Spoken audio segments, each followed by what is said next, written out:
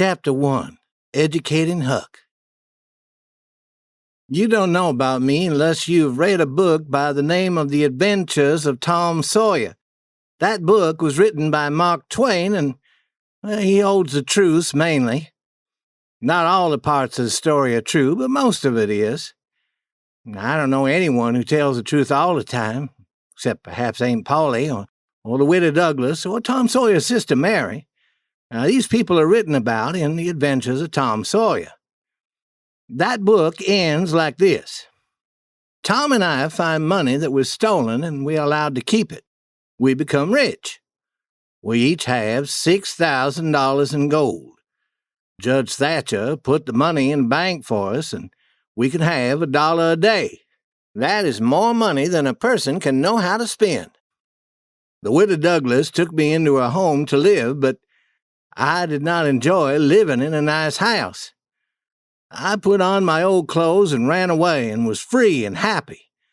But Tom Sawyer found me and said that if I wanted to join his club and be friends, I would have to return to live with the widow. For this reason, I returned to live with her. The widow cried over me and gave me new clothes to wear, but I hated those new clothes. I felt too warm in them. I could not move my arms and legs freely. When supper was being served, the widow always rang a bell and I had to come quickly. I was happier when I could eat whenever I chose to, though this meant I had to make meals of the bits of food other people had thrown away. When I asked permission to smoke, the widow said no. She thought that smoking was a dirty habit and told me that I must not smoke. Her sister, Miss Watson, a woman who had never married and who had no children of her own, came to live with her. She thought that she could change me and make me a better person by educating me and teaching me to spell. She worked with me for an hour until the widow made her stop. Miss Watson complained about everything I did. "Don't put your feet up there, Huckleberry. Sit straight in your chair. Why can't you improve the way you act? Don't be so disrespectful to those who are trying to correct you." Then, when she told me about hell and said that it was where bad people go when they die, I said that I wished I was there already. Well, she got angry when I said that, but I didn't intend to make her angry. All I wanted was a change. I wanted to go somewhere, anywhere. I didn't care where it was. Hell had to be better than the life I was forced to live. Miss Watson said that it was sinful to talk that way. She lived in a way that would allow her to go to heaven when she died. Well, I could see no advantage in going to heaven if she was going to be there, so I decided that I wouldn't try for it. But I never said so because that would only make more trouble. Miss Watson told me more and more about heaven and all the good people were going there. They would do nothing all day but sing and sing forever. I didn't think much of such a place, but I didn't say so. I asked her if she thought Tom Sawyer would go there, and she said, "No, never." I was glad to hear that because I wanted to be where Tom Sawyer was going to be. Miss Watson continued to complain about my behavior, which made me feel unhappy and lonely. In the evening, before we went to sleep, she said prayers for me. I went to my room and sat in a chair and tried to think of something cheerful, but I couldn't. I felt so lonely that I wished I was dead. The stars were shining and the wind moving in the trees sounded as though it was whispering to me. I couldn't understand what the wind was saying. Far away in the trees, I heard the kind of sound that a ghost makes when it wants to tell about something but can't make itself understood. I became so sad and frightened that I wished I had some company. Then a small bug walked on my hand. I shook it off. The bug fell against my candle and burned completely. I didn't need anyone to tell me that this was a bad sign which would bring me bad luck. To try to change my luck, I stood up and turned around 3 times and made a cross on my chest each time. Then I tied a thread around some of my hair. But I didn't really think that it would change my luck. I didn't know of any way to change the bad luck that comes from killing a small bug. I sat down again, feeling very frightened. house was very quiet. Everyone was asleep. Far away I heard a clock go boom, boom, boom, 12 times. Midnight. Then all was quiet again. Soon I heard a quiet meow, meow outside my window. I answered, meow, meow, as quietly as I could. Then I climbed out of my window and onto the porch roof. From the roof I jumped to the ground and walked slowly among the trees. There was Tom Sawyer waiting for me.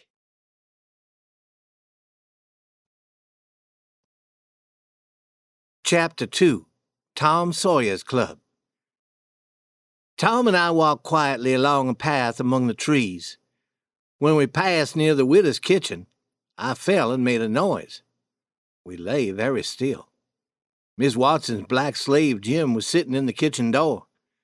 We could see him clearly because there was a light behind him. He stood up and asked, "Who's there?" Jim stood listening, then walked towards us. We didn't make a sound. Then he stood where Tom and I were hiding and asked again, "Who are you? I know that I heard something. I would just sit here until I hear the noise again." Jim sat on the ground between Tom and me. He leaned against the tree we were hiding behind. He almost touched my leg. My nose began to feel uncomfortable, and I wanted to rub it, but I dared not. We sat quietly for a long time. Then Jim began to breathe heavily, and we knew that he was asleep. Very quietly, Tom and I stood up and walked away. Then Tom decided that we would need some candles. He also wanted to play a trick on Jim. I said, "No, forget the candles. Jim will wake up, and then the widow will learn that I'm not in bed." But Tom loved jokes, and he loved danger. He walked quietly into the kitchen and took 3 candles. He left 5 cents on the table to pay for them. Then he walked quietly to Jim and took Jim's hat off his head and hung it on a tree nearby. Jim moved a little bit, but he didn't wake up. Later, Jim said that a ghost had played a trick on him and left his hat on the tree as a sign. Tom and I walked quickly into town where we could see only 3 or 4 lights. Almost everyone was asleep. Near the town was a big river, a mile wide, and very quiet at this time of night. Near the river we found Joe Harper, Ben Rogers, and 2 or 3 other boys hiding. We climbed into a small boat and traveled 2.5 miles down the river before we stopped the boat and went ashore. Tom led us to some bushes where he made everyone promise to keep his secret. He pushed aside the bushes and showed us a hole in the hill. We lit our candles and used them to light our way through the hole and into a large cave. Soon we came to a kind of underground room where we stopped. Tom said, "Now, we'll start our club and we'll call it Tom Sawyer's Club. Everyone who wants to join has got to make a promise and write his name in blood." Everyone was willing to do this. Tom wrote the program on a sheet of paper and read it to us. All the boys had to promise that they would never tell any of the club's secrets. If they did, other members of the club would kill them and would burn their dead bodies. Some boys thought that it would be a good idea to also kill the families of the boys who told the club secrets. Tom added this to the promise. Then Ben Rogers said, "Huck Finn doesn't have a family. How can we let him join the club?" "Well, he has a father," said Tom Sawyer. "Yes, he has a father, but you can't never find him. A few years ago his father would lay in the road drunk from too much whiskey, but he hadn't been seen in this town for more than a year." The boys talked about this problem. They decided that I could not join their club. I became very sad and felt like crying. Then I thought of a solution to my problem. "Miss Watson can be part of my family." You can kill her if I tell any club secrets." Everyone agreed to this, and I was able to join the club. Each boy made a small cut in his finger with a pin to get blood to write his name. "What will we do in our club?" asked Ben Rogers. "Oh, kill people and take their money," said Tom. "Must we always kill people?" "Oh, certainly. Killing is what they do in all the stories that I read," said Tom. "We have to act just like they do in books. People who wrote the books knew the correct way to do things." When that was decided, Tommy Barnes said that he wanted to go home. We said that we would go home and meet again the following week. At that time, we would plan whom we would steal money from and kill. When I got home, I climbed up onto the porch roof and in through my window. My new clothes were wet and dirty with mud, and I was very tired.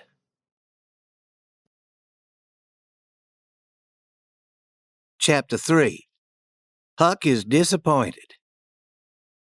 Miss Watson was very angry with me in the morning because of the dirt on my clothes, but the widow wasn't. She was very sad and unhappy, though, as she cleaned my clothes. Because I didn't want her to feel sad, I promised to be good and do things to make her feel proud of me. Then Miss Watson told me to pray every day and that whatever I asked for, I would get. But my prayers weren't answered. I talked to the widow about my prayers, and she said that my prayers would not be answered with material things. She said that I must pray to help other people, and that I was never to think about myself. I knew that she meant that I would also have to pray to help Miss Watson. I walked out into the woods and thought about this for a long time, but I couldn't see any advantage in that kind of life for me. All the advantage would be for Miss Watson. I decided not to worry about praying and being good anymore. Pap hadn't been seen by anyone during the previous year, and that was fine with me. I didn't want to see him again. When he wasn't drunk and could catch me, he would beat me, though I tried to hide from him whenever he came to our town of St. Petersburg. Some people told me that he was found drowned in the Mississippi River about 12 miles from town. They assumed it was Pap because the drowned man was his size and was wearing torn clothes and had unusually long hair. Not much was left of his face because the body had been in the water a long time. They said that the body was floating on its back in the water. I knew that the body wouldn't have been Pap because a drowned man doesn't float on his back. He floats on his face. The body had been that of a woman dressed in men's clothing. They buried the body before I got to see it, but I was frightened knowing that Pap might soon return to find me. The boys in Tom Sawyer's club came together for meetings, but we didn't really steal money or kill anyone. We only imagined that we were killing people and taking their money. Tom Sawyer did a lot of fancy talking, but the rest of us did very little. After a while, I tired of this game. I told Tom Sawyer that I didn't find the game fun. And he said that it was because I had no imagination. He said that if I read more books, I would know of many famous people who had good imaginations like his. Chapter 4. Huck and the Judge. 3 or 4 months passed, and winter arrived. I went to school almost every day and was learning to read and write and spell. The teacher was also trying to teach me mathematics, but I knew even if I studied forever, I would never learn mathematics. At the beginning, I hated school very much, but after a while, I hated it less. Whenever I began to hate school, I simply stayed away a few days. The teacher would beat me when I returned, but the beatings didn't trouble me. I'd become accustomed to living in a proper house with the widow and sleeping in a proper bed. The widow said that I would become a good boy if I continued to study and to improve my character, and that she was no longer unhappy with me. My life seemed to be improving. Then one morning, while I was eating breakfast, I poured some salt on the table. It was an accident.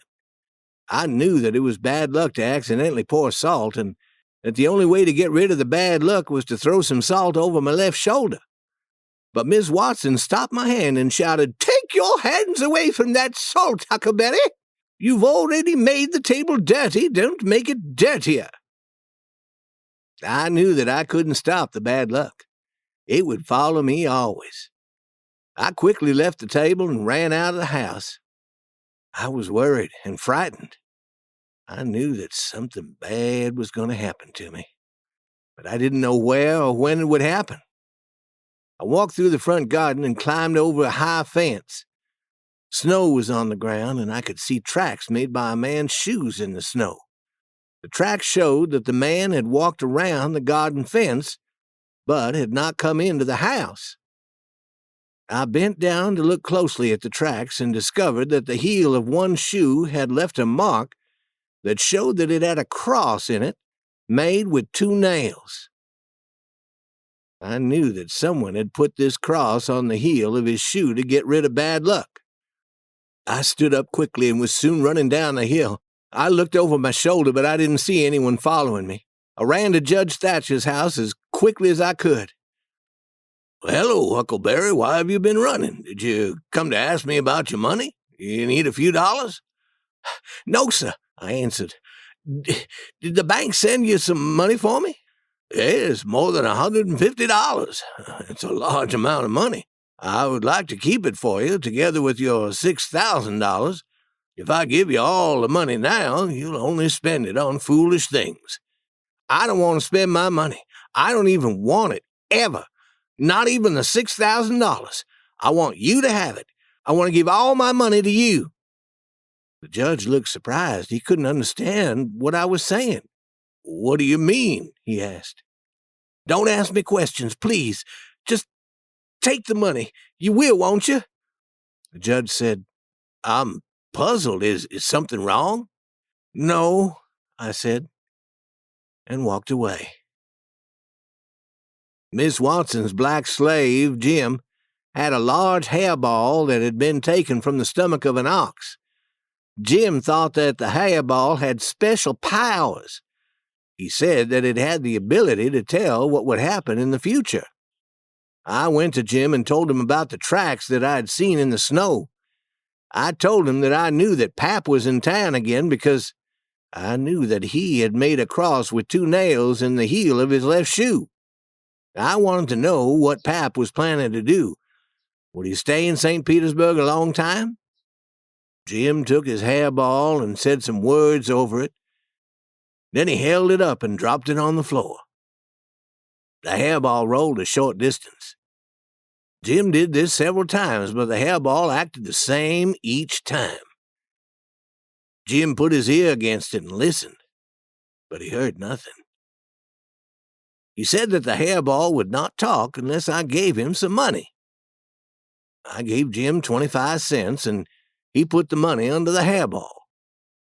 This time, the hairball talked to Jim, and he told me what it said. "Your pap doesn't know what he'll do.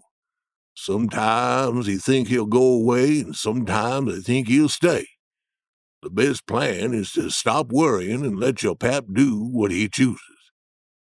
You'll have much trouble in your life, but also much joy. Sometimes you'll be hurt, and sometimes you'll be sick, but always you'll be healthy." I returned to the widow's house that night. When I took my lighted candle and went up the stairs to my room, Pap was sitting there.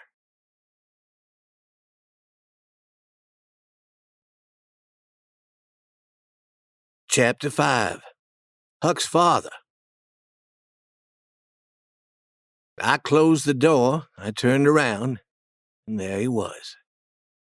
I expected to be frightened of him now, but I wasn't. Pap was nearly 50 years old. His black hair was long and uncombed and dirty. He had allowed hair to grow on his face, and where his skin showed, the skin was a sickly white. Just looking at the ugly white skin made me feel sick. His clothes, dirty and torn, his feet showed through large holes in his shoes. His hat was on the floor, an old black hat with a large hole in it. I stood looking at him. He sat looking back at me. I put my lighted candle down. I noticed that the window was open. That's how he had come into the room. Clean clothes, new shoes. You think highly of yourself, don't you? He sneered. Maybe I do, and maybe I don't, I answered. Don't talk to me in that tone. You've changed in many ways since I've been away. I don't like these changes. I heard that you go to school. You think you're better than your father 'cause he can't read and write. Who gave you permission to go to school? Answer me! The widow gave me permission. She told me to go to school. Widow? Who gave the widow permission to tell my son how to live? She's not part of your family. She has no authority to tell you anything. You stop going to school. I'm your father, and I don't want you to be better educated than I am. I don't want to find you at that school again. Your mother couldn't read, and she couldn't write before she died. No members of your family could read or write before they died. And I don't want you to be better than the other family members. If I see you near the school again, I'll beat you. He sat there looking angry. I see that you're now living in a proper house and wearing fancy clothes. You have a good bed to sleep in while your father sleeps outside on the ground. People tell me that you're rich. People lie to you. Be careful what you say to me. I've been in this town for 2 days, and all the people tell me how rich you are. I heard about your money when I was far away down the river. That's why I'm here. I want your money. I want you to get it for me tomorrow. I don't have any money. You're telling a lie. Judge Thatcher has your money. Get the money from him. I want it. I don't have any money. Please believe me. Ask Judge Thatcher. He'll tell you that I have no money. I'll ask him tomorrow. I'll force him to give me your money. How much money do you have in your pocket? I have only $1, and I want to give it to you. I don't care why you want it. Give it to me now. Pap took the $1 and said that he was going into town to buy whiskey. Then he climbed out the open window and onto the porch roof. I heard him jump to the ground. The next day, Pap was drunk and went to Judge Thatcher's house. He tried to force the judge to give him my money, but the judge refused. Then Pap told Judge Thatcher that he would make the law force him. The judge and the widow went to court and tried to force the law to take me away from Pap and allow me to live with one of them. A new judge who did not know Pap had arrived at the court. The new judge said that the court must not separate a child from his father. So the widow and Judge Thatcher didn't succeed in their plan. Pap would have authority over me, though I continued to live with the widow. Chapter 6. Life with Pap. Pap again went to court to try to force Judge Thatcher to give him my money. He also tried to stop me from attending school. When he saw me going to school, he would catch me and beat me. But I continued to go to school and tried to prevent Pap from seeing me. I wasn't happy going to school before, but now I went because I knew that it made Pap unhappy. Some days I would ask Judge Thatcher for $2 or $3, which I gave to Pap. He would buy whiskey with the money and get very drunk and start fights with men in town. Pap began coming to the widow's house to see me. She told him to stay away or she would cause trouble for him. This made him very angry. He told her that he had authority over his son, and she couldn't tell him how he must act around his son, what he could and could not do to me. The next day, Pap caught me alone near the river. He pushed me into a small boat, and we traveled 3 miles up the Mississippi. We crossed to the Illinois shore, to a place where there were many trees and no houses. Pap took me to a small cabin made of logs. This cabin was so hidden in the trees that no one could see it from the river. Pap stayed with me all the time. and I never had the opportunity to run away. Whenever Pap left the cabin, he would lock me inside and take the key with him. At night, he slept with the key under his pillow. He had a gun which he had stolen, and we used it to hunt animals for our food. We also fished in the river. Every 2 or 3 days, Pap took some fish to a store where he traded them for whiskey. When he returned to the cabin, he would be very drunk and he would beat me. I didn't like the beatings, but otherwise life with Pap wasn't difficult. I never had to do any work or any studying, and I could smoke whenever I wished. We spent most of the time fishing or just sitting and watching the river. I never had to wash or put on clean clothes, and could sleep whenever I wanted. We ate our meals when we were hungry, not when someone told us to. Pap stayed away from the cabin often. Once he stayed away for 3 days, and I was locked inside alone. I didn't enjoy that. Whenever Pap returned from a trip, he would be very drunk and beat me more and more. When he was away for long periods of time, I began to worry that he would never return. What would happen to me? I could die locked inside the cabin. I began to think of a way to escape. I found an old dirty saw that Pap didn't know was in the cabin. With this tool, I began to saw a hole through one of the logs in the wall behind my bed. I wanted to make a hole large enough to climb through and escape. Making such a hole was going to take a long time, and I worked at it whenever Pap was out of the cabin. I kept the saw hidden while Pap was home. When Pap would leave, I pushed the bed away from the wall and sawed at the log. When I heard him returning, I hid the saw and pushed the bed back to its normal position. Pap never knew about the hole that I was making. One day, Pap returned from a trip to the store feeling very angry. He began to shout and knock furniture to the floor. His lawyer had told him that he would never be able to force Judge Thatcher to give him the money. He also said that he heard that the widow Douglas was again asking the court to take me away from him, and this time the lawyer thought that the widow would succeed. I knew that I did not want to return to living with the widow.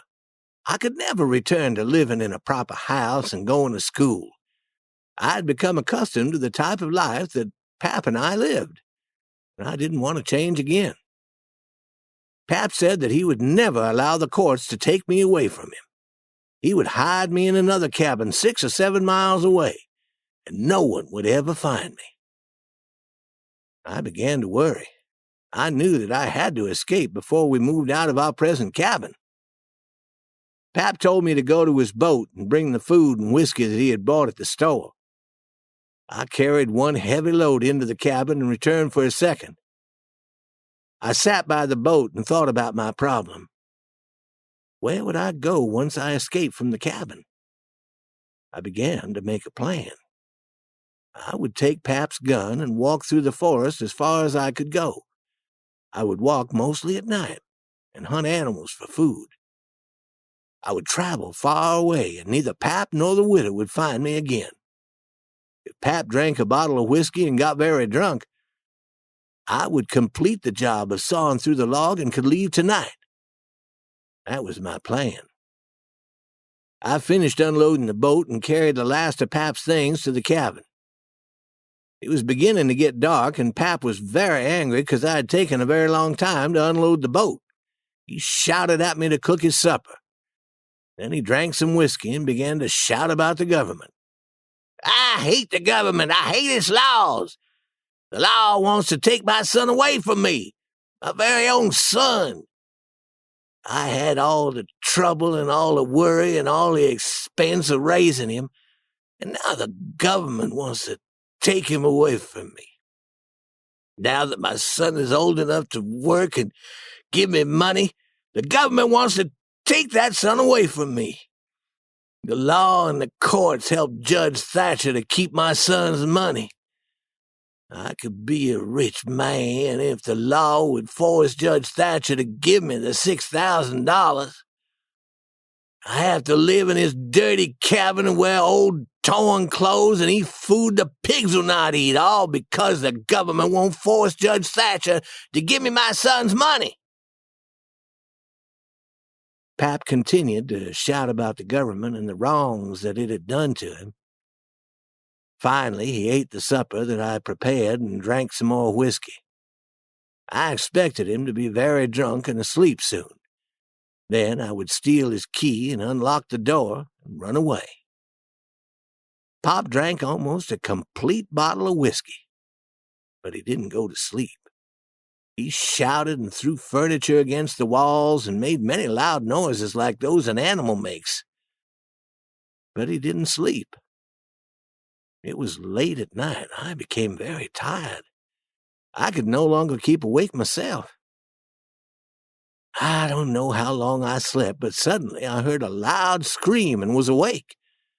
Pap looked wild and was running around the cabin shouting about poisonous snakes that were attempting to kill him. He was having a dream, but I'd never seen him act this wild before. "Take the snakes off of me! Take them off! They're biting my neck!" Pap screamed and threw chairs against the wall and knocked down the table. He ran around the room waving his knife in the air and threatening to kill me. He held on to my jacket and would have killed me with his knife, but I slipped out of the jacket and ran away before his knife cut me. Finally, he was too tired to move. He took a blanket and wrapped it around itself and lay on the floor. He would cry quietly, then shout, then would cry again. I had many bad experiences with him in the past, but nothing had ever been as bad as this. He finally said that he was too tired to chase me anymore. He would sleep, then he would kill me in the morning when he felt stronger. I knew I had to protect myself. When Pap was asleep, I took his gun and sat with it in my arms. I would shoot Pap if he awakened and threatened me with his knife again. I didn't sleep again that night. Chapter 7. Huck Escapes. "Stand up! Why are you asleep?" I opened my eyes and looked around. I could see Pap standing over me, looking very angry and sick, too. "Why are you holding that gun?" he asked. I knew that Pap had forgotten all that had occurred the night before. I answered, "Someone tried to get into the cabin last night. I took the gun to protect us." "You should have awakened me." "I tried. I really tried. I shook you, but you continued to sleep." "Well, don't stand there talking all day. Go to the river and catch some fish for breakfast. I'm hungry." Pap unlocked the door, and I walked along the river till I found a good place to fish. I noticed many branches floating on the river. The river was much deeper than it was normally, and was flowing much faster. Several large logs floated down the river. I became excited. What else might I find? Suddenly, I saw an empty canoe floating on the river. It was 13 or 14 feet long and in excellent condition. I jumped into the river and began to swim to the canoe. When I reached it, I jumped in and rowed to shore. At first, I planned to give the canoe to Pap to sell for $10. But when I reached the shore, I couldn't see Pap. Then I had another idea. I would hide the canoe and use it to escape. Instead of walking many miles through the forest to get away from Pap, I could use the canoe to go 50 miles downriver to a place where no one would be able to find me. I hid the canoe in a small stream near the river and covered it with tree branches. I knew that Pap would not be able to find it. When I returned to the cabin, Pap noticed my wet clothes. I told him I'd fallen into the river. Then I cooked the fish for our breakfast. After breakfast, Pap said that he would sleep a while. I sat and thought about my escape plan. I was troubled by one part of the plan. I knew that when Pap discovered that I had escaped, he'd begin searching for me, and I would always live with the fear of being found. I needed to think of a new plan. Finally, an idea came to me. This new plan would assure that no one would search for me. At noon, Pap awoke and walked to the river.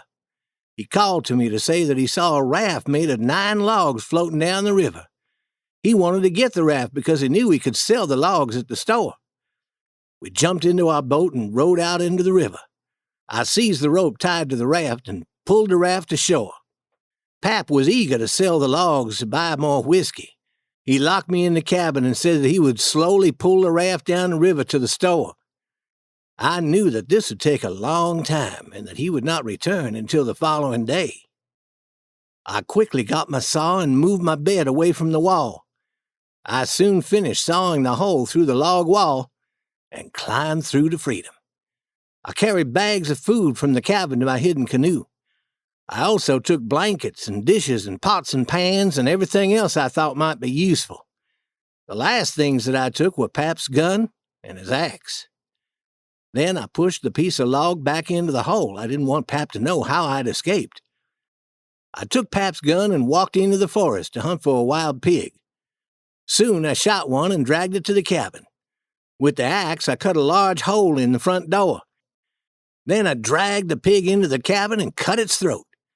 Blood poured out onto the floor. Next, I got a large bag and filled it with rocks. I dragged this heavy bag across the cabin floor towards the door, across the ground outside the cabin, and all the way to the river. I threw the bag into the river and watched it disappear in the deep water. Marks made by the sack were left on the ground. Anybody looking at these marks would think that they were made by dragging a dead body over the ground. Night came and I was very tired. I sat in the canoe and waited for the moon to rise. I smoked some tobacco and thought again about my plan. When Pap returned and found the cabin empty and blood all over the floor, he would think that I had been murdered. He would assume that my body was dragged across the ground and thrown into the river. He might search for my body for a while, but he wouldn't suspect that I was alive and therefore wouldn't attempt to find me. The river was very wide, nearly a mile across to the far shore. The moon was bright now, and I knew that it was time to begin my journey. I began to untie my canoe when I heard a faint sound on the river. I knew that it was the quiet sound made by a man rowing a boat. Could Pap be returning? I had not expected him until the next day. The boat came nearer. It was now close enough so that I could have reached out and touched the man in it. It was Pap. I could see him in the moonlight, but he couldn't see me or my canoe because I was hidden in the tree branches that grew out over the water. Pap didn't appear to be drunk.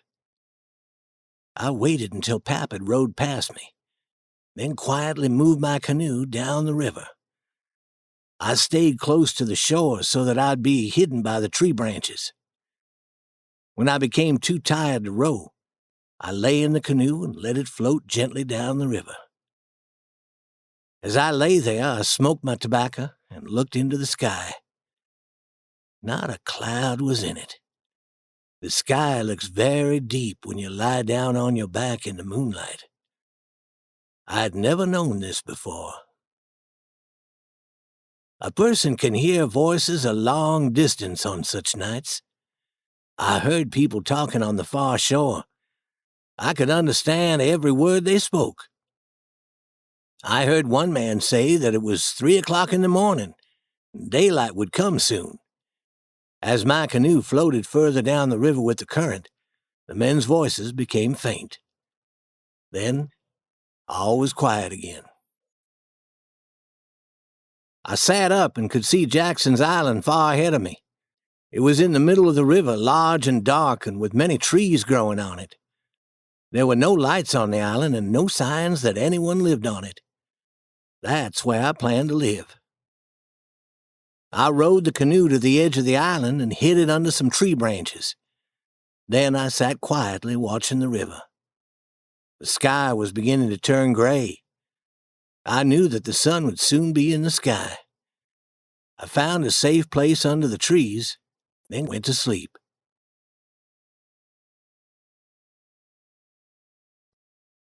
Chapter 8. Exploring the Island.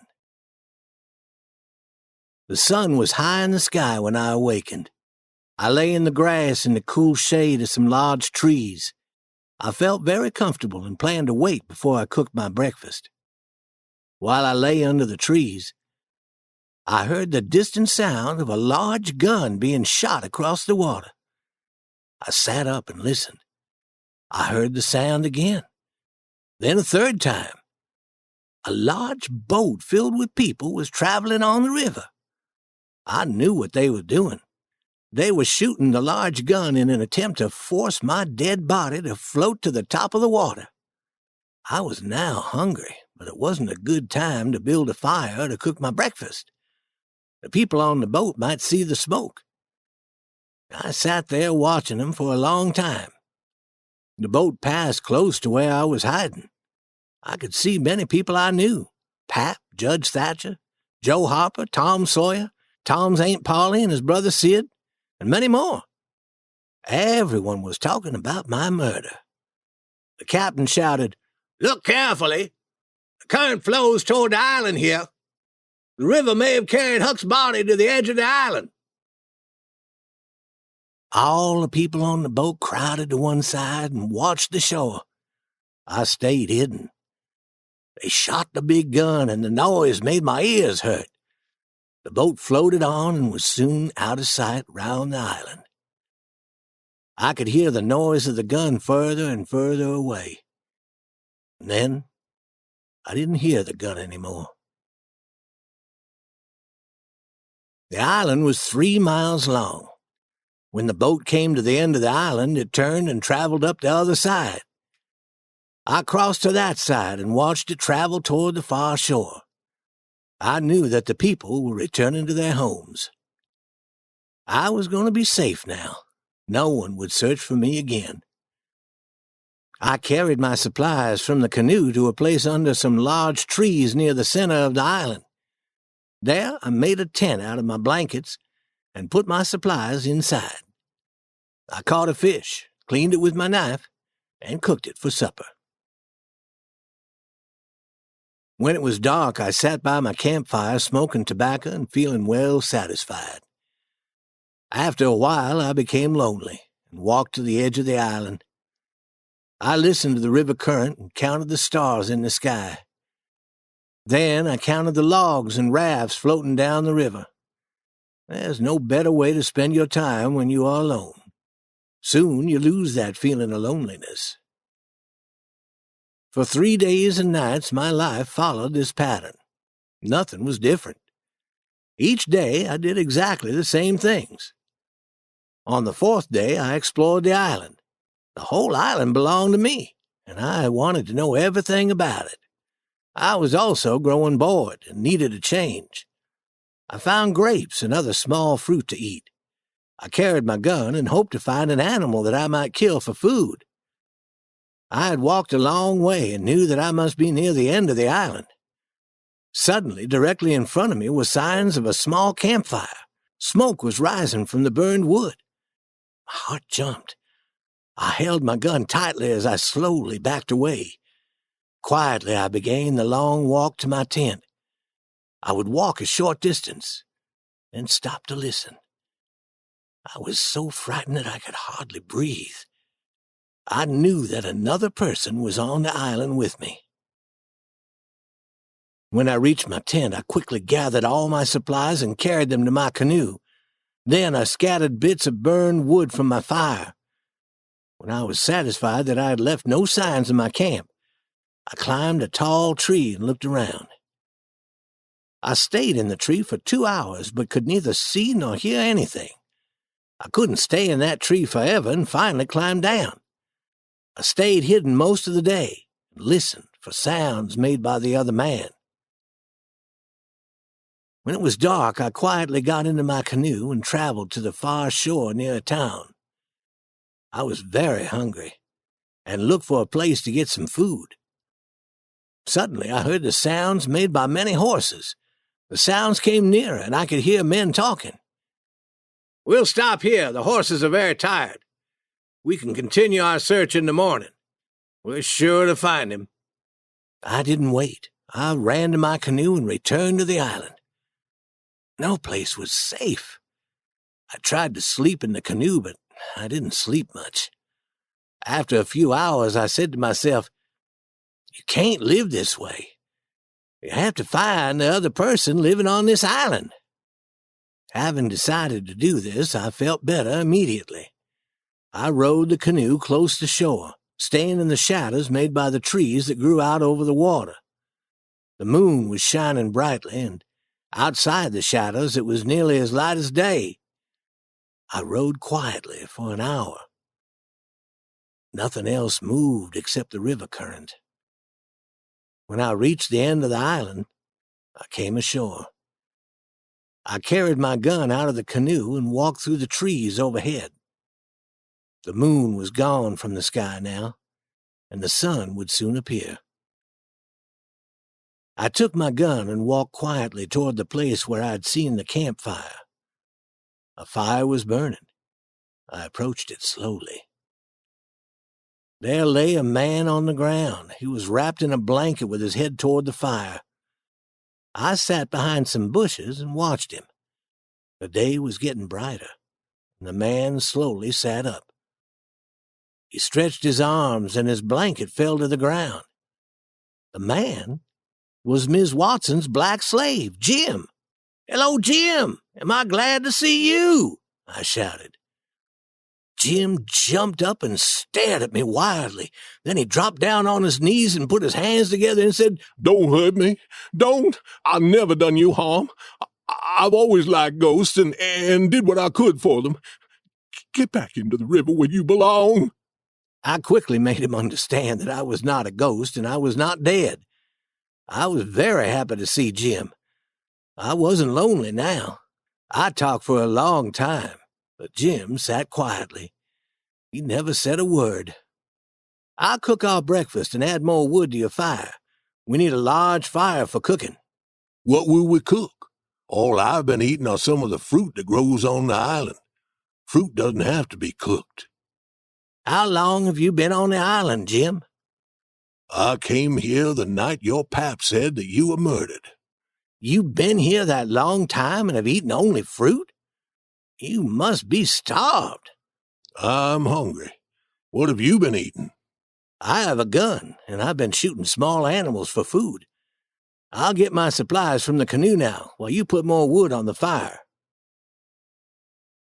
After eating a large breakfast, Jim turned to me and asked, "Who was murdered in that cabin? And why did your pap think that you were dead?" I told Jim the whole story, and he said that I was very clever, that even Tom Sawyer could not have thought of a better plan. Then I asked, "How do you happen to be here, Jim?" Jim looked unhappy and said nothing for a moment. "Maybe I shouldn't say. "Why, Jim?" I had my reasons. Promise you won't tell anyone."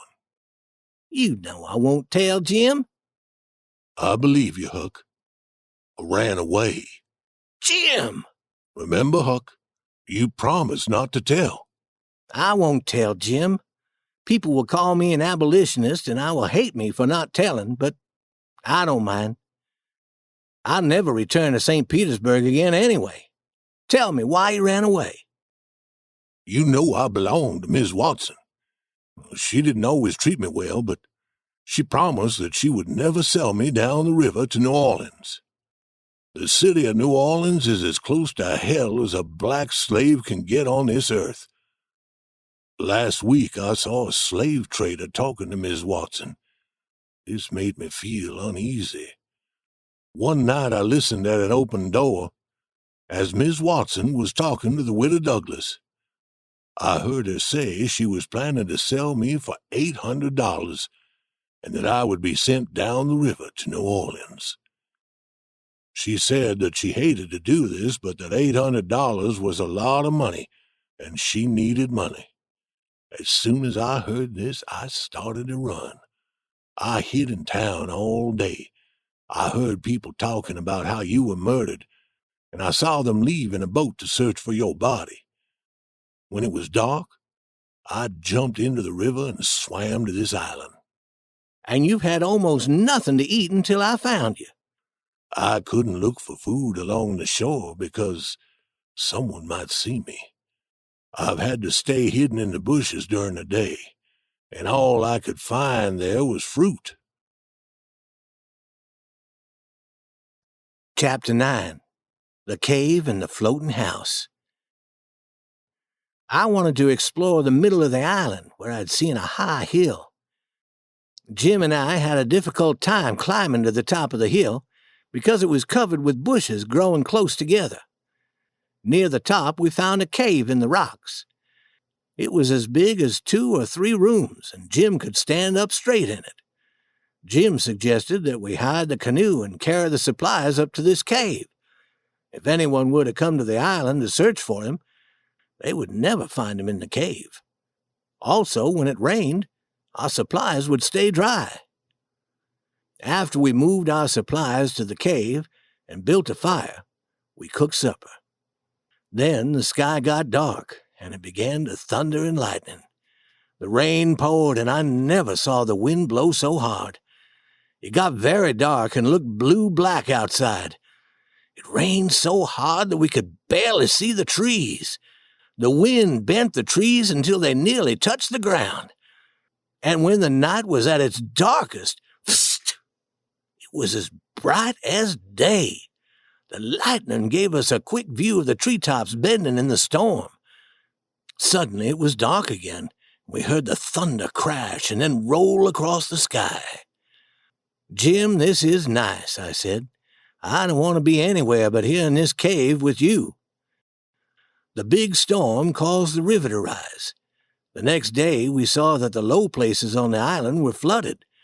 As we looked across the river to the far shore, we saw that parts of the land were flooded too. We watched many trees and logs float down the river.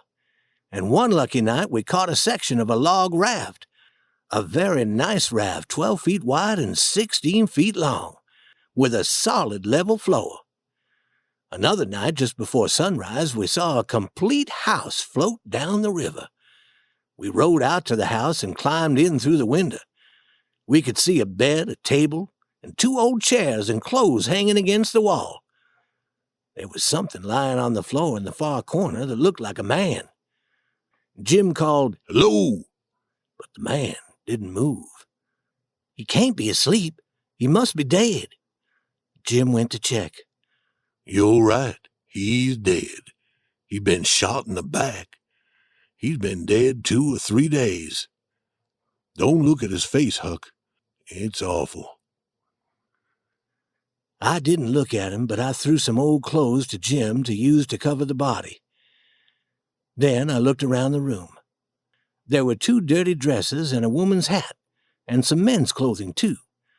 We took everything of value we could find: candles, a cup, a blanket, an axe, some nails, and a few other supplies, but most of the things were torn and quite dirty. Then we left the floating house. It was already daylight. I made Jim lie down in the canoe and cover himself with a blanket. If he were to sit up in the canoe, someone might notice that he was black and come to get him. However, I rowed all the way back to the island without seeing anyone at all. Chapter 10. Bad Luck. The following day, I wanted to talk about the dead man and why he was murdered, but Jim refused. He said that talking about the murder would cause bad luck. I said no more about this, but continued to think about the dead man and wished I knew who had shot him and why. I searched through the pockets of the old clothes we had taken from the floating house and found $8 silver and an old coat. I showed the money to Jim and said, "You're always talking about bad luck. When I showed you the snakeskin I found yesterday, you said that touching a snakeskin would bring me the worst luck in the world. You call this bad luck? We found all those clothes and other supplies in that old house, and now we have $8 silver. I wish I had this kind of bad luck every day." Don't make a joke about bad luck, Huck. It's coming. Listen to me. Bad luck is coming. It did come, too. 4 days later, we were resting on the grass after eating a large meal. I went into the cave to get some tobacco and found a large poisonous snake. I killed it, placed it on Jim's blanket in such a way that the snake appeared to be alive. I thought this would be a funny trick to play on Jim and was waiting to see him jump with fear when he saw the snake. When it grew dark and we returned to the cave for sleep, I had forgotten about the dead snake. While I was lighting a candle, Jim lay down on his blanket and suddenly screamed. He was bitten by a live snake. He wasn't wearing shoes and was bitten on his foot. I felt like a fool. I'd forgotten that whenever you kill a snake, a second snake will come and curl around it. Jim told me to cut off the snake's head and throw it away. Then he told me to remove the snake's skin and cook a piece of its body. I did that, and Jim ate what I'd cooked. He said that this would cure him. I carried both snakes out of the cave and threw them as far as I could into the bushes. I didn't want Jim to see 2 dead snakes and to discover the trick that I had played on him. Jim became very, very sick. I thought he was going to die. The snake's poison caused his foot and leg to swell to twice their normal size. We had found some whiskey in the floating house, and I gave that to Jim to drink. He was too drunk to notice the pain in his leg. After 4 days and 4 nights, the swelling in Jim's leg began to grow smaller. He felt less pain and was able to walk again. I made a promise to myself that I would never again touch a snakeskin. All Jim said to me was that he hoped I would now believe him when he spoke to me about bad luck.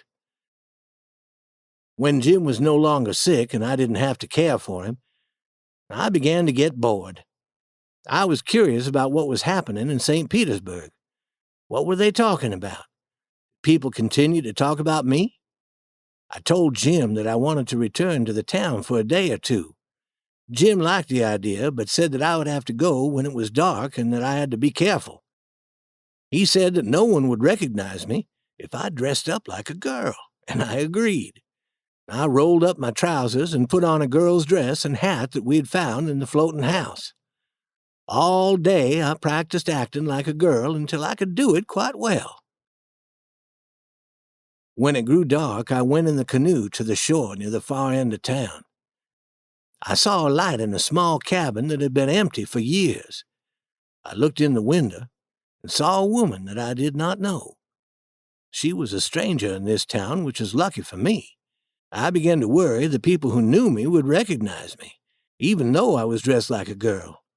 I decided that this woman would be able to tell me all I wanted to know about what was being said in the town. I knocked on the door and tried to remember that I was a girl. Chapter 11. Huck as Sarah Williams. "Come in," said the woman, and I did. "Sit down."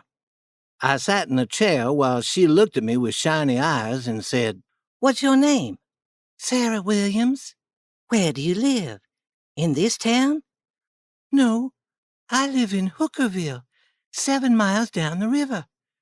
I've walked from there, and I'm tired.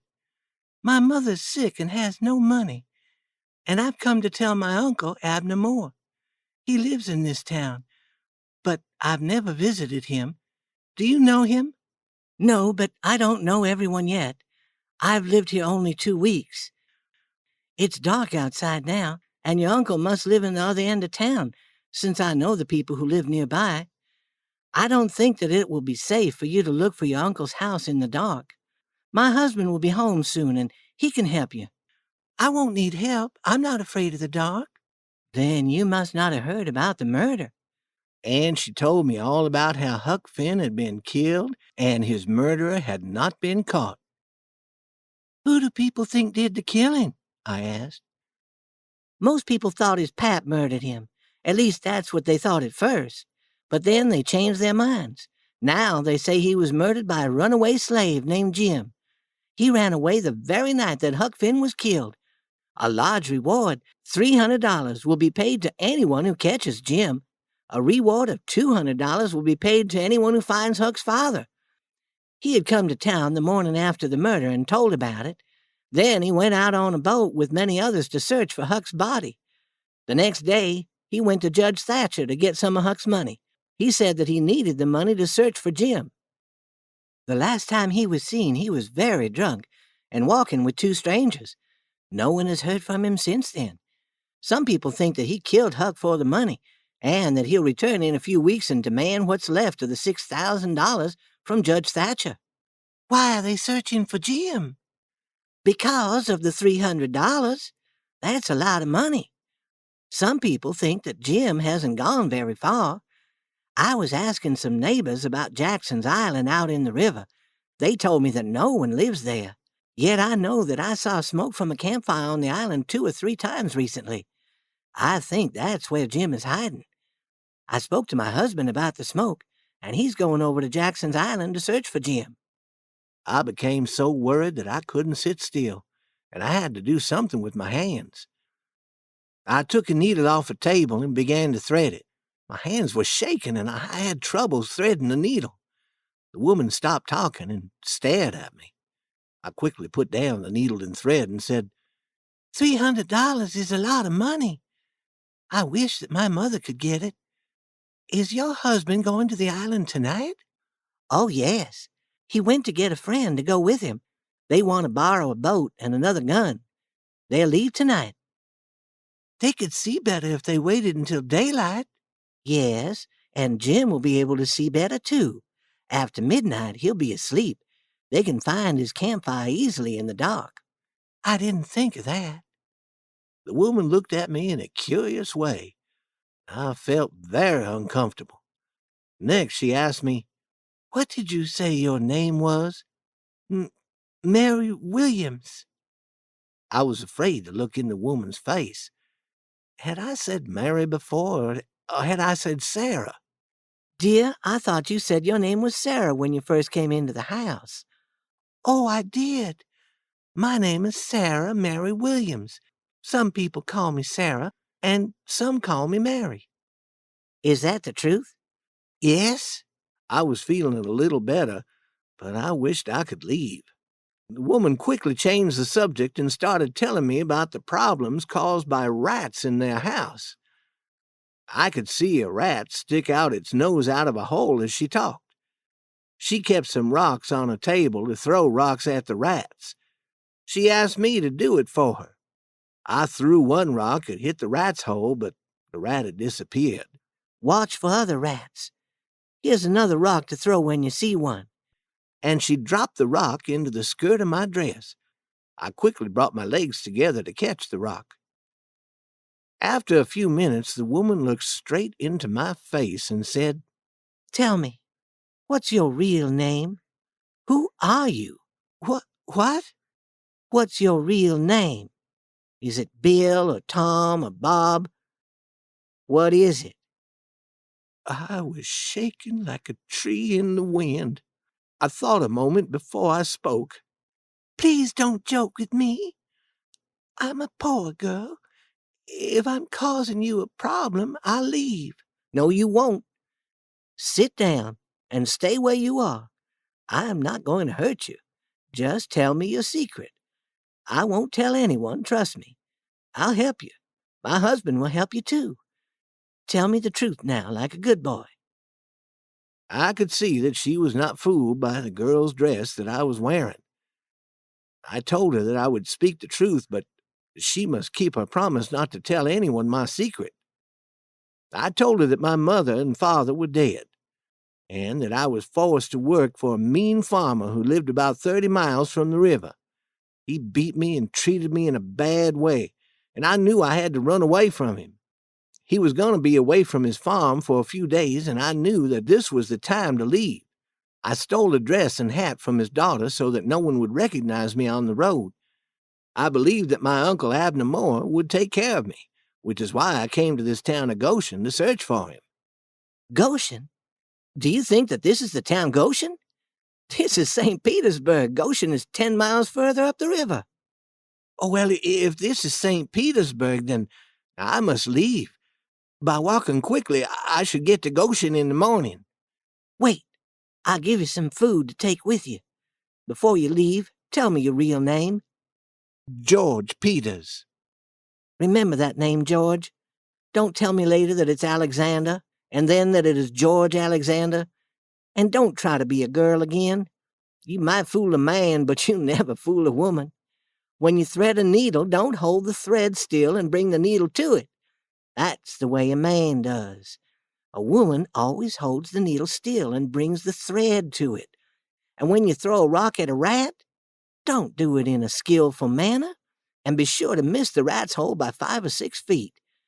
And when a girl tries to catch something in the skirt of her dress, she throws her knees apart. She doesn't bring them together. I realized that you were probably a boy when I watched you thread the needle. I asked you to do the other things as a kind of test. If you ever need a friend, remember me, Mrs. Judith Loftus. I left quickly and quietly returned to my canoe, which was some distance from the woman's small cabin. I went as fast as I could to the island. First, I ran to my old camping place and started a large fire. Then I ran to the cave and awakened Jim. "Hurry, we have no time to waste. They're after us." Jim asked no questions. He said not a word. We loaded all our supplies onto the raft that we had found a few weeks before. We worked in the dark. 30 minutes after I reached the cave, we were ready to leave. Jim was on the raft with the supplies, while I rowed the canoe. We stayed close to the island as we traveled, protected by the tree branches that grew out over the water. We soon passed the end of the island, and we were out in the open river, and neither one of us had spoken a word. Chapter 12. A Slow Journey. We tied the canoe to the raft with a rope and floated slowly, very slowly on the quiet river. If we heard anyone following us, we planned to jump into the canoe and row for the shore. We were in such a hurry to leave the island that we had not put any supplies into the canoe. This was not a good plan, but we didn't have the time to think of a good plan. When the men came to the island to search for Jim, I knew that they would find the campfire which I had built. They would probably watch it all night, expecting Jim to return to it. Since we could hear no one following us, I was fairly certain that the campfire had fooled them. In the early morning, as it was beginning to get light, we traveled to the Illinois shore and tied the raft to a tree on a sandbar, which was a long, raised area of sand extending into the river. The sandbar was covered with tall trees growing close together and was a good place to hide the raft and canoe. We used our axe to get branches from the trees to cover the raft. At this place in the river, there were mountains on the Missouri side and nothing but trees on the Illinois side, so we felt fairly safe here. We stayed hidden in the bushes all day and watched the rafts and boats travel down the river, and the huge boats powered by steam travel up the river. I told Jim the complete story of my conversation with Mrs. Judith Loftus the night before. Jim said that she was a very intelligent woman, and if she had gone to search for him, she would have brought a dog with her to help find him. She would not have sat by a fire all night waiting. Toward evening, we saw no boats on the river. All was quiet. Jim took some of the boards that were part of the floor of the raft and built a kind of tent with them in the middle of the raft. This tent would protect us when it rained and would be a good place to store our supplies. We put a layer of dirt 5 or 6 inches deep within a frame in the middle of the tent. We would be able to build a fire there on cold, rainy days. The second night, we traveled for 7 or 8 hours with a current that was moving fairly fast. We fished and talked and then went swimming whenever we felt sleepy. We were filled with wonder and a new respect for nature as we floated down the big, quiet river. We lay on our backs, looking up at the stars and talking quietly. We didn't laugh often, and then only a quiet kind of laugh. We had very nice weather and no problems that first night, or the next, or the one after that. Each night we traveled past towns. Some of them were on top of high black hills. We could see no houses, just lights. The 5th night we passed the large city of St. Louis, and the whole world seemed suddenly one big light. In my small town, people would say that 20,000 or 30,000 people lived in St. Louis, but I never believed them until I saw that wonderful spread of lights that 2 o'clock on that quiet morning. There wasn't a sound. Everyone was asleep. Each night I would go ashore and buy a small amount of food. Sometimes I would take a chicken or some vegetables from a farmer's garden. Pap always called this borrowing, and said that this should not be called stealing if you plan to return the chicken or vegetables at some later time. Widow Douglas said that it was just plain stealing and should not be called anything else, and that no well-mannered person would ever steal.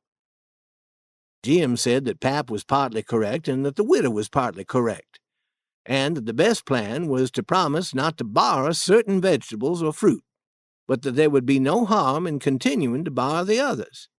So we promised ourselves that we would not borrow any of the fruit that wasn't ripe at this time of year. We both felt better immediately.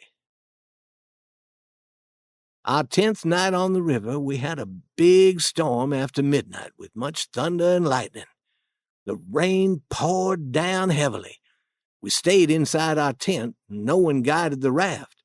In the bright light of a flash of lightning, we suddenly saw a large boat crashed on some rocks. We were floating straight toward the boat. The flashes of lightning allowed me to see quite clearly now.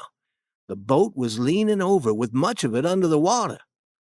I was excited at the thought of exploring this mysterious boat, but Jim said no. He was certain that a man would be on the boat to protect the supplies it carried.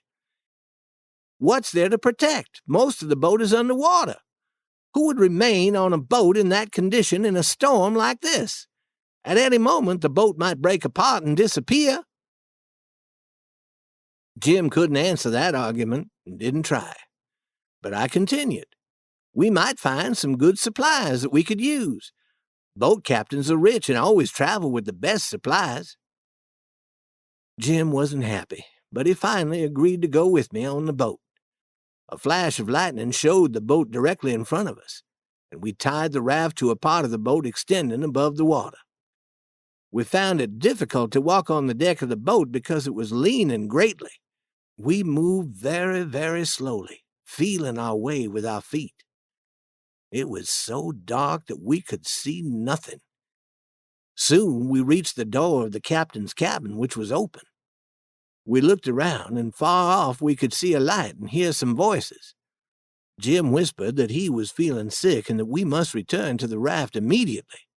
I agreed and was slowly backing away from the door when I heard a voice say, "Please don't. I promise not to tell anyone." "You're telling a lie, Jim Turner. You done this before. You always want more than your share, and you always got what you demanded because you threatened to tell. But this time you'll not threaten us again." By this time, Jim had returned to the raft, but I was curious about what was happening in the boat. I said to myself, Tom Sawyer would stay and listen to what these men have to say, and I'll stay too. I got down on my hands and knees and moved slowly toward the room with the light. I could see a man lying on the floor with his hands and legs tied with ropes. 2 men were standing over him. One was holding a gun pointed at his head. The man on the floor was saying, "Please don't shoot, Bill. I never tell anyone." The second man said, "You never spoke truer words. I won't give you the opportunity to tell anyone. If we hadn't surprised you and managed to tie a rope around your arms and legs, you'd have killed us both. You won't threaten us again, Jim Turner. Put away that gun, Bill." "Let me shoot him, Jake. He killed Hatfield and showed him no mercy. He deserves to be killed." "Thank you, Jake," said the man on the floor. "I'll be grateful as long as I live." Jake didn't answer, but motioned to Bill to follow him out of the room. I tried to back away quickly in the dark, but the deck slanted upward so greatly I could barely move. I hid on a bed in a nearby room, seconds before the 2 men entered. They talked seriously and quietly. Bill said, "I know he'll tell the police. I want him dead." "So do I," said Jake quietly. "Why don't we shoot him then? Listen to me. Shooting him could cause us problems. If we were ever caught, we would be hanged for murder. We can take whatever value we find on this boat and hide out on the shore to wait. In a few hours, this boat will sink completely and Jim Turner will drown. No one will be able to blame us for his murder. What happens if the boat doesn't sink? We can wait the 2 hours, can't we?" And they left the room. I hurried as quickly and quietly as I could to where we had tied the raft. "Quick, Jim, we have to hurry. We must find the boat that brought the men here and untie it. Then all 3 of them will be left here. Get on the raft and begin the search." "Raft? What raft? I can't find our raft. The rope must have come untied and the raft floated away."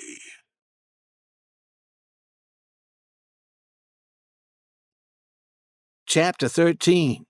Escape from a Sinking Boat. When I heard Jim's words, I could hardly breathe.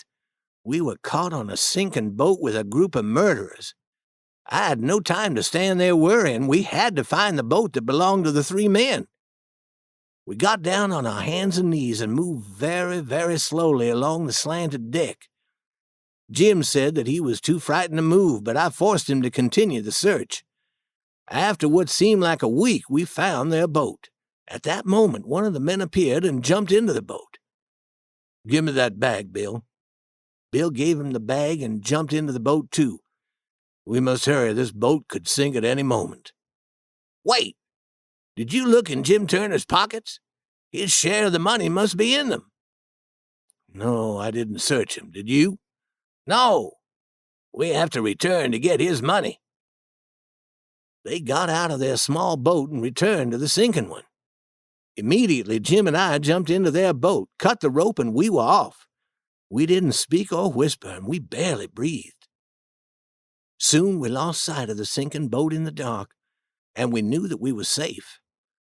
Those 2 men would soon miss their boat and realize that they were in as much danger as Jim Turner. Jim began to row the boat, and I searched the river for our raft.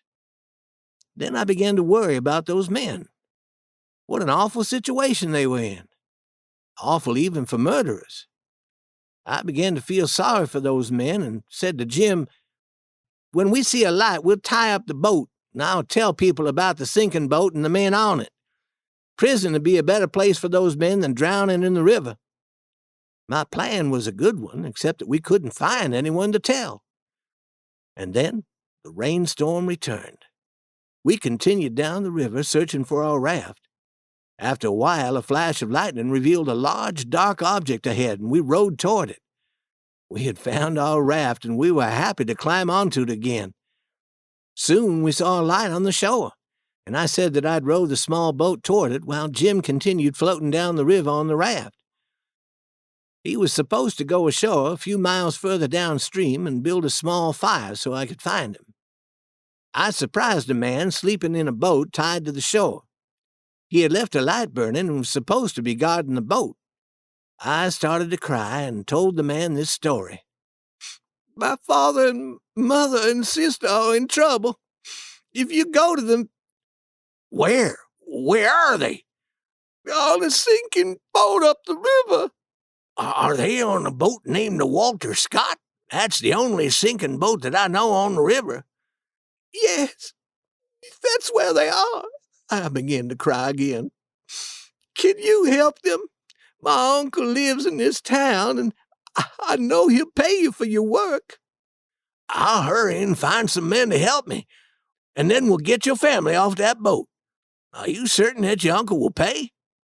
And he rushed down the street in the dark to find help. I quickly returned to my boat, but I decided to sit there until I was certain that the man had returned and was on his way to find the men on the sinking boat.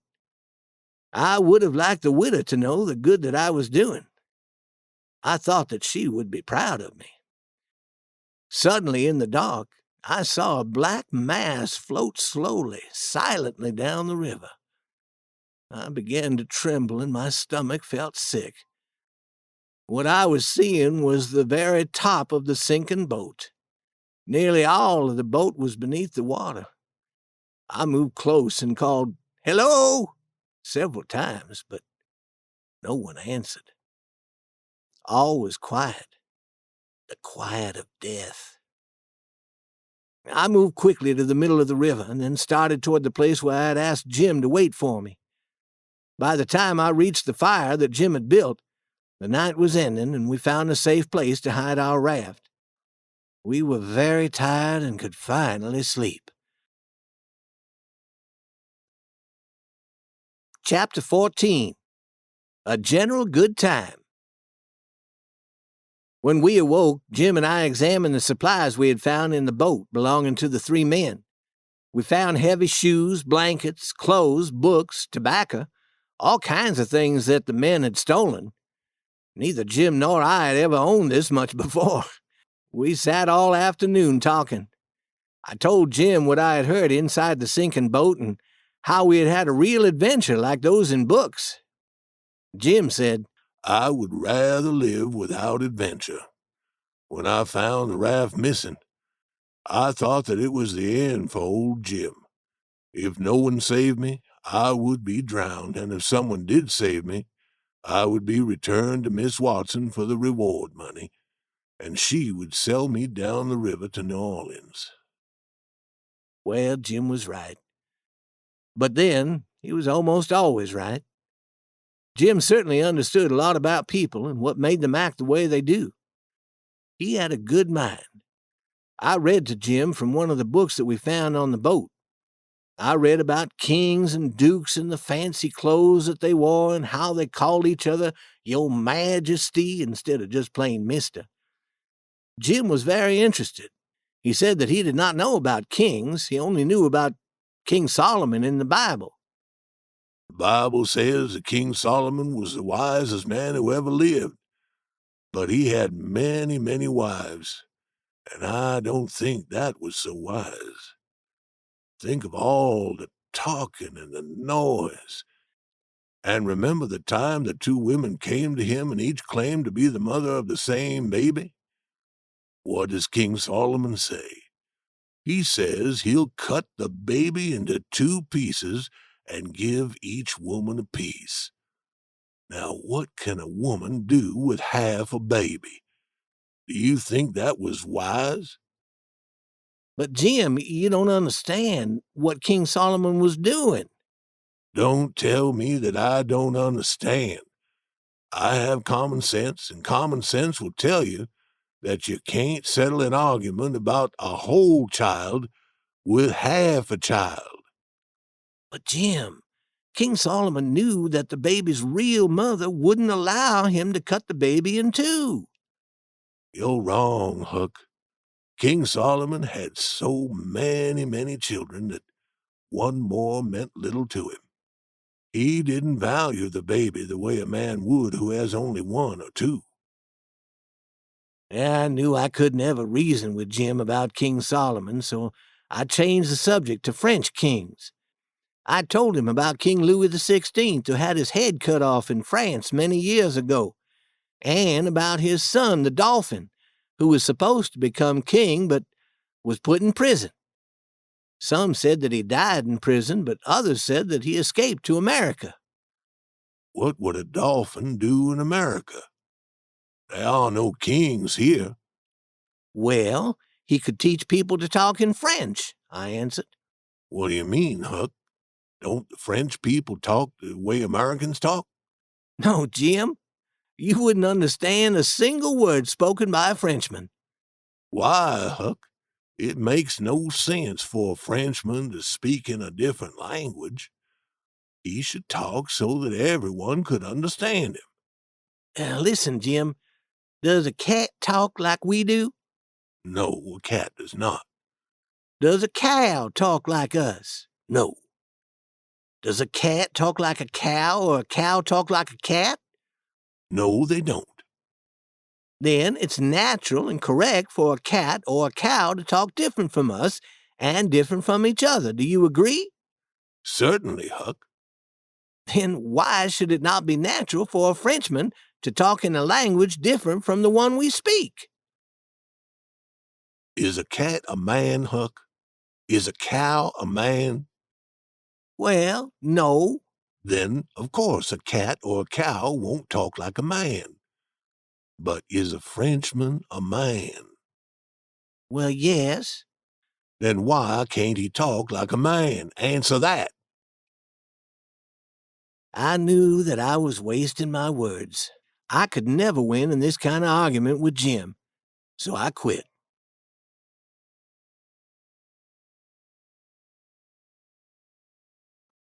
Chapter 15.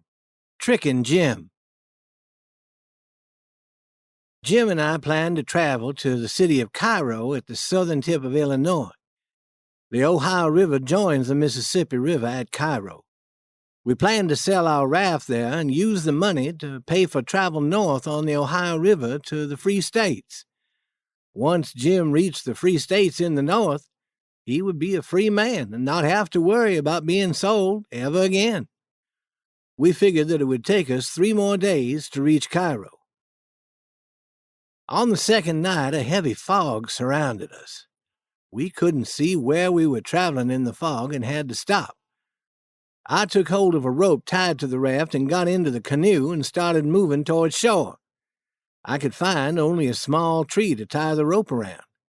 The current was very strong, and soon the raft pulled the tree out of the ground and went racing down the river. I was shocked. In half a minute, Jim and the raft were lost in the thick fog. I tried to untie my canoe, but my hands were shaking. Finally, I began following after the raft, but I was soon lost in the thick white fog. I didn't know which direction to row. Therefore, I simply allowed the current to carry me downstream. I shouted to Jim, and from far away came Jim's answer. I went towards the sound of Jim's voice. The next time Jim shouted, he was again far away, and I again tried to reach him. Sometimes it seemed that Jim was to the left of me, while at other times he seemed to be on the right. Then all was quiet. I called out to Jim many times, but heard nothing. I was puzzled because I seemed too close to a shore, yet I knew I was traveling near the middle of the river. Then I understood what had happened. I was not along the shore of the river, but along the shore of a large island in the river. I saw some dark forms in the fog, which were large trees. This meant that the island was very large. I was traveling on one side of the island while Jim was traveling on the other side. Often my canoe hit against logs and trees floating down the river. I knew Jim was having the same problem on the raft. After a long while, I was traveling in the open river again. I called to Jim again and again, but heard nothing.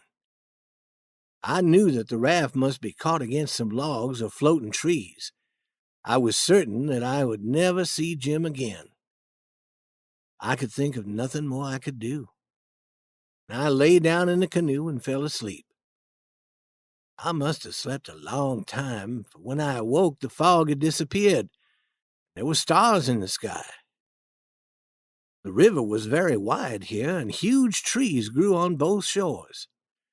I looked for the raft and thought I saw it far ahead. I went as fast as I could, but when I reached the dark spot that I thought was the raft, I found only a large tree floating on the water. For the next hour, I moved towards many other dark spots on the river, but each time I found only floating trees. Finally, I found the raft. Jim was asleep on it. Part of the raft had been broken by the force of the river current. Branches and pieces of dirty wood covered the deck. I tied my canoe to the raft and lay down beside Jim. I stretched my arms and acted as though I was simply awakening. "Hello, Jim. I've been asleep." Is that you, Huck? You aren't dead? You aren't drowned? I can't believe that you're alive. Is that really you? I'm so happy. I didn't expect to see you ever again. What? Why are you talking like that, Jim? Are you drunk? Drunk? I've never had time to drink. Then why are you talking in this crazy manner? Why are you talking as though I've been away? Huck Finn, look into my eyes and tell me that you have been on this raft this entire night, that you never left the raft. Left the raft? Why would I have left the raft? Where would I have gone? Huck, do you remember tying the rope from the raft to that small tree when we were in the thick fog? What small tree, Jim, and what fog? What are you talking about? I'm talking about the fog that was here most of the night.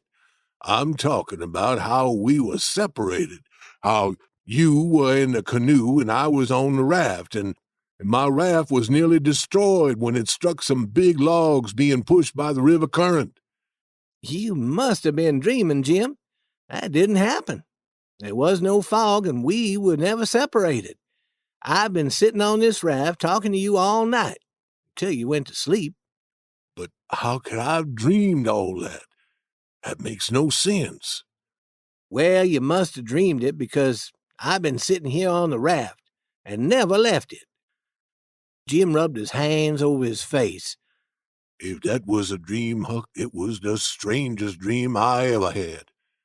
That dream must have been sent to me as a warning.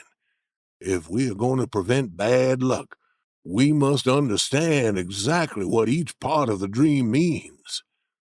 That dream tried to tell me that we were going to meet much trouble and have many problems with bad people.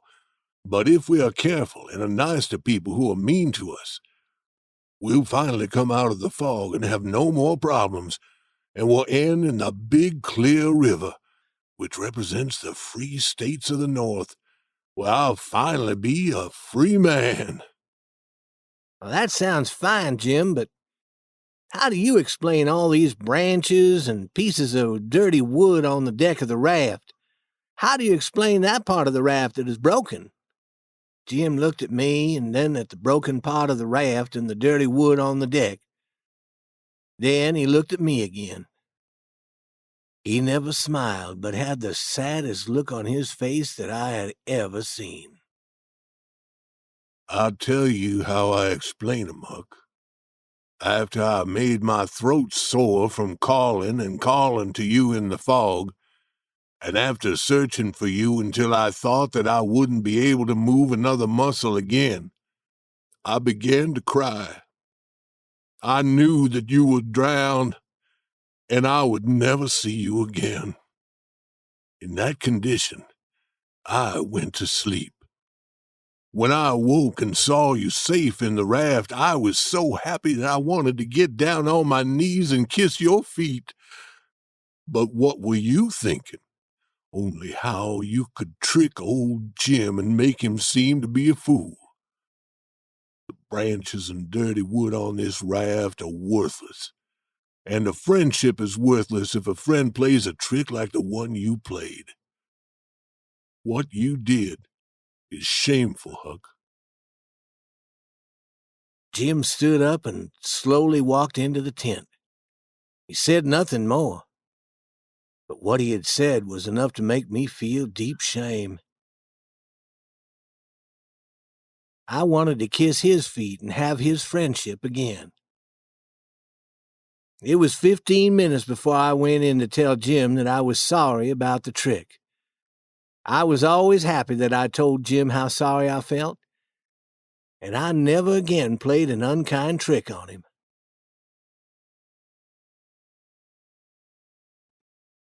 Chapter 16, The Snakeskin's Bad Luck. We slept most of the day and started traveling again that night. We talked about Cairo and wondered if we would recognize it when we reached it. I said we might not recognize it in the dark because I'd been told that it was a small town with no more than a dozen houses. Jim said that we would surely be able to recognize where a river as large as the Ohio River joined the Mississippi. I wasn't certain about this. Jim began to worry, but then he thought that he would surely feel different when we were near Cairo because he would then be a free man. If we missed Cairo, we would be in slave country again, and he would have lost his one chance to be free. Each time Jim saw even a small light, he began to tremble with excitement. He knew that he was very close to being a free man. Suddenly I began to tremble as I listened to him talk, for I realized that he was almost free, and who was responsible for that? I was. And that thought troubled me. I had never really thought clearly about what I was doing, but now I worried about it more and more. I did not really steal Jim from Miss Watson, but I knew that he was running away from her and that I should have told someone. I should have stopped him. Miss Watson had never done me harm. She taught me to read. She tried to teach me manners. Why was I helping her lose property that was worth $800? Jim talked out loud about freedom, while I worried silently and tried to decide what I should do. Jim said that the first thing that he would do when he was a free man in a free state was work and save every cent of his money until he had enough to buy his wife out of slavery. Then they would both work until they could buy their 2 children, or maybe they would get the abolitionists to steal the children for them. I became sick with guilt when I heard Jim say those words. He would never have dared talk of stealing his children before, and was saying that now only because he felt he was almost free. I was helping Jim run away, and he was talking about stealing his children. Children who belonged to a man that I had never met, a man who had never done me harm. I was sorry to hear Jim say those words. It was such a lowering of himself. I felt so guilty that I told myself that I would go to shore the first time I saw light and tell someone about Jim. I knew that was the correct thing to do. I felt much better. After some time, Jim called out, "We're safe! I see a light, and that means we have reached Cairo." "I'll get into the canoe and go see if we are in Cairo. You could be mistaken." Jim got the canoe ready and put his old coat on the bottom for me to sit on. As I began to row, he said, "Soon I'll be shouting for joy. I owe my freedom to you, Huck. I'll never forget you. You are the best friend I ever had, and you are the only friend I have now." I was rowing quickly, eager to tell someone that Jim was a runaway slave. But when I heard Jim's praise of me, I slowed my rowing down. What should I do? I no longer knew. Jim shouted, "There goes my good friend, Huck, the only white man who ever kept his promise to old Jim." My stomach felt sick when I heard those words. That moment, a boat approached with 2 men on it, each holding a gun. I stopped. One of the men asked, "Is that raft yours?" "Yes, sir." "Are there any men on it?" "Only one, sir. 5 black slaves ran away tonight from a man who lives further up the river. Is your man white or black?" I tried to answer, but the words would not come. I knew what I'd planned to say, but I was weakening. "He's white." "We'll go to your raft and check for ourselves." "I wish you would," I said quickly. "My pap is on the raft along with my mother and sister. They're all very sick with a serious disease that has caused many people to die. No one else wanted to come near them. Everyone has been frightened about getting the disease." The men stopped rowing. I started to cry. Please help my family. They'll all die. Don't leave like all the others have." "We're sorry to learn about your family, but we don't want to get sick. Other men will be along soon. Ask them for help, but don't tell them about the sickness in your family. Just stay away from our boat. I'll float a $20 gold piece to you on a board. I hate to leave you, but the money should help." The second man said, "Let me add a second $20 gold piece to that board. I hope your family will get better. And if you see any runaway slaves, get help and catch them. We earn a lot of money catching runaway slaves." "Goodbye, sirs," said I. "If I see any runaway slaves, I'll catch them." After they left, I returned to the raft, feeling sad.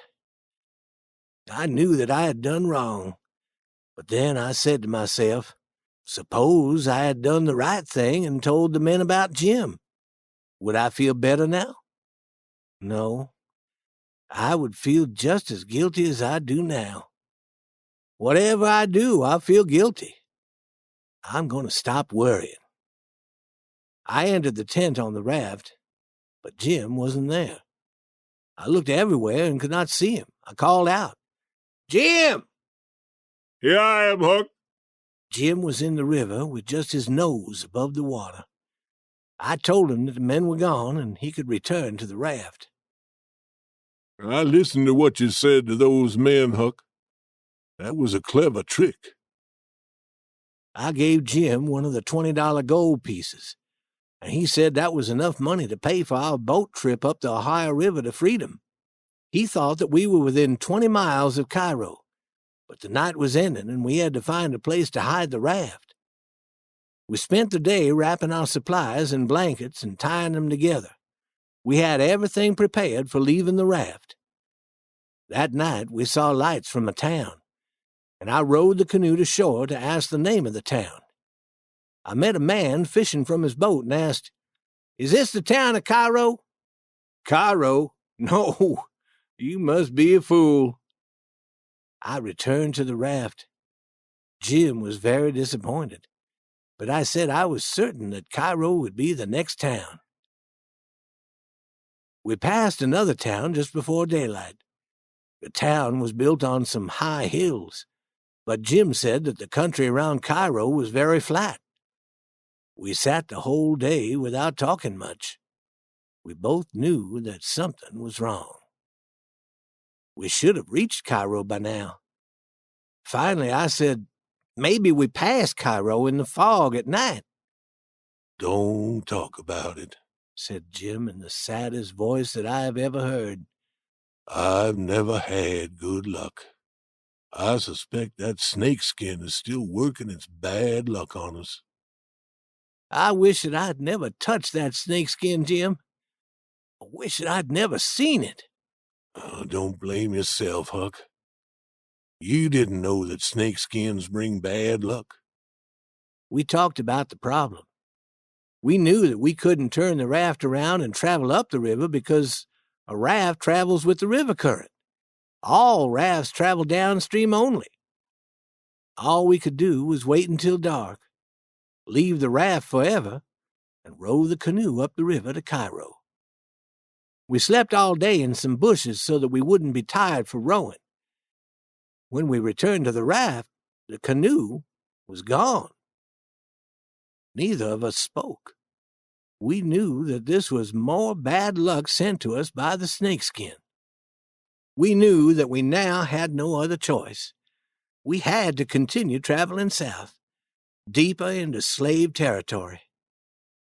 I told Jim that I would buy a canoe with my $20 gold piece, just as soon as I found someone who would sell a canoe to me. The night was very dark. No moon or stars were in the sky. It was the worst kind of night for traveling, almost as bad as traveling in the fog. Suddenly, we saw a huge boat coming toward us. I quickly put a light on our deck and hoped that the captain would see it. At the last minute before the boat hit us, we heard the captain shout. Jim and I both jumped into the river. I could hear the crash of that big boat against our raft. I stayed very deep in the water because I knew that I could be killed by the huge water wheel that powered the boat. The huge boat continued up the river. Captain never stopped to see if we were hurt. I called to Jim but heard no answer. I was able to hold on to a floating log and swam with it to shore. The river was very wide, and it took a long time before I reached the shore. I had no idea where I was. but I could see a large house nearby. I had planned to walk quietly past the house without awakening anyone, but a large group of dogs ran from the house, barking and showing their teeth, and I knew that I had to stand quietly. Chapter 17, The Grangerfords. A man's head appeared at the window, and he shouted, "Who are you?" "It's me, George Jackson." "What do you want?" "Nothing, sir. I want to walk past your house, but your dogs won't allow me." "Why are you outside so late at night?" "I fell into the river from the deck of that large boat you may have seen. I'm only a boy. I don't intend to harm anyone." I heard him shout to his wife, "Bring me a light and wake Bob and Tom. Tell them to get their guns." Then to me he said, "Is there anyone with you?" "No, sir, nobody." "George Jackson, do you know the Shepherdsons?" "No, sir. I never heard of them." "Yeah, you may be telling the truth, or you may be lying. Step forward slowly. If there's anyone with you, he'll be shot. Slowly open the door and step into the house." I was very frightened. I couldn't have moved quickly even if I had dared. Dogs were quiet.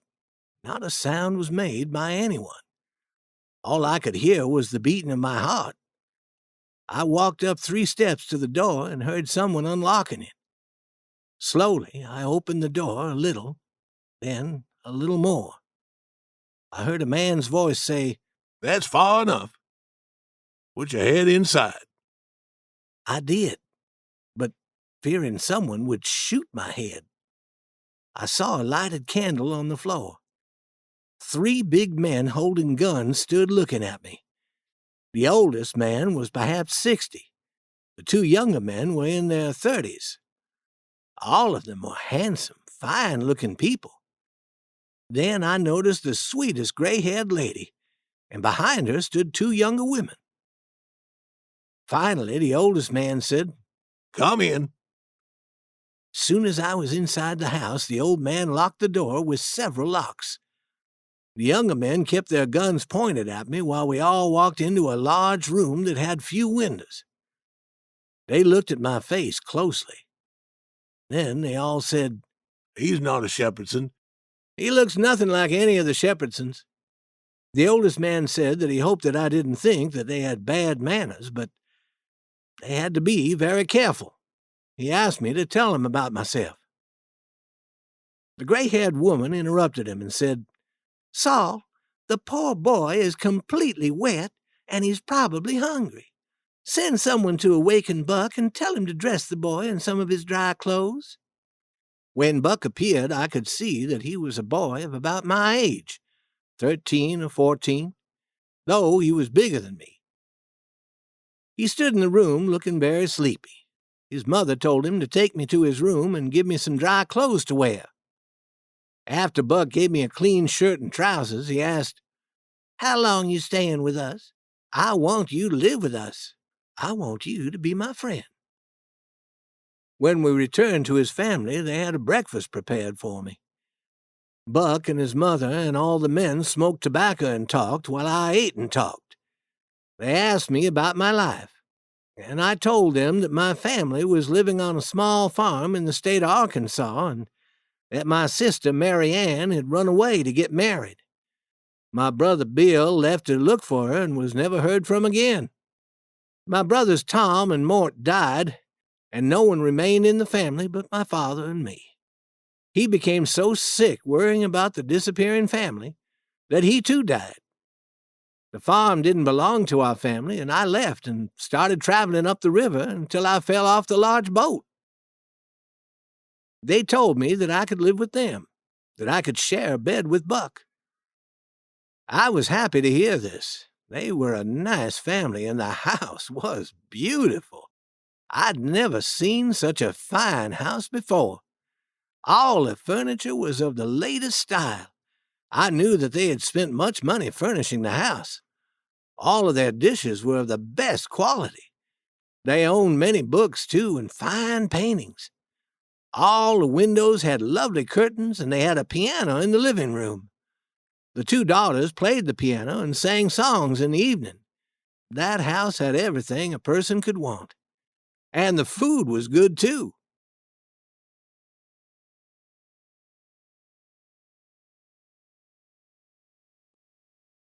Chapter 18. The Deadly Quarrel. Colonel Grangerford was a gentleman, a complete gentleman. He and his family were members of the upper class of the South. In our town, the widow Douglas was thought to be a member of the upper class, while Pap was from the very lowest class. But the Grangerfords were members of a much higher class than the widow.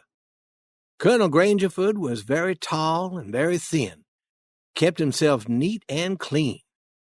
He dressed in a clean white shirt and wore a complete suit with a jacket every day of his life.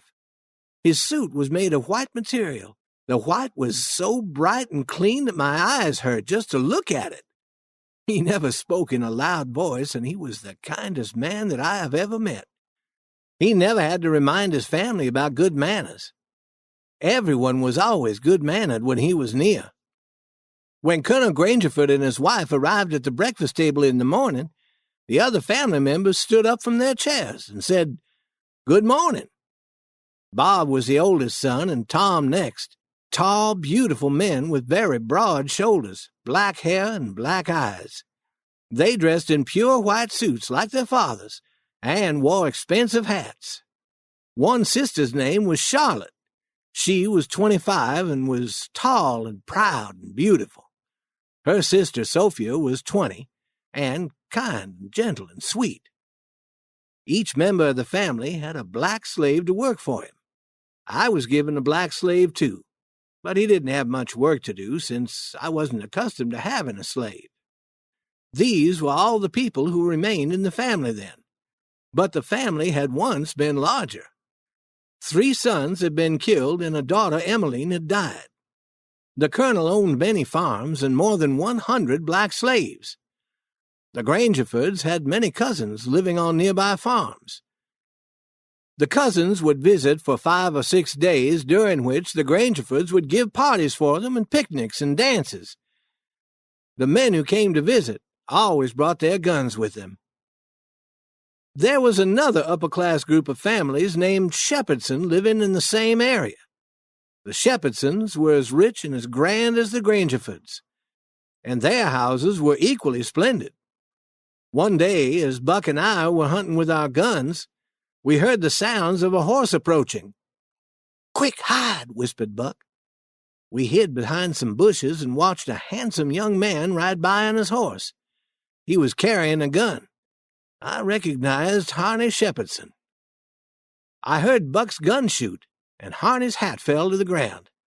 Harney aimed his gun straight at the place where we were hiding, but we were already running back to the Grangerford house.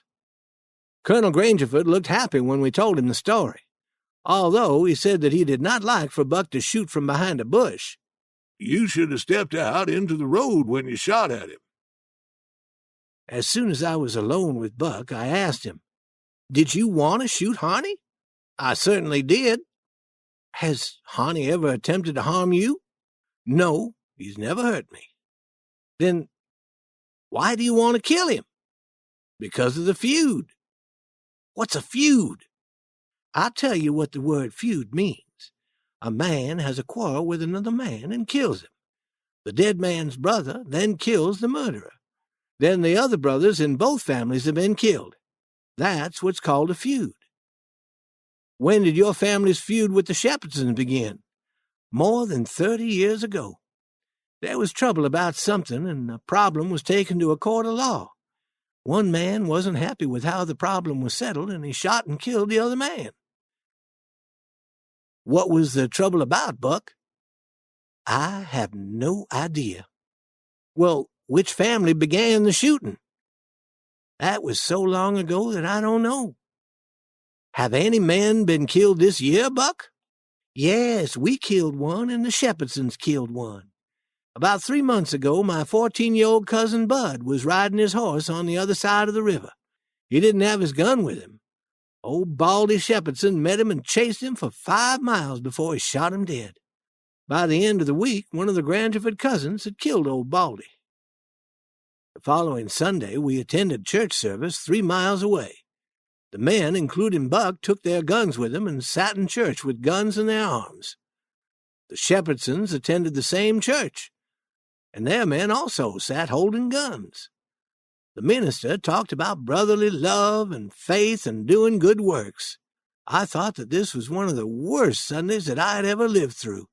But the Grangerfords enjoyed what the minister had to say and talked about brotherly love all the way home. After we had eaten Sunday dinner, the men sat sleeping in their chairs, while Buck and his dog lay stretched out in the sun, asleep. I always considered Sunday the dullest day of the week. I decided to go to my room to sleep, when Miss Sophia motioned for me to come into her room. She closed her door softly and asked me if I could do something for her and not tell anyone. I said that I would. She then told me that she had left her Bible in church that morning and wanted me to get it for her. I walked to the church without being seen and soon found Sophie's Bible. I knew that something was wrong because it wasn't normal for a girl to be so eager to have her Bible. I shook the book and a piece of paper fell out. On the paper were written the words, 2:30. Nothing else. 2:30 must mean a time of day, 30 minutes after the hour 2 o'clock. I could figure nothing more from the note, so I returned it to the Bible and hurried to Miss Sophia. Miss Sophia was waiting for me in her room. She took the Bible and shook it until the paper fell out. As soon as she read it, she looked happy. Again she asked me not to tell anyone. Her face turned red for a few minutes and her eyes seemed to shine. I asked her what the message on the paper meant, and she said that it was nothing, only a bookmark to keep her place in the Bible. Then she told me to go away and play. I walked to the river, thinking about that message, and soon noticed that my black slave was following me. When we were out of sight of the house, he came up to me and said, "If you come up the river with me a short distance, I'll show you a nest of dangerous snakes." There's something strange about this, I thought to myself. He told me about that nest of dangerous snakes yesterday, too. He should know that I don't have a love for dangerous snakes, and I don't go hunting for them. I wondered about his real purpose and said, "Show me the way." I followed him for 1/2 a mile along the river. Then we walked over another 1/2 a mile of land that was partly covered by water. We came to a small, flat piece of land that was dry and covered with trees and bushes. He said, "Walk in there a few steps. That's where the snakes are. I've seen 'em before, and I don't want to see 'em again." Then he left. I pushed aside some of the bushes and saw an open area that looked almost like a room in a house. A man was lying there asleep. It was my old friend Jim. I awakened him and expected him to be very surprised to see me. He was very happy, but not surprised. He said that he knew all about what I'd been doing. The Grangerford slaves had found him and showed him this place to hide. They brought him food every day and told him what I was doing. "You should have sent for me sooner. I thought that you had drowned. Why did you wait to let me know you were safe?" I wanted to repair the raft first. "What raft?" Our old raft. "I thought our raft was destroyed when we were hit by that large boat." Parts of it were damaged, but I was able to repair the damage. We lost most of our supplies, but I've been buying new pots and pans and other supplies. "How did you find the raft?"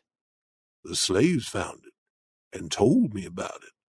I bought it from them. They were happy to get the money. I don't want to talk much about the next day. I awakened very early and noticed that the house was very quiet. Buck was not in bed beside me. I ran outside and asked my black slave where the Grangerfords had gone. "Don't you know?" "No, I don't know anything." "Miss Sophia ran off in the night to get married to Harney Shepherdson. When the family learned about it a short while ago, they all rode off in their horses carrying guns, saying that they'll shoot Harney Shepherdson before he can cross the river with Miss Sophia." I started running along the river road as fast as I could. I could hear guns at a distance. When I got near the store, I could see 4 or 5 men on horses screaming to some boys who were hiding behind a woodpile. I climbed up into a tree to be able to see better. The boys behind the woodpile shot one of the men on horseback. The other men jumped off their horses to help the wounded man. That gave the boys time to run, but the men were soon after them. I suddenly realized that the boys were Buck and his cousin Joe.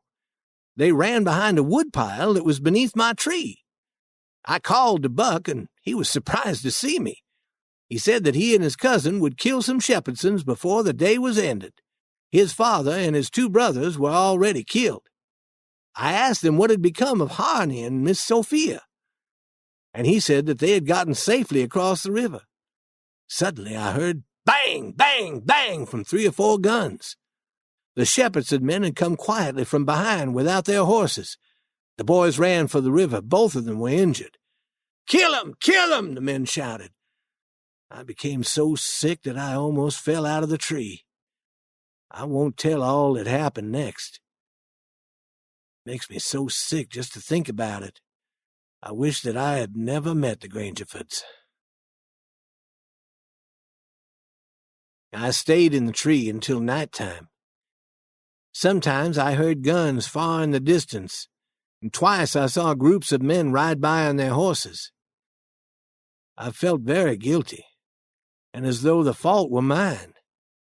I knew now that the piece of paper in the Bible meant that Miss Sophia was to meet Harney at 2:30 in the morning and run off with him.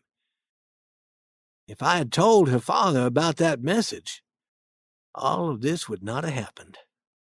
When I climbed down from the tree, I walked quietly along the shore of the river and found 2 bodies lying in the water. I dragged them out of the water and covered their faces. I cried as I covered Buck's face, because he had been a very good friend to me. It was dark now. I never returned to the Grangerford house. I went directly to the place where Jim was hiding. We got on the raft and started down the river. I didn't feel comfortable until we were 2 miles below there and out in the middle of the Mississippi. I was very glad to get away from the feud, and Jim was glad to get out of hiding. We said that there was no home as wonderful as a raft. Other places seem so tight and breathing is difficult. You feel very free and easy and comfortable on a raft. Chapter 19. The Duke and the Dauphin. 2 or 3 days and nights passed. Actually, they moved along quiet and smooth and lovely. The river was very wide, sometimes 1.5 miles wide. We traveled at night and hid during the day. When we saw the first signs of early morning, we would tie the raft to shore and cover it with branches. Then we would fish and have a swim in the river to cool ourselves. We would sit in the part of the river where the water was not too deep and watch the sunrise. Not a sound anywhere, perfectly still, just like the whole world was asleep, though sometimes we heard the call of a single bird. The first thing that we saw in the pale light of morning, looking far across the river, was a kind of dull line. It was the trees on the other side. We could see nothing else. Then a pale space appeared in the sky. Then more paleness spreading out from the first. Then the river seemed to soften, turning from black to gray. We could see little dark spots moving on the water very far away. Boats and long black streaks. Rafts. Then a gentle wind would blow, cooling us. The air smelled sweet because of the flowers and trees. The day was bright now. A little smoke would not be noticed, so we built a fire and cooked some fish and other food for breakfast. Afterwards, we sat and watched the loneliness of the river until we were asleep. As soon as it was dark, we'd push the raft out into the river again. Sometimes we would be the only people on the river for hours and hours. It was lovely to live on a raft. The sky above us was filled with stars. We lay on our backs and looked at the stars and discussed whether they were made or just happened. Jim said that they were made, but I said that they just happened. It would have taken a long time to make so many stars. Jim said that the moon could have laid them. That seemed reasonable to me when I thought about all the eggs that birds have laid. We watched falling stars, too, and Jim said that they were stars that were spoiled and were thrown out of the nest. Once or twice during the night, a large boat would pass us in the dark. After a while, the waves made by the large boat would reach our raft and shake it a little. Then all would be quiet again. After midnight, the people who lived in the houses on the shore went to bed. Then, for 2 or 3 hours, the shore was black. No lights in the house windows. The lights in the windows acted as our clock. The first light that appeared again meant that morning was coming, so we needed to find a place to hide the raft immediately. One morning after sunrise, I found a canoe and went a mile up a stream that flowed into the river. I was searching for fruit for Jim and me. Suddenly, 2 men came running and shouting to me to save their lives. They said that men with dogs were running after them.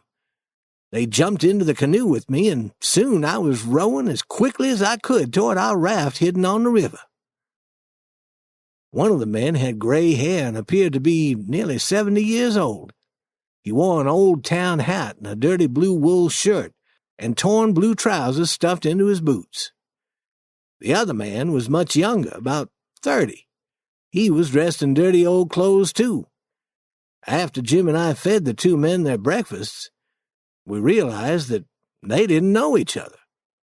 "What were you doing that caused you to be in trouble?" the older man asked. "I was selling a substance for cleaning teeth, and it did clean them, but it ruined them too. I stayed in that town 1 night longer than I should. I was leaving when I met you. You said that men with dogs were running after you, and since I was expecting trouble also, I decided to run with you. And what caused your trouble?"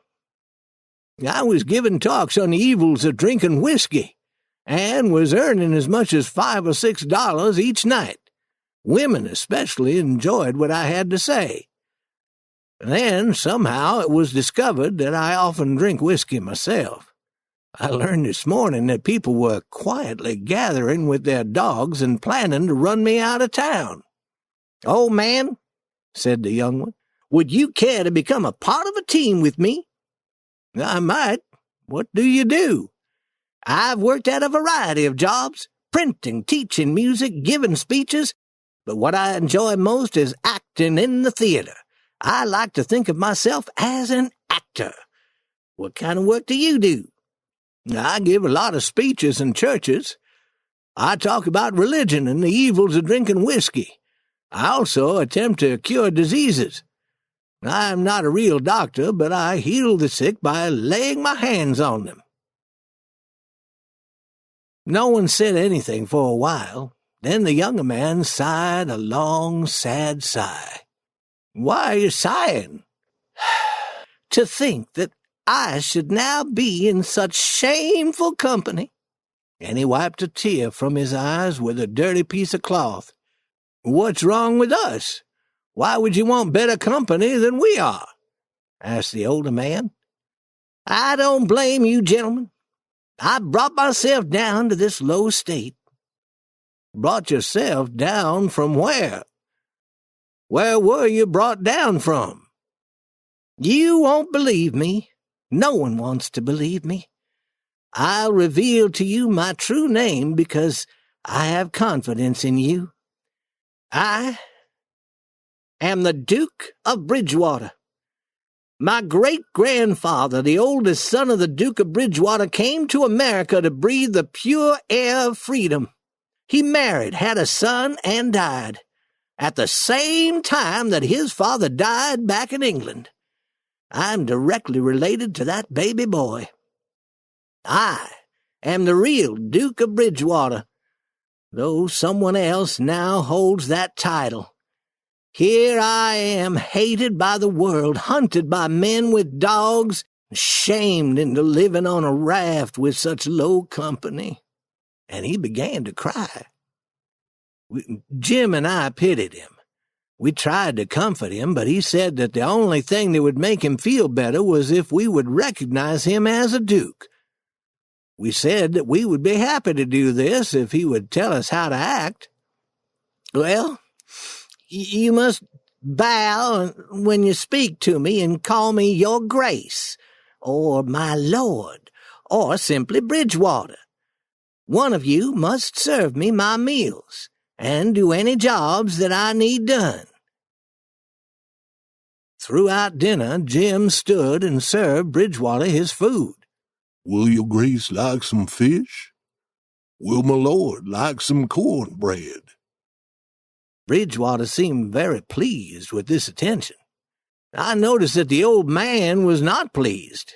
He was very quiet and didn't seem happy with all the attention being shown to Bridgewater. That afternoon he said, I'm sorry about your troubles, Bridgewater, but you're not the only person with troubles of that kind. No, you aren't the only person who has fallen from a high position. What do you mean? You're not the only person who has a secret, who is of noble birth. Can I trust you? To the bitter death?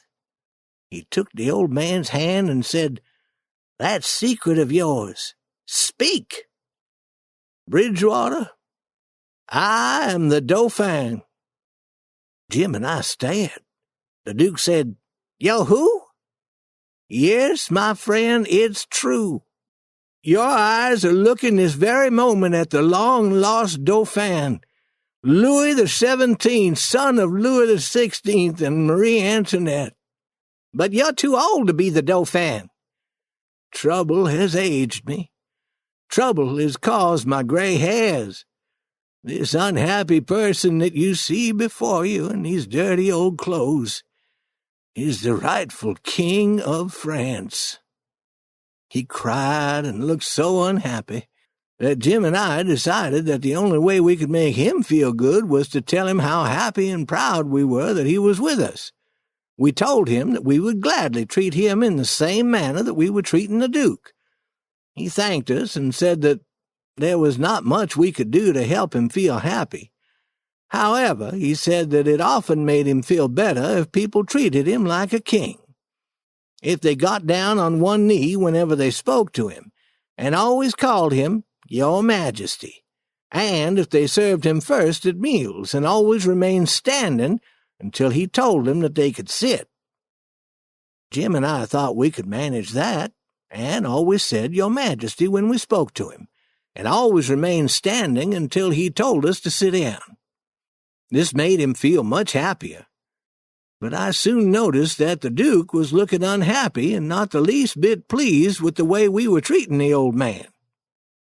When the old man noticed the change in the Duke, he said, We'll be together on this raft for a long time, and we can't be unpleasant and unfriendly to each other. That would only make us all feel uncomfortable. It's not my fault that I wasn't born a duke, and it's not your fault that you weren't born a king. We'll have to make the best of this situation. Give me your hand, and let's be friends. The Duke shook the old man's hand. Jim and I were happy to see that they were friends again. We couldn't permit any unfriendliness or uncomfortableness on the raft. What's needed on a raft more than anything else is for everyone to be satisfied and feel kindly toward the others. I knew from the beginning that these men were not kings or dukes, but just liars. I never said anything, never let them know, but kept this information to myself. I didn't want to have quarrels on the raft, didn't want to have trouble. If they wanted Jim and me to call them king and duke, I wouldn't object. What I wanted was to keep the peace in the family.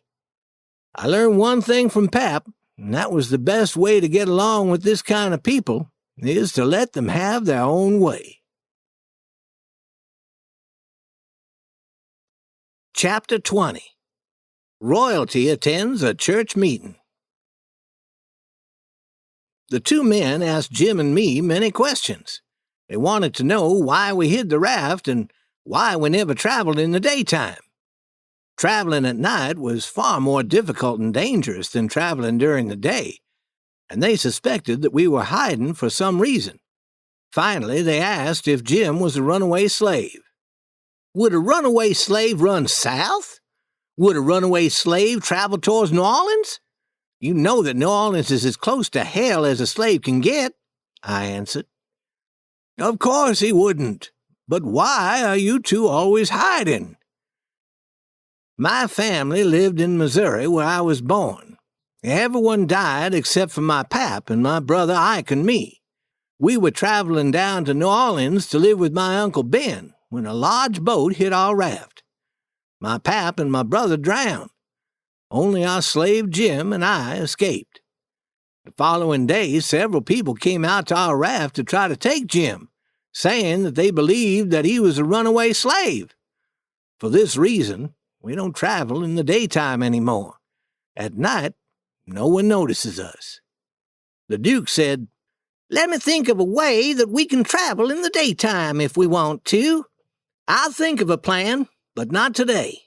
Until we get far away from this town, we should travel only at night." When it was dark, very dark, we started down the river. At about 10 o'clock, it began to rain and blow and thunder and lightning. The king told us to both stay awake and watch out for danger, while he and the Duke went inside the tent to sleep. I didn't mind staying out in the storm. How the wind screamed! And every few seconds the lightning would light up the waves in the river, and then would follow the whack, boom, boom, boom, boom, boom, of the thunder. The waves nearly washed me off the raft sometimes, but I wasn't wearing clothes and didn't mind. When I became sleepy, I tried to enter the tent, but there was no room for me inside. I slept outside in the rain, while Jim stayed awake to watch. When he saw the first lights in the cabins on shore, he awakened me, and we began to look for a place to tie the raft. After breakfast, the king and the Duke sat talking about how they could earn some money. The Duke told of plays that he had acted in and showed us some of the clothing that he had worn in these plays. The king said that he would be happy to take part in anything that would pay, but that he had never acted in a play before. The Duke said that he had finally thought of a plan that would allow us to travel during the daytime without it being dangerous for Jim. He said that he wanted to visit the next town we passed, and the king said that he wanted to go with him. They hoped to find a way to earn some money. We needed some supplies, so Jim told me to go with him. When we reached the town, the streets were empty. No one was to be seen anywhere. A black slave told us that everyone had gone to a church camp meeting held in a nearby forest. The king asked me to go with him to this church meeting. The Duke said that he didn't want to attend, but would look for a printing shop. Nearly 1,000 people were at the camp meeting. Church services were being held in cheaply built wooden buildings. The people sat on logs instead of chairs and sang many church songs. The more they sang, the louder they got, and some began to shout. Some seemed almost crazy and rolled on the floor in a wild manner. Suddenly the king started to shout. He ran to the front of the room, and told them all that he had been a pirate in the Indian Ocean for 30 years. He said that many of his pirates were killed in a fight last spring, and that he was looking for men who would be willing to work as pirates. He said that all his money had been stolen from him, and he was glad that it happened. He was now a changed man and was happy for the first time in his life. Though he was poor, he planned to begin to work to pay for a return trip to the Indian Ocean, and would spend the rest of his life trying to get pirates to stop their killing and stealing and live good, respectable lives. He said that he could do this better than anyone else because he knew all the pirates in the Indian Ocean, and each time that he helped a pirate, he planned to say, "Don't thank me, thank the good people who live in Polkville, whom I met at a church camp meeting."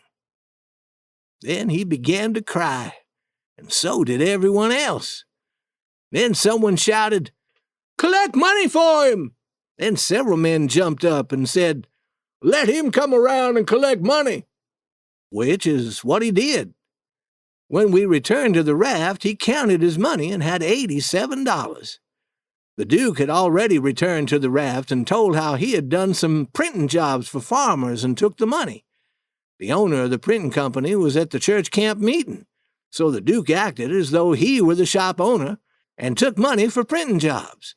He had earned more than $9 in this way. Then he showed us a job he had printed for us. It had a picture of a runaway black slave and the words $200 reward under the picture. The writing beneath this was about Jim and described him exactly. It said that whoever caught Jim and returned him to his owner in New Orleans would get the reward money. "After tonight," said the Duke, "we can travel in the daytime. Whenever we see anyone approaching, we can tie Jim's hands and feet with a rope and say that we had caught Jim up the river and are returning him to his owner in New Orleans, and that we will be paid the reward money." We all thought that the Duke had arrived at the perfect solution to our problem. We knew that there would be trouble in Polkville when the print shop owner returned and realized what had happened, so we stayed hidden until late at night. Then we traveled our last night on the river. After this, we would be free to travel during daylight hours and could do so at a much faster speed.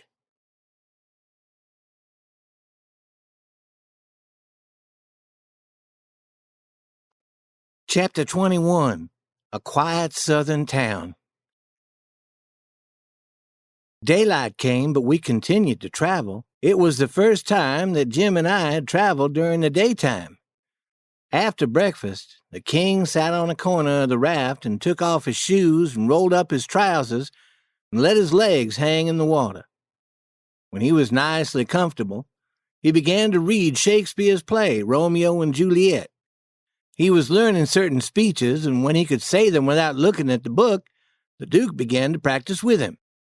The Duke told the king exactly how his voice should sound when saying the speeches, how he should stand, and the motions he should make with his hands. Next, they practiced fighting with long swords, which the Duke made from pieces of wood. The Duke called himself King Richard III, and taught the king the noble art of sword fighting. They practiced until the king tripped and fell into the river. After dinner, the Duke said, "We want this to be a good show, so we'll need to add one more scene. Why don't we do a scene from Hamlet?" Then he stood in a most noble manner, with one leg slightly forward, his arms stretched high and his head back and looking up at the sky.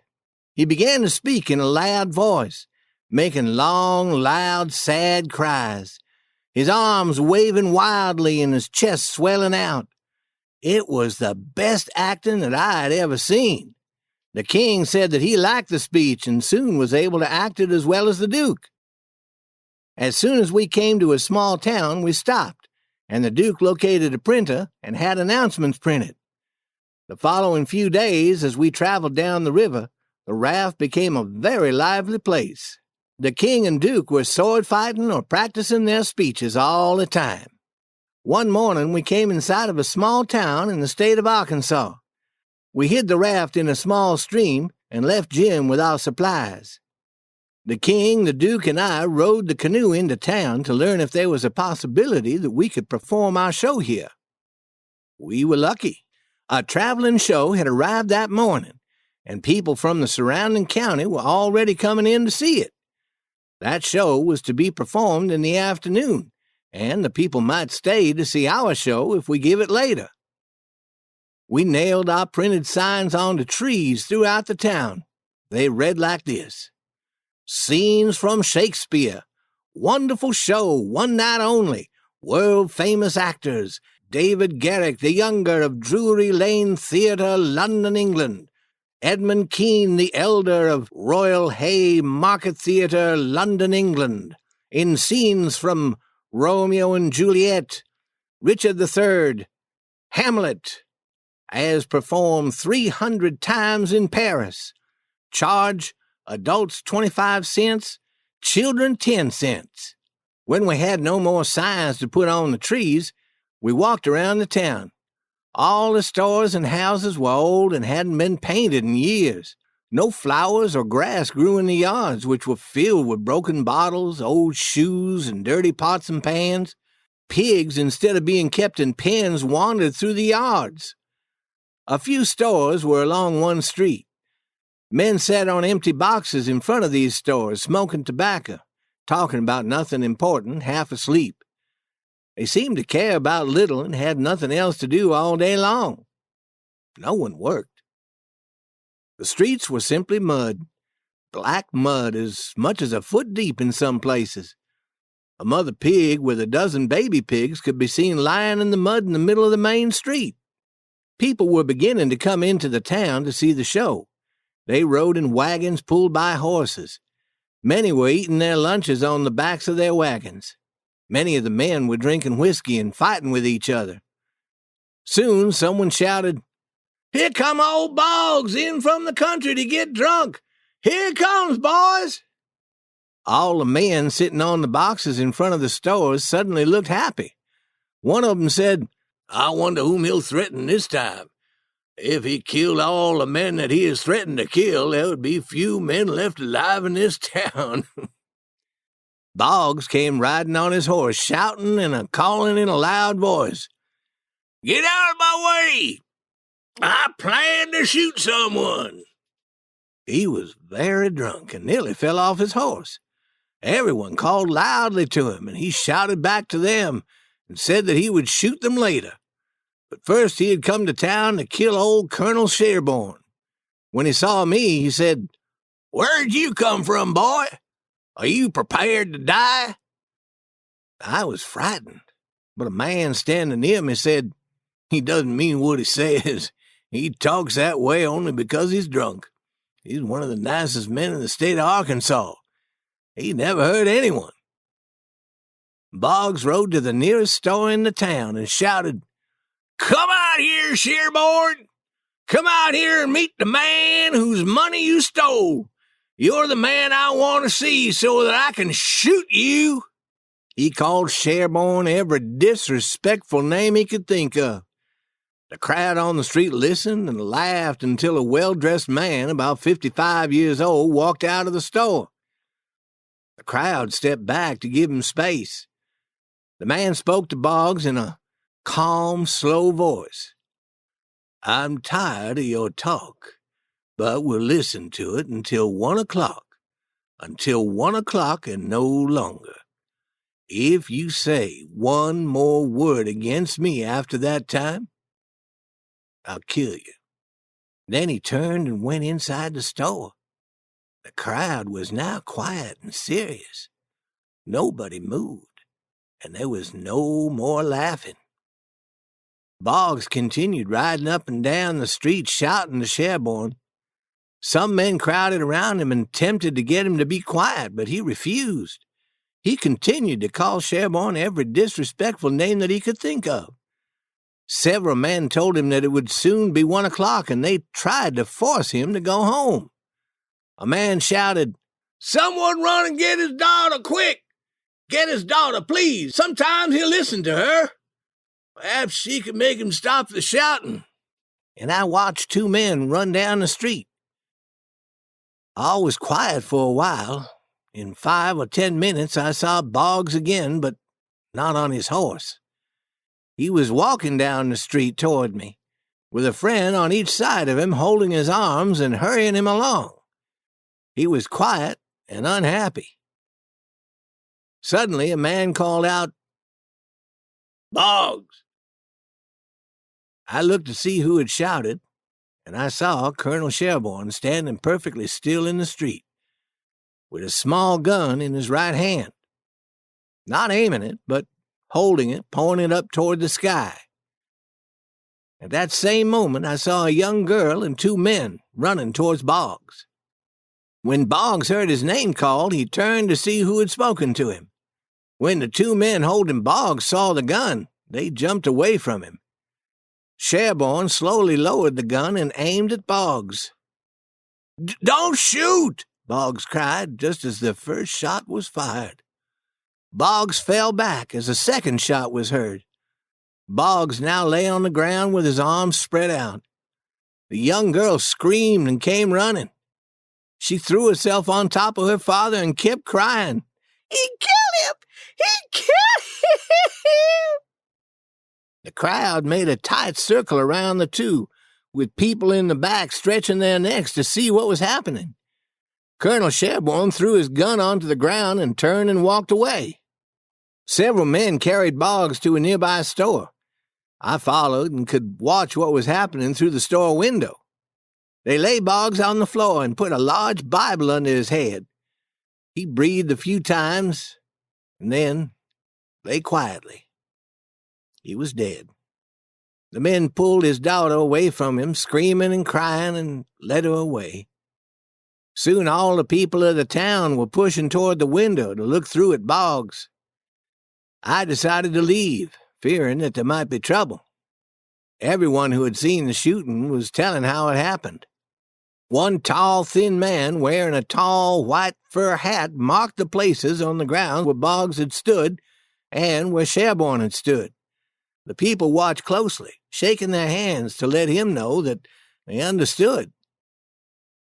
Finally, the man stood straight and stiff where Sherburne had stood and cried out, "Boggs!" and lifted his walking stick as though to aim it and shouted, "Bang!" Then he called out, "Bang!" a second time, fell backwards onto the ground. The people watching him said that he did it perfectly. They said it was exactly the way it had all happened. Then at least a dozen people took out their bottles of whiskey and gave him drinks. Soon someone shouted that Sherburne ought to be hanged. Then everyone was saying it. The crowd soon went mad, yelling and getting every piece of rope they could find to do the hanging with. Chapter 22. The Hanging Party. The crowd of men moved slowly and steadily toward Sherburne's house, shouting and screaming, "Hang him! Hang him!" Children were pushed out of the way. Women's faces appeared at every window, eager to see what the crowd would do. Many women and girls were crying, frightened by the thought of what would happen next. The men stood shoulder to shoulder in front of the fence surrounding Sherburne's front yard. "Tear down the fence! Tear down the fence!" they shouted. Then came the sound of broken wood as the fence was torn apart, and the crowd moved into the front yard. At that moment, Sherburne stepped out onto the roof of his front porch with a large gun in his hand. He stood perfectly calm and still. He spoke not a word. The crowd was suddenly silent, and those in the front slowly began to move back. Sherburne never said a word, just stood there looking down. Stillness made every man in the crowd look uncomfortable. Sherburne moved his eyes slowly along the faces of the crowd, and whenever he stopped to look a man directly in the eye, that man quickly looked down at the ground. No man could look directly into Sherburne's face. Then Sherburne laughed. Not a pleasant laugh, but the kind of laugh that makes you feel like you've been eating bread with sand in it. Finally, Sherburne spoke. "The idea of you hanging anyone. This makes me laugh. The idea of you thinking that you had the courage to hang a man. A man is perfectly safe in the hands of 10,000 of your kind. At least in the daytime. Do I know you? I know you very well. I was born and raised in the South, and I've lived in the North, so I know both kinds of people. The average man has no courage. Your newspapers call you a brave people so often that you think that you are brave. Why don't your courts of law hang men for murder? Because they are afraid that the man's friends will shoot them in the back in the dark. And this is just what they would do. The courts will always allow murderers to go free. Then a man goes in the night with 100 cowards at his back and hangs the murderer. Your mistake is that you didn't bring a man with you. That's one mistake. Your second mistake is that you didn't come in the dark. You brought part of a man, Buck Harness there. Without him, you wouldn't have come at all. You didn't want to come. The average man doesn't like trouble and danger. You don't like trouble and danger, but if only half a man like Buck Harness there shouts, "Hang him, hang him," you're afraid not to follow him. Afraid you'll be seen as the cowards you are. So you follow behind this half a man, shouting about the big things that you're gonna do. The pitiful thing about men in an angry crowd is that they don't fight with the courage that's born in them, but with the courage that's borrowed from a leader. But a crowd without a real man as a leader is beneath pitifulness. Now the thing for you to do is to go home and hide in a hole. If any hanging is to be done, it'll be done in the dark. Now leave, and take your half a man with you. With these words, he lifted his gun and aimed it at the crowd. The crowd moved away from him suddenly. Men began to run in all directions. Buck Harkness turned and ran after the others. I could have stayed if I'd wanted to, but I didn't want to. That night we gave our show, but only about 12 people came to see it. The people didn't understand the show and laughed all the time. That made the Duke very angry. Everyone left before the show had ended except for one boy who was asleep. The Duke said that the people were not smart enough for Shakespeare. He said that he knew the type of show that would please them. The next morning he got some large sheets of paper and some black paint and made new signs. This is what he wrote on the signs. At the courthouse for 3 nights only, world-famous actors David Garrick the Younger and Edmund Kean the Elder in the exciting play The King's Camel-Leopard. Charge 50 cents. Women and children not admitted. There, said the Duke. If that last line doesn't bring them to the show, I don't know Arkansas.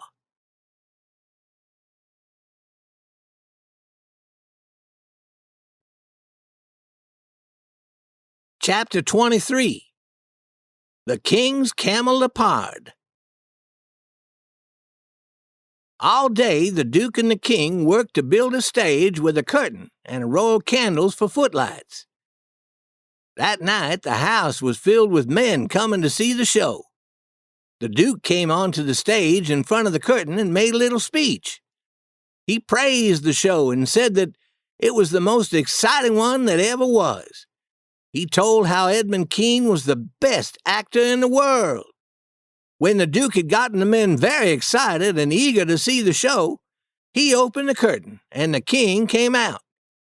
He was completely naked and his body was painted every bright color imaginable.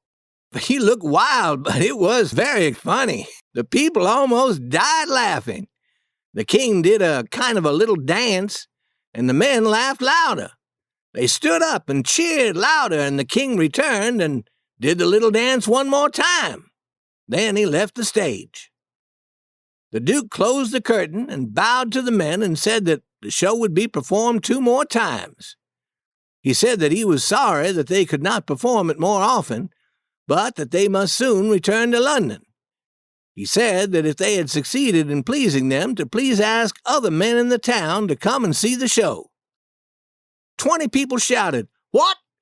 Has the show ended? Is that all?" Suddenly the angry crowd stood up and began to move toward the stage.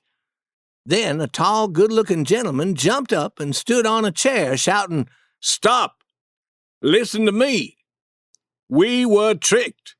We've been made to look like fools. But do we want the entire town laughing at us? No. What we have to do is leave here quietly and tell the others that it was a great show and try to get all the men of the town to come and see it.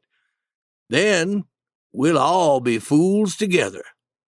Everyone agreed that he was correct and left quietly. The following day, the men were busy telling other men about the great show. There was a large crowd the second night, and the king appeared naked with his body brightly painted, and again the show lasted only a few minutes, and again the men were angry, but left quietly. On the third night, the crowd was very large, the largest that it had been. But I noticed that the men who had already seen the first or second shows were returning to see the third one. That seemed strange to me. Then the Duke and I noticed that every man had a large object under his coat or in his pocket. I knew from the smell that these objects were old and spoiled fruits, vegetables, and eggs. When the room was so full that no more men could fit into it, the Duke said that it was time for him to go on stage and introduce the king. I followed him. When he came near the stage door, he said, "Walk quickly down the street. As soon as we are away from this theater, run to the raft." I did as he said, and we both ran to the raft as fast as we could. Soon we were moving away from the shore and out towards the middle of the river. Neither of us said a word. I felt sad for the poor king who had been left behind with the angry crowd. Can you imagine my surprise when I heard a voice call out from the tent on the raft, "What happened at the show?" The king had not left the raft to go to the show that night. We did not dare build a fire or show a light until we were 10 miles down the river. Then, as Jim and I cooked supper, the king and Duke laughed and laughed at the way that they had tricked the men of that town. They counted the money. They had earned $465 and felt that was good pay for 3 nights of work. Later, when they were asleep, Jim said, "Are you surprised at the way the king and Duke act, Huck?" "No, Jim, I am not. Our Duke and King are not honest. But then, I don't think any member of royalty has ever been honest. That's how I feel too, Jim. But we have them with us, and we'll have to continue treating them like royalty." I didn't tell Jim what I had suspected for a long time, that the 2 men traveling with us were not real kings and dukes. But real kings and dukes would have acted in the same way that our 2 acted, so what difference did it make? It was time for me to go to sleep. Jim said that he would sit up and watch. Just before daylight, I heard him crying softly to himself. He was thinking about his wife and children and was missing them. It was the first time that he had ever been away from his home, and he longed to be back with his family. I do believe that he cared as much for his family as white men cared for theirs. I asked him about his family, and he said, "What made me think of my family now was a sound that I heard on the shore. The sound of a door closing with a bang. The sound reminded me of a time that I was mean to my Elizabeth. She was only 4 years old, and she had been very sick. When she was no longer sick, I saw her playing one day. I said to her, "Close the door," and she didn't do it. She just continued to smile at me and didn't obey. Again I said, "Close the door," and again she didn't obey. Well, this made me feel so angry that I hit her with my hand and she fell to the floor. She lay there crying, but still she wouldn't close the door. I was going to hit her again when suddenly the wind blew the door closed with a very loud bang. Elizabeth never noticed. She never moved. I called her as loud as I could call, and she never looked at me. Then I knew that she couldn't hear. Her illness had caused a problem with her ears, and she wasn't able to hear. I began to cry, picked her up in my arms, and said, "Forgive me." But she still couldn't hear me. I asked God to forgive me, but I never have been able to forgive myself. And my little girl has never spoken a word since. She can't hear. She can't speak.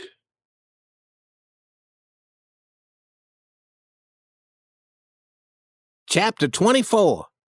A New Character for the King. We traveled all the next day and stopped for a night in a section of the river where there was a town on either shore. The Duke and the King again began to plan how they would trick the people in those towns. Jim said that he hoped that they would not stay away from the raft a long time because he was tired of having to be tied up with ropes and kept in the tent on the raft all day. He was frightened every time he heard anyone come near the raft. We kept Jim tied so that it would appear that we had caught him as a runaway slave and were holding him prisoner until we could return him to his owner. The Duke and the King were afraid to repeat the show that they had performed the last 3 nights, for they feared that men in this town may have heard about the trick that they had played. The Duke said that he would stay on the raft and think about a new plan, while the King and I went to one of the towns to see what the people were like. The King had bought himself a new suit of black clothes, which he was wearing. I never knew that clothes could change a person so completely. In his old clothes, he looked like the meanest man who ever lived, while his new clothes made him look like a grand and good and holy person. The King and I stepped into the canoe. We had seen a large passenger boat about 3 miles up the river, and the King decided to row to the boat and buy a ticket and ride back down to the town where we had left the raft. The King thought that he could make the people in the town believe that we had come from a large city like St. Louis or Cincinnati. I was very excited at the thought of getting a ride on a large passenger boat and began to row quickly up the river toward the boat. We had not gone very far when we noticed a boy walking along the river's edge, carrying some heavy bags. "Where are you going?" asked the King. "I'm going to ride on the passenger boat to New Orleans." "Get into our canoe, and we'll row you to the boat. My servant will help you with your bags. Help this gentleman, Adolphus." I knew he meant me, so I jumped out of the canoe and helped the boy. Then the 3 of us continued rowing up the river. "When I first saw you, I thought that you must be Mr. Wilkes, and that you had arrived just a bit too late. Then I thought again and realized that you would not be rowing up the river if you were Mr. Wilkes, so you must be someone else." The King answered, "No, I am not Mr. Wilkes. My name is Blodgett, Alexander Blodgett. I'm sorry that this Mr. Wilkes did not arrive in time, and I hope that he didn't miss anything important." "He didn't miss getting property. He'll still get that. But he missed seeing his brother Peter alive. Peter would have given anything to have seen his brother before he died. He talked of little else the last 3 weeks of his life. The 2 brothers had not seen each other since they were children, And there was a third brother, William, whom Peter had never seen at all. William was much younger. He would be only 30 or 35 years old, and he couldn't hear nor speak. Only the two brothers, Harvey and William, are left of the family, and they live in England. Did anyone write to them and tell them that Peter was ill? Oh, yes. Peter himself wrote a few months ago, when he first became ill. He was quite old and had the feeling that he would never be well again. He had one brother, George, who had lived here in America with him, but George and his wife died last year. They had 3 daughters who continued to live with Peter, and he wanted to be sure that they got all his property after his death. That was all that the girls would have to live on. I'm sorry that Peter didn't live to see his brothers. What are his nieces' names, and how old are they? Mary Jane is 19, Susan is 15, and Joanne is 14. Joanne is very sweet and is always doing good works, but she's not all that pretty. The king looked very sad. I'm sorry that the girls are left all alone in the cold, cold world. They're not alone. Peter Wilkes had many friends, and these friends will see that the girls get the property Peter has left for them. There's Hobson, Lot Hovey, Ben Rucker, Abner Shackelford, and Levi Bell, the lawyer, and Dr. Robinson. The wives of all these men are also his friends, and so is the widow Bartley. Those are the people that Peter wrote to his brother Harvey about. When Harvey arrives, he'll know who to turn to for help. The king continued asking the boy questions until he knew about everything and everyone in that town. All about the Wilkeses, about Peter's business — he was a tanner — and about his brother's business. Finally, he asked, was Peter Wilkes wealthy? Oh, yes, quite wealthy. He had houses and land and left nearly $4,000 hidden somewhere. When did he die? Last night. His funeral will be tomorrow at about noon.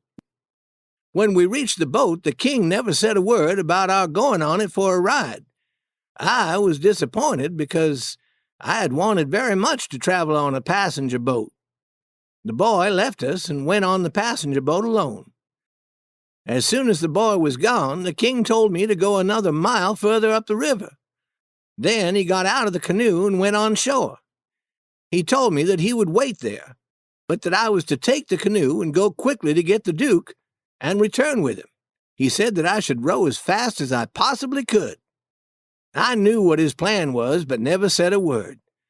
I returned with the Duke as quickly as I could, then hid the canoe. The king told the Duke the complete story of Peter Wilkes, and was already trying to speak like an Englishman.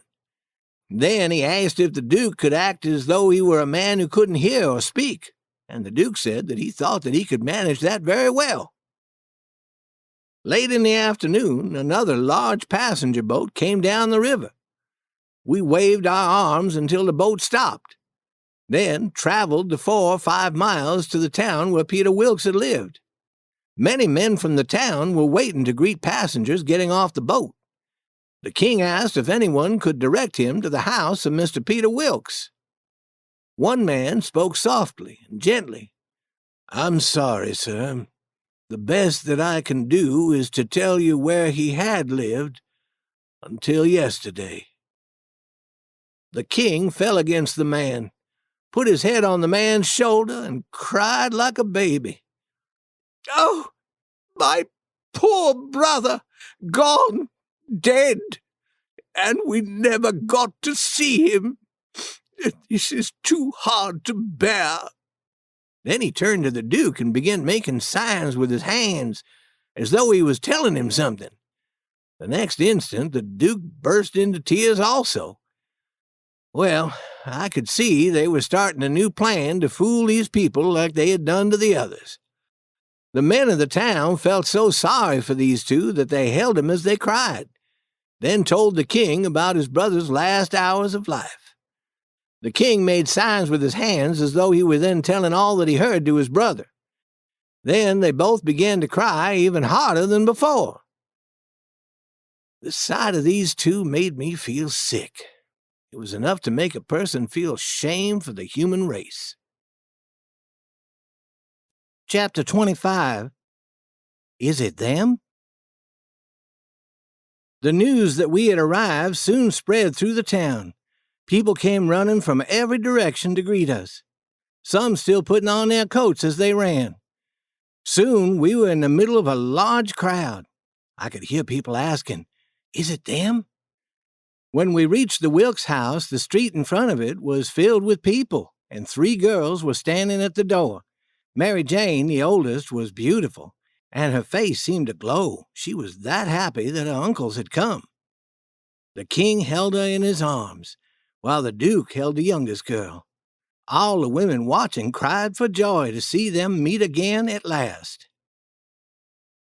When the king saw Peter Wilkes' body laid out at one end of the room, he put his arms around the duke's shoulder and slowly walked towards the body. They both started crying again, louder than ever, and were soon joined by the 3 girls. Tears were in the eyes of every person in the room, but the 2 who cried the loudest and the longest were the king and the duke. I never felt so angry and so ashamed in my life. When the king could control his crying, he told the people in the room the long journey we had made from England, a journey of 4,000 miles.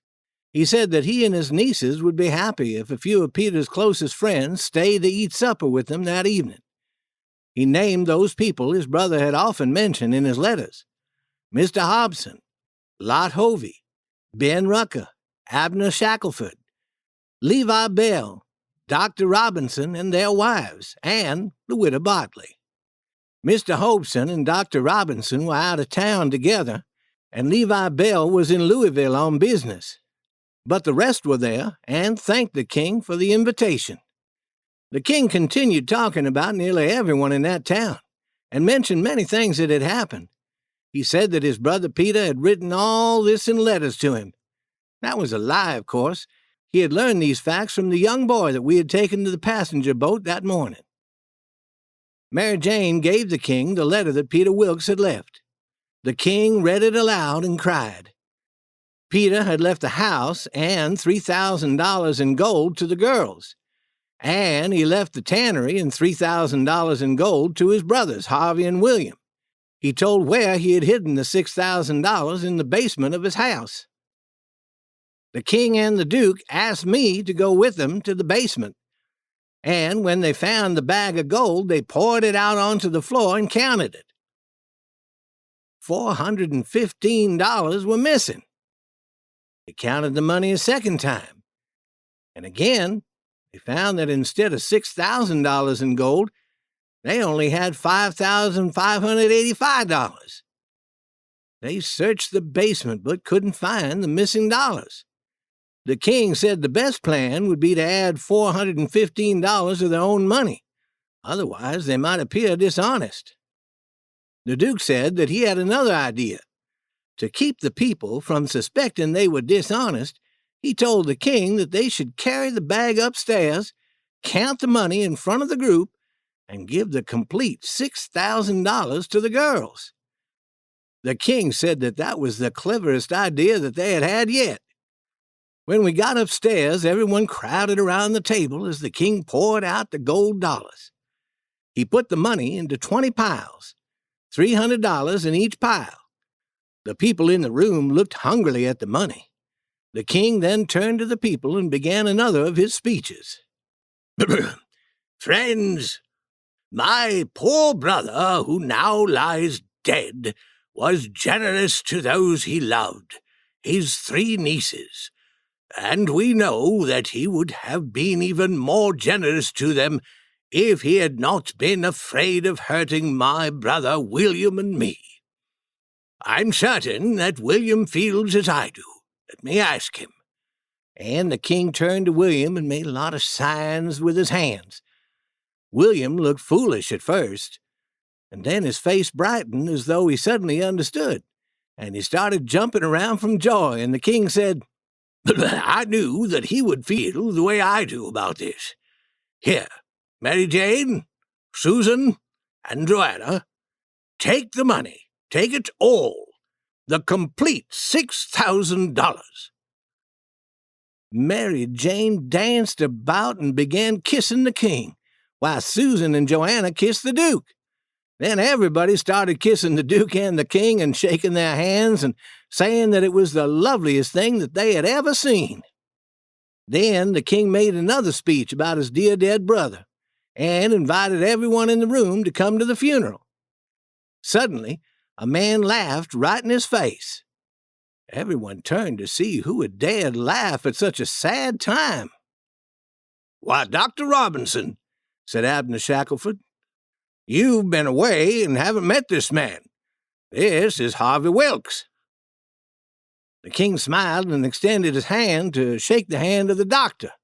"Keep your hands to yourself," said the doctor. "You're no Englishman. Your voice sounds nothing like an Englishman.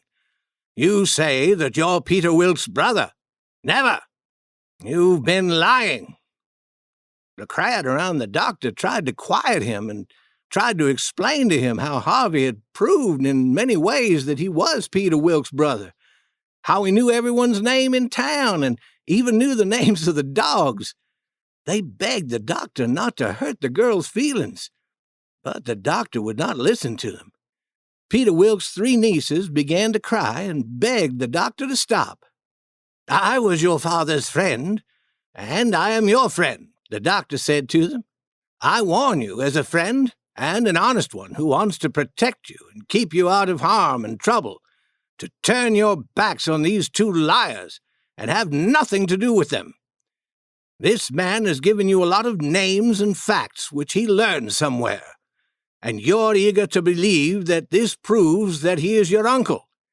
Mary Jane Wilkes, you know me as your friend. Send these 2 liars away. I beg you to do this. Will you?"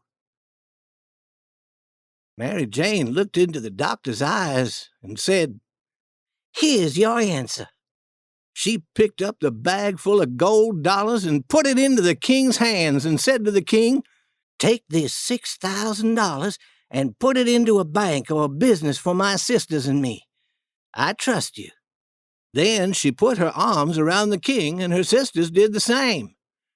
The king held up his head and smiled proudly. Chapter 26. Huck Steals the Money. When the people had left, the king asked Mary Jane if there was a room for us to sleep in her house. She said that she had a spare room for Uncle William, a very small room that I could use, and that she would be happy for Uncle Harvey to sleep in her room. She would move into the room that her sisters shared. We went upstairs with her, and she showed us the rooms. She told the king that she would remove her dresses that were hanging along the wall of the room which he would use. But he told her to leave them. At supper that evening, I had to wait on the king and the duke and serve them their food. Afterward, Joanna and I ate our own supper in the kitchen and had a nice long talk. I liked her very much and began to feel very guilty and mean when I remembered how I was helping the duke and the king steal her money. I decided that I would take the money away from the king and give it to the 3 girls. I went to bed early so that I could have time to think of a plan for getting the money. I wanted to take the money in such a manner that the king would never suspect me. I planned to steal the money and hide it. Later, when we were far down the river, I would write Mary Jane a letter and tell her where the money was hidden. But where was the money? I knew that I had to search the king's and the duke's rooms. I entered the king's rooms, but it was too dark to see much. I began feeling around the room when suddenly I heard the sound of feet in the hall. I quickly hid behind the dresses that were hanging on the wall. The king and the duke came into the room and closed the door. The first thing that the duke did was look under the bed. I was glad I had chosen not to hide there. "What did you want to tell me?" asked the king. "Talk quickly. We should be downstairs with the others." "I don't feel comfortable. I keep worrying about that doctor. I think we should take the 6,000 and leave tonight when everyone is asleep." This talk frightened me. Would I be able to steal the money before they left? What? And not sell the rest of the property? We would be fools to leave before we had gotten all the money we can out of this. The house and the tannery must be worth $9,000. The Duke complained about this plan and argued that a bag of gold was enough. He didn't want to take everything that the three girls had. Don't talk that way, said the king. We won't be taking anything more from them than the $6,000. The people who buy the property will be the ones to suffer. As soon as it's discovered that we didn't really own the property, the sale will be found to be unlawful, and the girls will get their property returned. We'll be far away with the money, and the girls will be happy here with their property. They won't suffer at all. The king continued to talk like this until the Duke finally agreed to stay for the funeral and to sell the property. The Duke said that he was uncomfortable about the doctor, though. Forget the doctor, said the king. We have all the fools in this town on our side, and that's most of the people. They started to leave the room when the Duke said, I don't think that we've hidden the money in a good place. What's wrong with where the money is hidden? Mary Jane may send her black slave into this room to get some dresses for her. Do you think a slave can find a bag of money and not borrow some of it? You're correct this time, Duke. And the king began looking among the dresses only a few feet away from where I was hidden. I stood absolutely still. I didn't move a muscle. I wondered what they would have done to me if they had discovered me. But the king found the bag of gold before he found me. He pushed the bag under the blankets of his bed. Then they left the room. As soon as I heard the sound of their feet on the stairs, I came out of my hiding place, took the bag of gold, and returned to my own small room. I knew that I would have to think of a good place to hide the gold. But where? If I hid it inside the house, they would surely search everywhere and find it, once they realized that it was no longer in the king's bed. I stayed awake until I heard the king and the Duke come upstairs. I waited to see if the king would notice that the gold was gone, but I heard nothing. I waited in my room until the house was completely quiet. Then I slowly and quietly walked down the stairs. Chapter 27. The Funeral. The house was quiet. I opened the dining room door slightly, and I could see men sitting in chairs. They were asleep. I walked slowly into the living room where the body of Peter Wilkes lay. Suddenly, I heard someone coming down the stairs. I didn't know what to do. There was no place for me to run. I quickly hid the bag of gold dollars under the body of Peter Wilkes. His body was so cold that I felt sick with fear. Then I ran across the room and hid behind the door. The person coming was Mary Jane. She walked softly toward the body of her uncle and sat down beside it. She held a handkerchief to her face and was crying. Her back was toward me. Quietly, I moved out of my hiding place and returned to my room.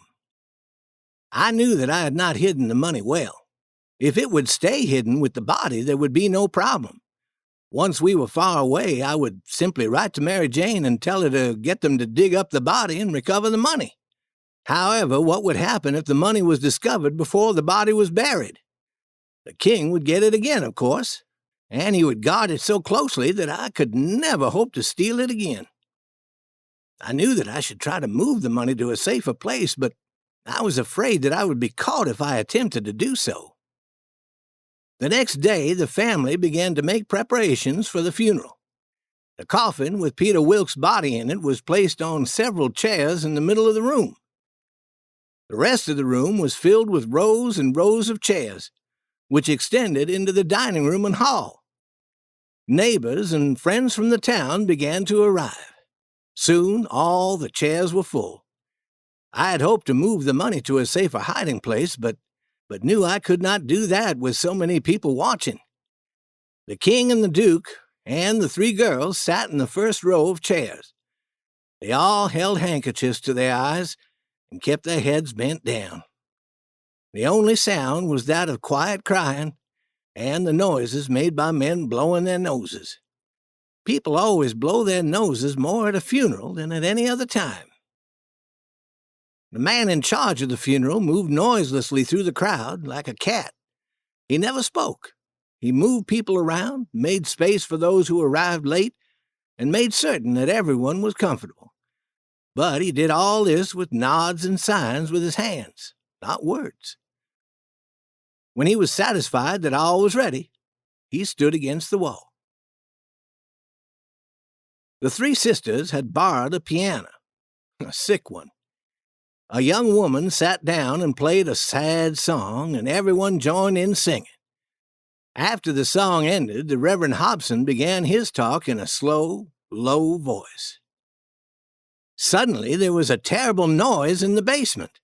The noise was made by a dog, but it was the loudest, meanest dog that I had ever seen. Reverend Hobson refused to notice the noise and continued talking about the dead man.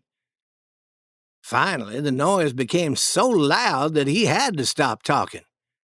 No one seemed to know what to do.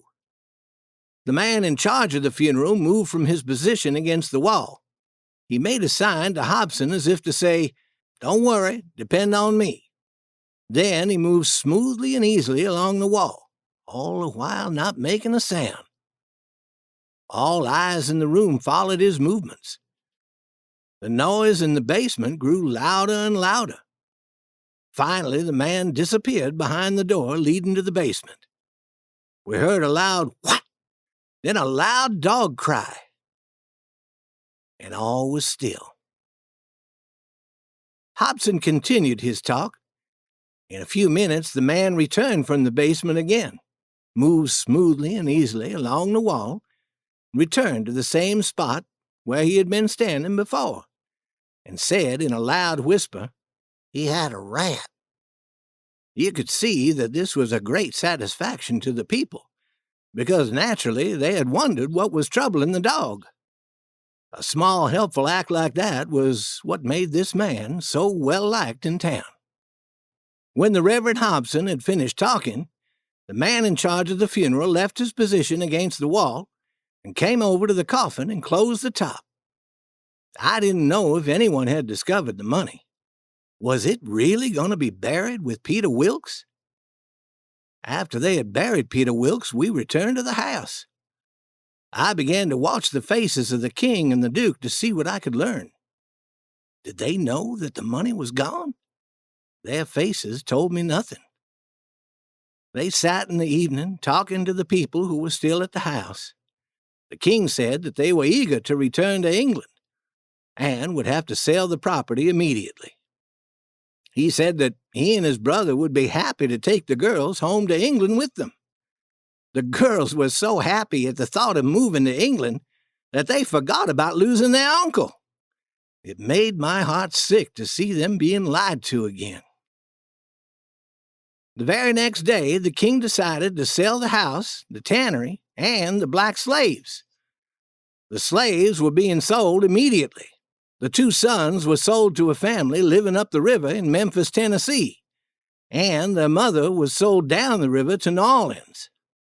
The three sisters and the black slaves cried and cried when the time came for them to separate. The girls said that they never realized that the slaves would be sold away from the town. Many people in the town were angry that the mother and her two sons were going to be separated in this way.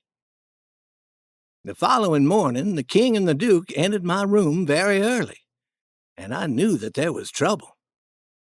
"Were you in my room 2 nights ago?" asked the king. "No, I wasn't even near your room since the girls took us there that first day." "Well, did you see anyone go in there?" "Not that I can remember." "Stop and think." "Well, I did see 2 black slaves go in there on the day of the funeral. I was walking down the stairs and I saw them go in the king's room." "What did they do in there?" "Nothing that I could see. I thought they were simply cleaning the room." The duke had a strange smile on his face. "Those black slaves have tricked us. They cried and made a scene about having been sold away from this town, but it was simply an act. Is something wrong? I asked. This is not any business of yours. You keep your mouth shut. You know nothing about any of this. Then the Duke shouted at the king, "This is your fault. I knew we should have left with the money, but you wanted to wait until you sold the property." The king did not like these remarks and said the fault was mine. He said that I should have come to him immediately when I saw the black slaves leave his room. I didn't mind his saying this. I knew that they wouldn't try to search for the money, and they really couldn't harm the black slaves either. Chapter 28. Huck Tells the Truth. The next morning, as I was walking down the stairs, I heard the sound of someone crying.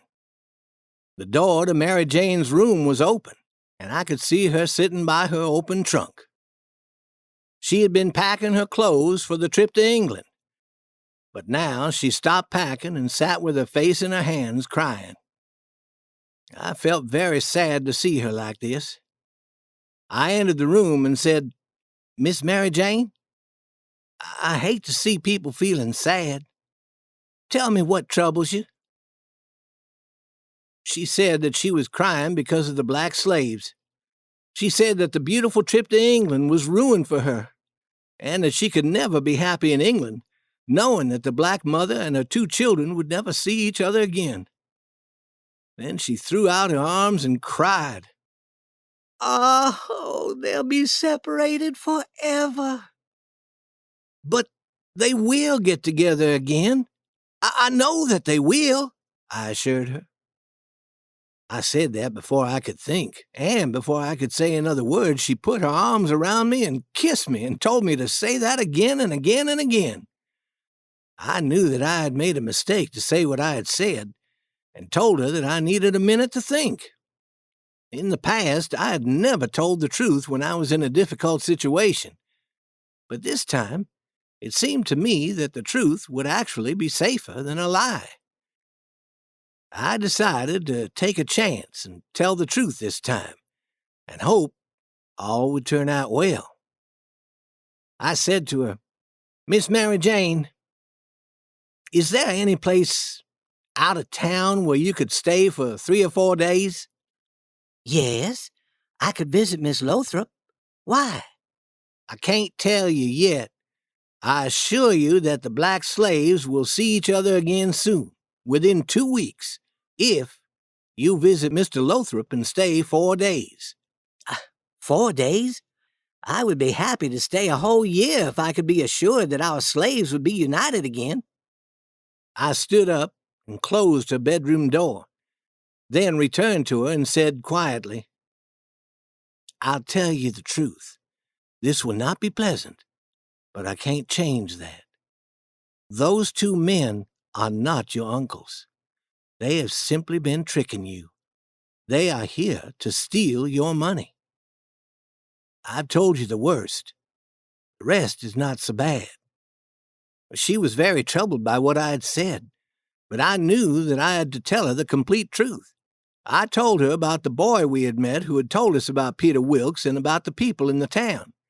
I told her how the king and the duke had made the plans to trick her and her sisters. And I told her that they did not intend to take her and her sisters to England. She jumped up angrily and said that she wanted the people of the town to be told the truth too, but I reminded her of her promise to visit Mr. Lothrop for 4 days, and she said that she would keep her promise. Once I had said those things, I thought of a new plan. I could see there was a way for Jim and me to escape if the king and the duke were put into prison. "Miss Mary Jane, I have a new plan. This plan won't require you to stay at the Lothrops for 4 days. I want you to leave immediately and stay the day there. At 9 o'clock tonight, tell them that you have forgotten something and must return home. If you arrive here before 11 o'clock, put a lighted candle in the window. If I see the candle, I'll come to you. If I don't come to you, you will know that I am on my raft and have gone away. Only then should you tell the men of this town that the king and the duke are not really your uncles." "I'll do that," she answered. "If I escape on the raft, I won't be here to prove that those two men are not your uncles. There are people in other towns who can tell you of the tricks that those two have played before. I will write down the names of the towns, and you can talk to people there.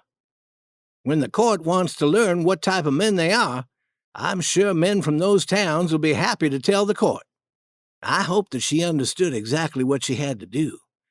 Then I continued, "Let them sell your property. Don't worry about that. No one will pay for the property immediately, and the king and the duke are not going to leave until they have all the money." "I will go down to breakfast now, and leave for the Lothrops immediately after I've eaten." "Don't wait until after breakfast. Leave now. Why do you think that I've asked you to leave at all?" "I have no idea. Why do you want me to leave?" "Because you're not able to keep a secret." "What about my sisters? Are they safe with those two?" "Well, they'll be safe enough. I'll tell them that you've gone to visit someone who's sick, and that you should return tonight or tomorrow morning." I feel sad to think that I gave them that bag of gold dollars. "But they don't have it. I had it because I stole it from them to give to you, but I don't have it any longer. I'm sorry, Miss Jane. I'm very sorry. I did the best I could. I had to hide it quickly and didn't hide it in a good place." "Oh, stop blaming yourself. But where did you hide it?" "I would rather not tell you where I put the money, but I'll write it for you on a piece of paper, and you can read it as you travel to Mr. Lothrop's house." I wrote, "I put the money in the coffin with Peter Wilkes' body. It was there when you were crying that night. I was hiding behind the door. I felt very sorry for you, Miss Mary Jane." She took the paper and then said to me, "Goodbye. I'll do everything that you've told me. If I don't see you again, I want you to know that I'll never forget you. I'll pray for you, too." And she was gone. Later, when I saw Susan, I said to her, "Mary Jane has gone across the river to visit the Proctors. One of them is very sick." "What kind of sickness is it?" "There's no one to blame for it, but it's very serious. The family sat up with her all night, and they don't think that she has much longer to live." "That's awful. I must tell Uncle Harvey immediately." "Don't tell him." "Why not?" "Would your Uncle Harvey be willing to take Mary Jane on the long boat ride to England if he thought that she might become very ill with the same sickness that the Proctor girl has? Of course he wouldn't. I think that a better idea is to tell your uncle that Mary Jane has gone across the river to tell your friends, the Lothrops, that your house and tannery are going to be sold. You can say that Mary Jane is certain that the Lothrops would be interested in buying the house because Peter Wilkes had said that he would prefer the Lothrops to own it." I felt very good about the work that I had done that day. I was certain that Tom Sawyer could not have done it better himself. Of course, Tom's plans would have been fancier, but my plans have always had to be simple and realistic because that's the way I was raised. They sold all the property and furniture by the end of the afternoon. As they were finishing the sale, a large boat stopped to unload its passengers. Minutes later, a crowd ran up the street laughing and calling in loud voices, "Here's a second set of brothers of Peter Wilkes!"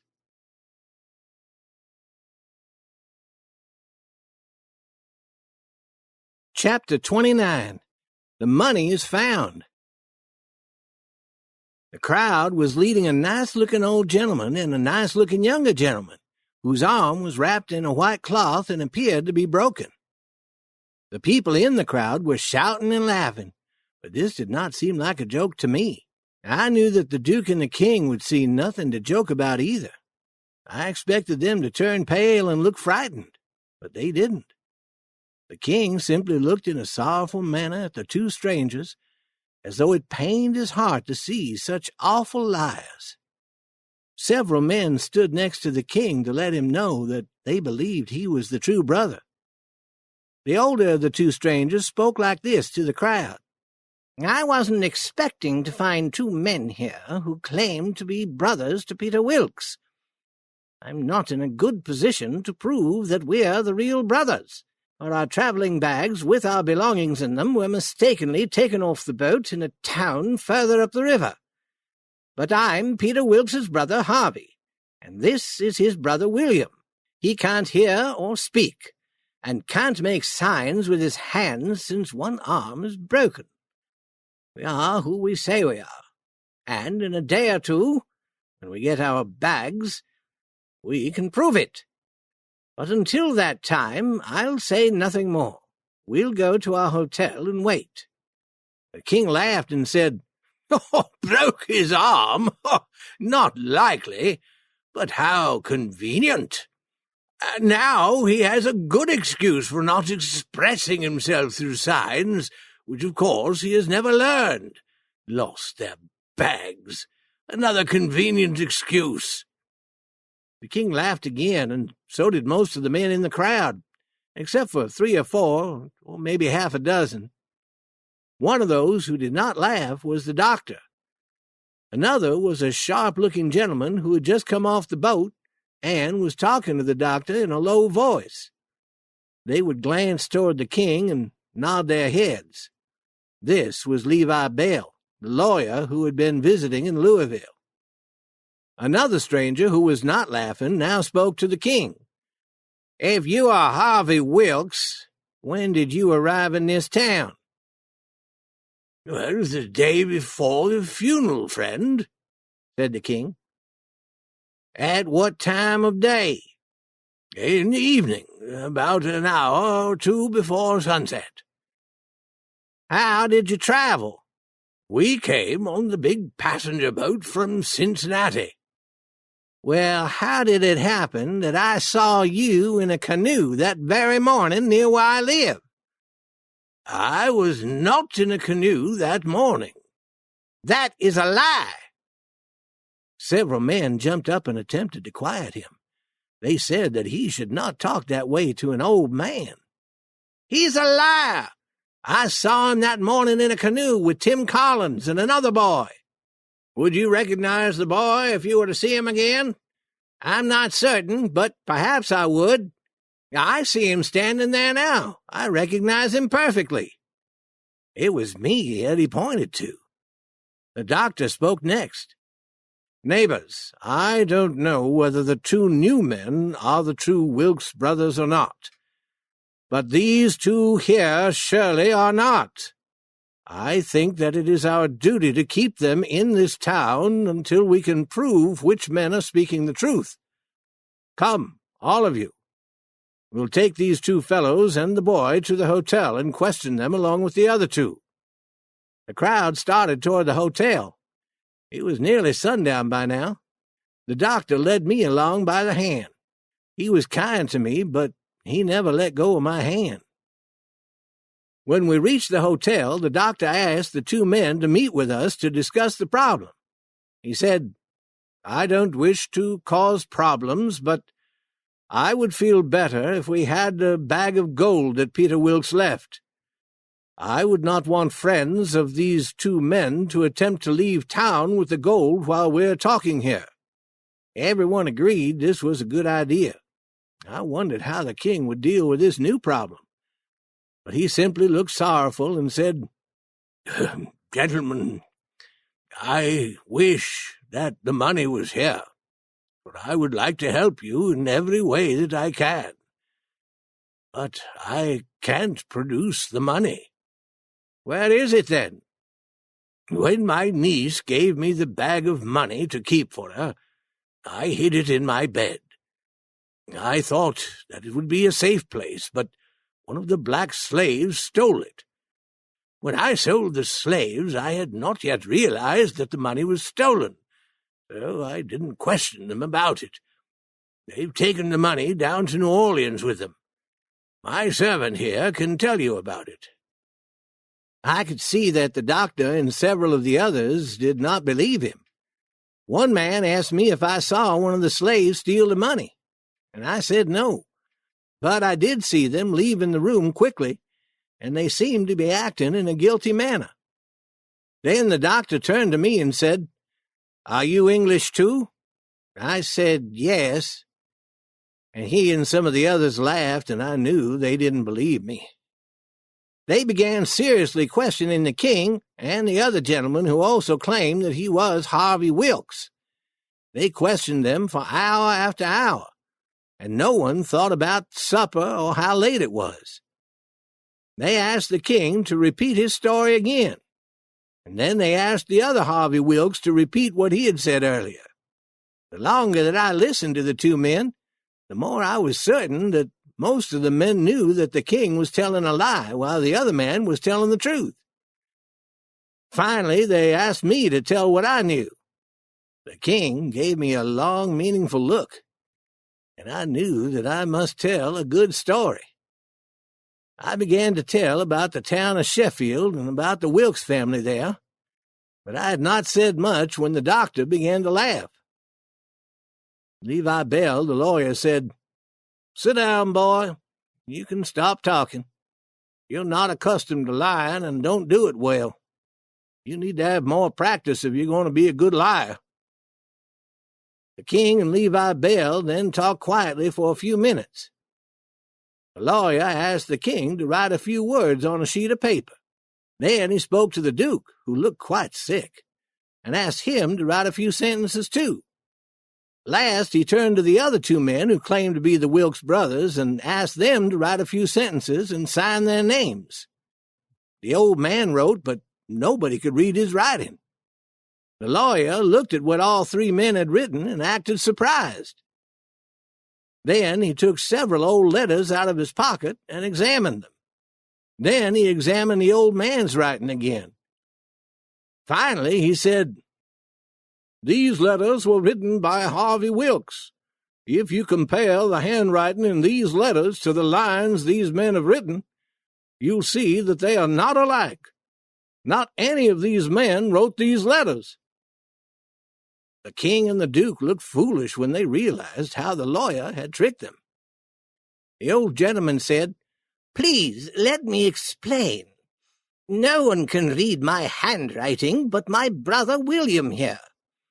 When I write a letter, he copies it for me, and we mail his copy. You have his letters in your hand, not mine." "Well," said the lawyer, "I have some letters here signed by William also. So if you'll ask him to write a few lines, we can compare the handwriting." "He can't write with his left hand," said the old gentleman.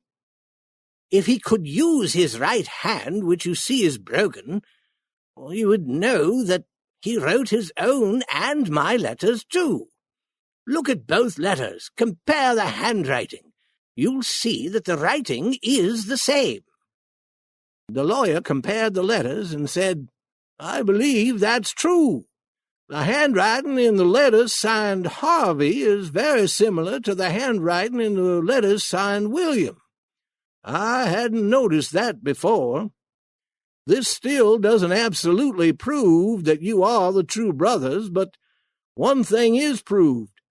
Neither of these other two are Wilkes's." And he nodded his head toward the king and the duke. The old gentleman who claimed to be Harvey Wilkes suddenly spoke. "I've thought of something. Is there anyone here who saw my brother's body after he died?" "Yes," answered a man. "Ab Turner and I did. We're both here." Then the gentleman turned to the king and said, "Perhaps this man can tell me what was tattooed on his chest." I wondered how the king would answer this. There was no way he could know what was tattooed on that man's chest. His face turned white. He couldn't control that. It was very quiet in the room. Everyone moved a little closer and stared at the king. I knew that the king would now have to admit that he was lying. That was the only thing that he could do. Or was it? I could hardly believe what I was hearing. The king smiled and began to speak very slowly. "That is a difficult question. Yes, I can tell you what is tattooed on Peter Wilkes' chest. Simply a small, thin, blue arrow. Tattoo is faint, and you must look very closely to see it." The old gentleman turned to Ab Turner and his friend and said, "You heard what this man said. Was there a tattoo like the one described on Peter's chest?" Both of them answered, "We didn't see such a tattoo."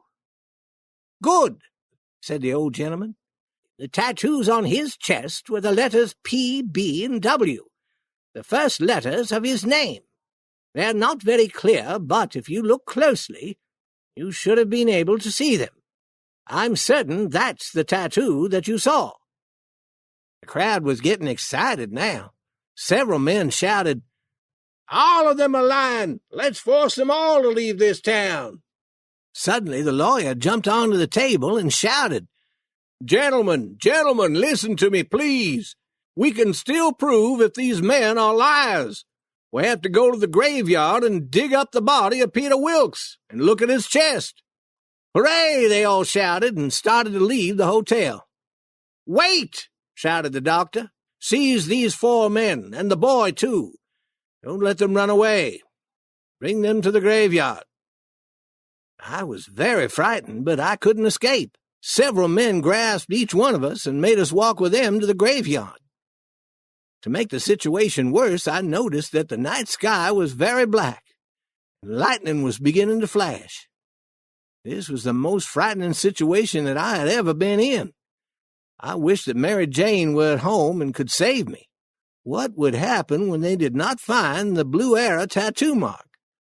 I didn't want to think about that, yet somehow I could think of nothing else. The night was getting darker as the storm approached. It would have been a good time to escape, except that a huge man held tightly to my arm.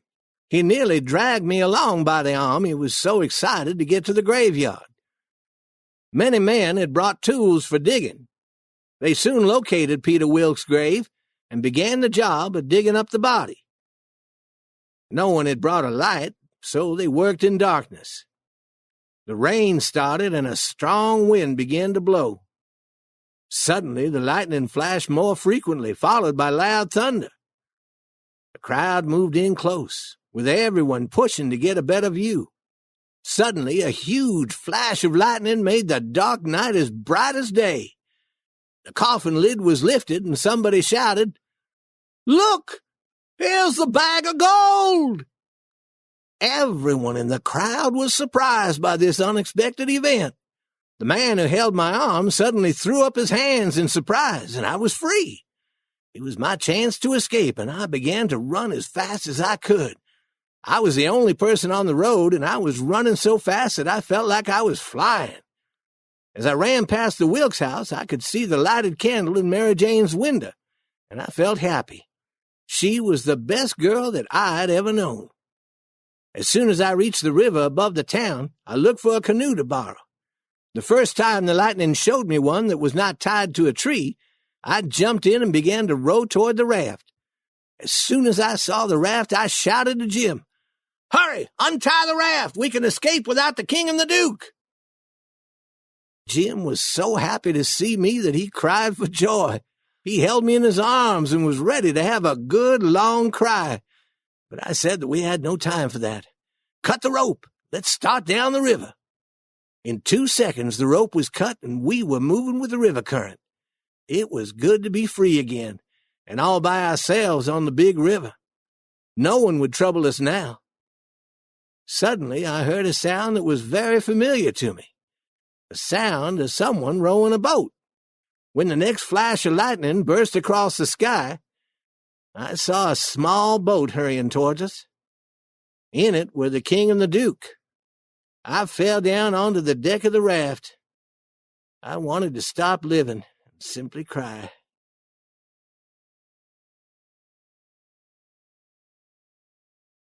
Chapter 30. A Royal Quarrel. When the king and the duke got into the raft, the king shook me by the shoulders and shouted, "Trying to get away without us, were you? Are you tired of having us with you?" No, your majesty," I said. "Please don't hurt me. Quick then, tell us what you were doing, or I'll shake the insides out of you." I'll be honest with you and tell you everything exactly as it happened. A huge man was holding my arm very tightly and said that he was sorry to see a boy in such serious situation. Then they were all so surprised to find the bag of gold that he let go of my arm and whispered, 'Run now, or they'll certainly hang you.' I could see no good reason for me to stay, and I didn't want to be hanged if I could avoid it. I ran as fast as I could and never stopped running until I found a canoe. I rowed to the raft and told Jim to hurry. I was certain that you and the Duke had already been hanged. Jim and I felt very sad, and we were certainly happy to see you two coming in your boat. Ask Jim. He'll tell you that I'm telling the truth." Jim said that those were the facts, that everything that I had said was the truth. The king said that he did not believe a word of what I'd said and was going to kill me. But the Duke told him to take his hands off me. "You're a fool. You know that you would have done the same thing if you were in his situation. Did you ask anyone in the crowd what had happened to him? I didn't hear you if you did." The king stopped shaking me and began to complain about the town and everyone in it. But the Duke said, "You have no one to blame but yourself for the problems that we now have. You refused to listen to any advice that I offered. The only smart thing that you did was about the tattoo.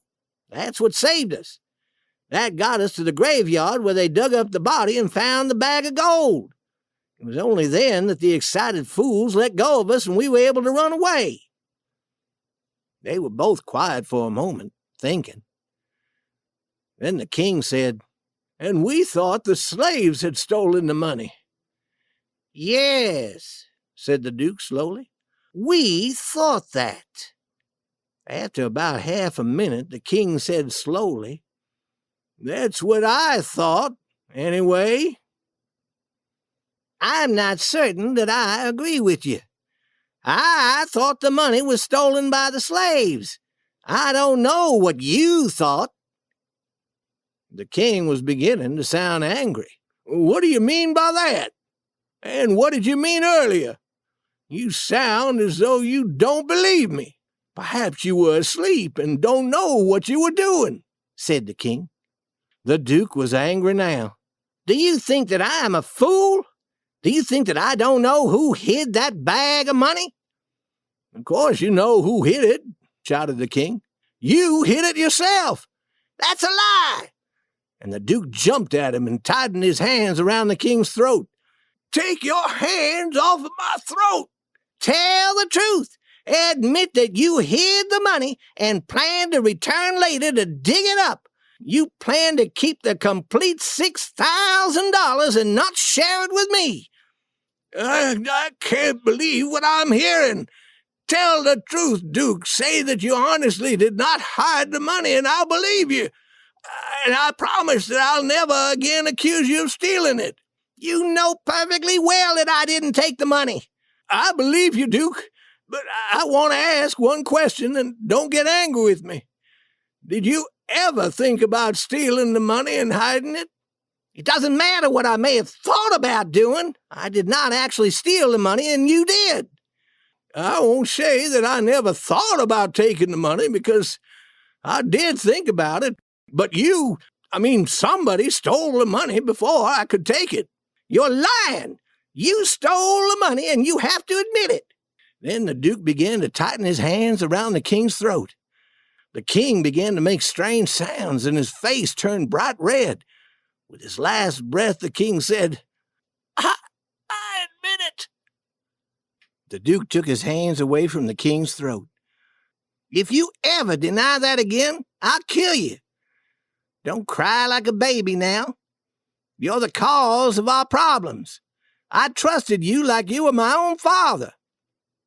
Now they not only have Peter Wilkes' money returned to them, but they have our money also. We have almost no money now. Go to bed. I don't want to hear you speak again tonight."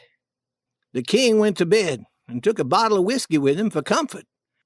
The Duke had his own bottle of whiskey, and soon they were both very drunk and asleep in each other's arms.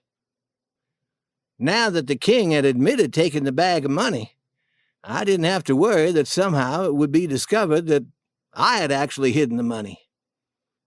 Once I was certain that they both were asleep, I told Jim everything that had happened.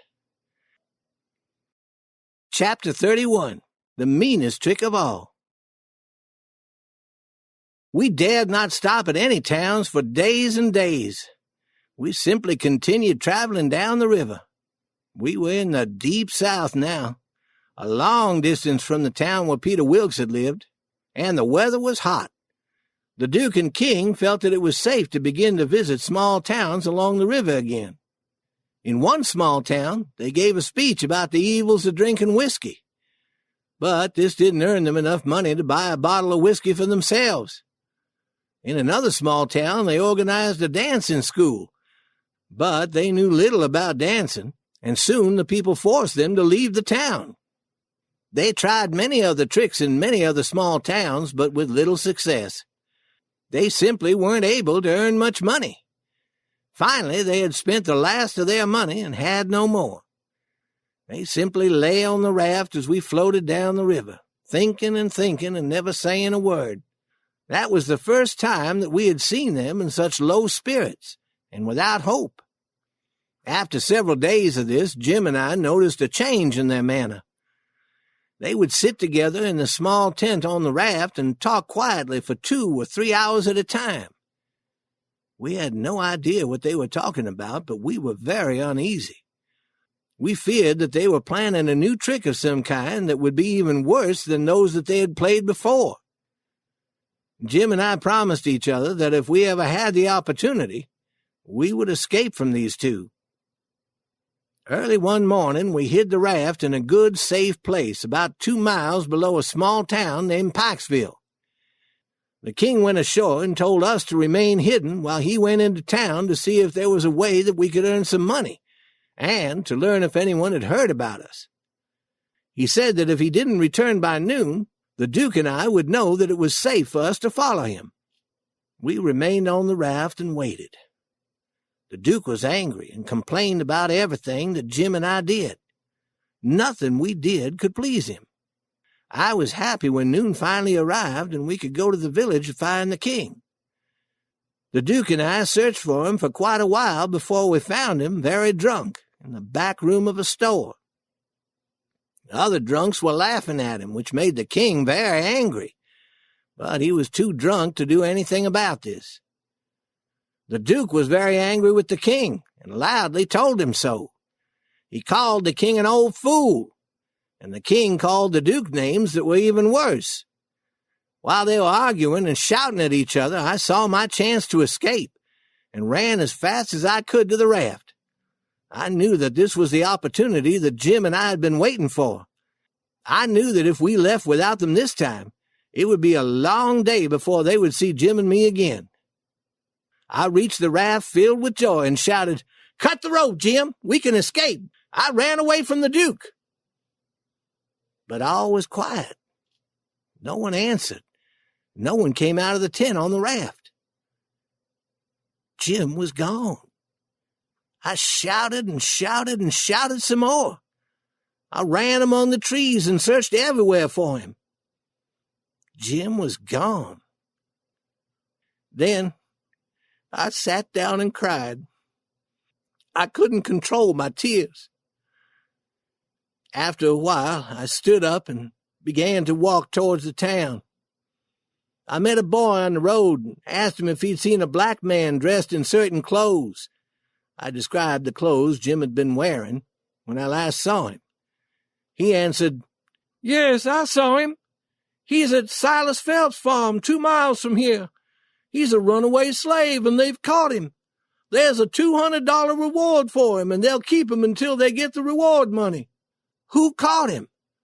"An old man, a stranger. He sold his chance to collect the reward to Silas Phillips for only $40. He says that he has to travel up the river and cannot wait to collect the $200. Can you imagine not waiting for $200? I wonder why he was willing to sell his chance for the reward for only $40. That's very cheap. Are you certain that the reward is lawful?" "It is. I saw the printed notice myself. The notice describes the runaway slave exactly, and it tells the name of his owner in New Orleans. I returned to the raft and the tent to think. I couldn't decide what I should do. I thought and thought, but couldn't see how to solve this new problem. After all this long journey, and after all Jim and I had done for the Duke and the King, I couldn't believe that they had played such a mean trick on Jim. How could they have caused Jim to become a slave again after his months of freedom for $40 dirty dollars? I said to myself that it would be 1,000 times better for Jim to return to Miss Watson. So I decided to write a letter to Tom Sawyer asking him to tell Miss Watson where she could find Jim. But then I thought about this a second time. I knew that Jim would be hated for having run away, and he would probably be sold down the river to New Orleans anyway. Also, when my old friends discovered that I helped Jim escape, I wouldn't be able to feel comfortable around them anymore. So many thoughts were in my mind at the same time that I couldn't decide what to do. I tried to pray, but I couldn't find the right words to use. I knew that the correct thing to do would be to return Jim to Miss Watson, and I knew that I should pray for help to do this. But I also knew deep down inside of me that I would never be able to do this to Jim, and I knew that God knew I wouldn't be able to do this. A person can't pray a lie. I learned that. I felt so troubled and didn't know what I should do. Then I had an idea. Perhaps if I wrote a letter to Miss Watson, I would feel better and my troubles would be gone. I got a piece of paper and a pencil and wrote, "Miss Watson, your runaway slave, Jim, is 2 miles below Pikesville on the Mississippi River. Mr. Silas Phelps has him and will return him to you for a $200 reward. Huck Finn." Suddenly I felt good, as though I had been washed clean. Then I began to think about the trip Jim and I had taken down the river. I could see Jim in my mind, Jim in the day and in the night, Jim in the moonlight and Jim in a storm.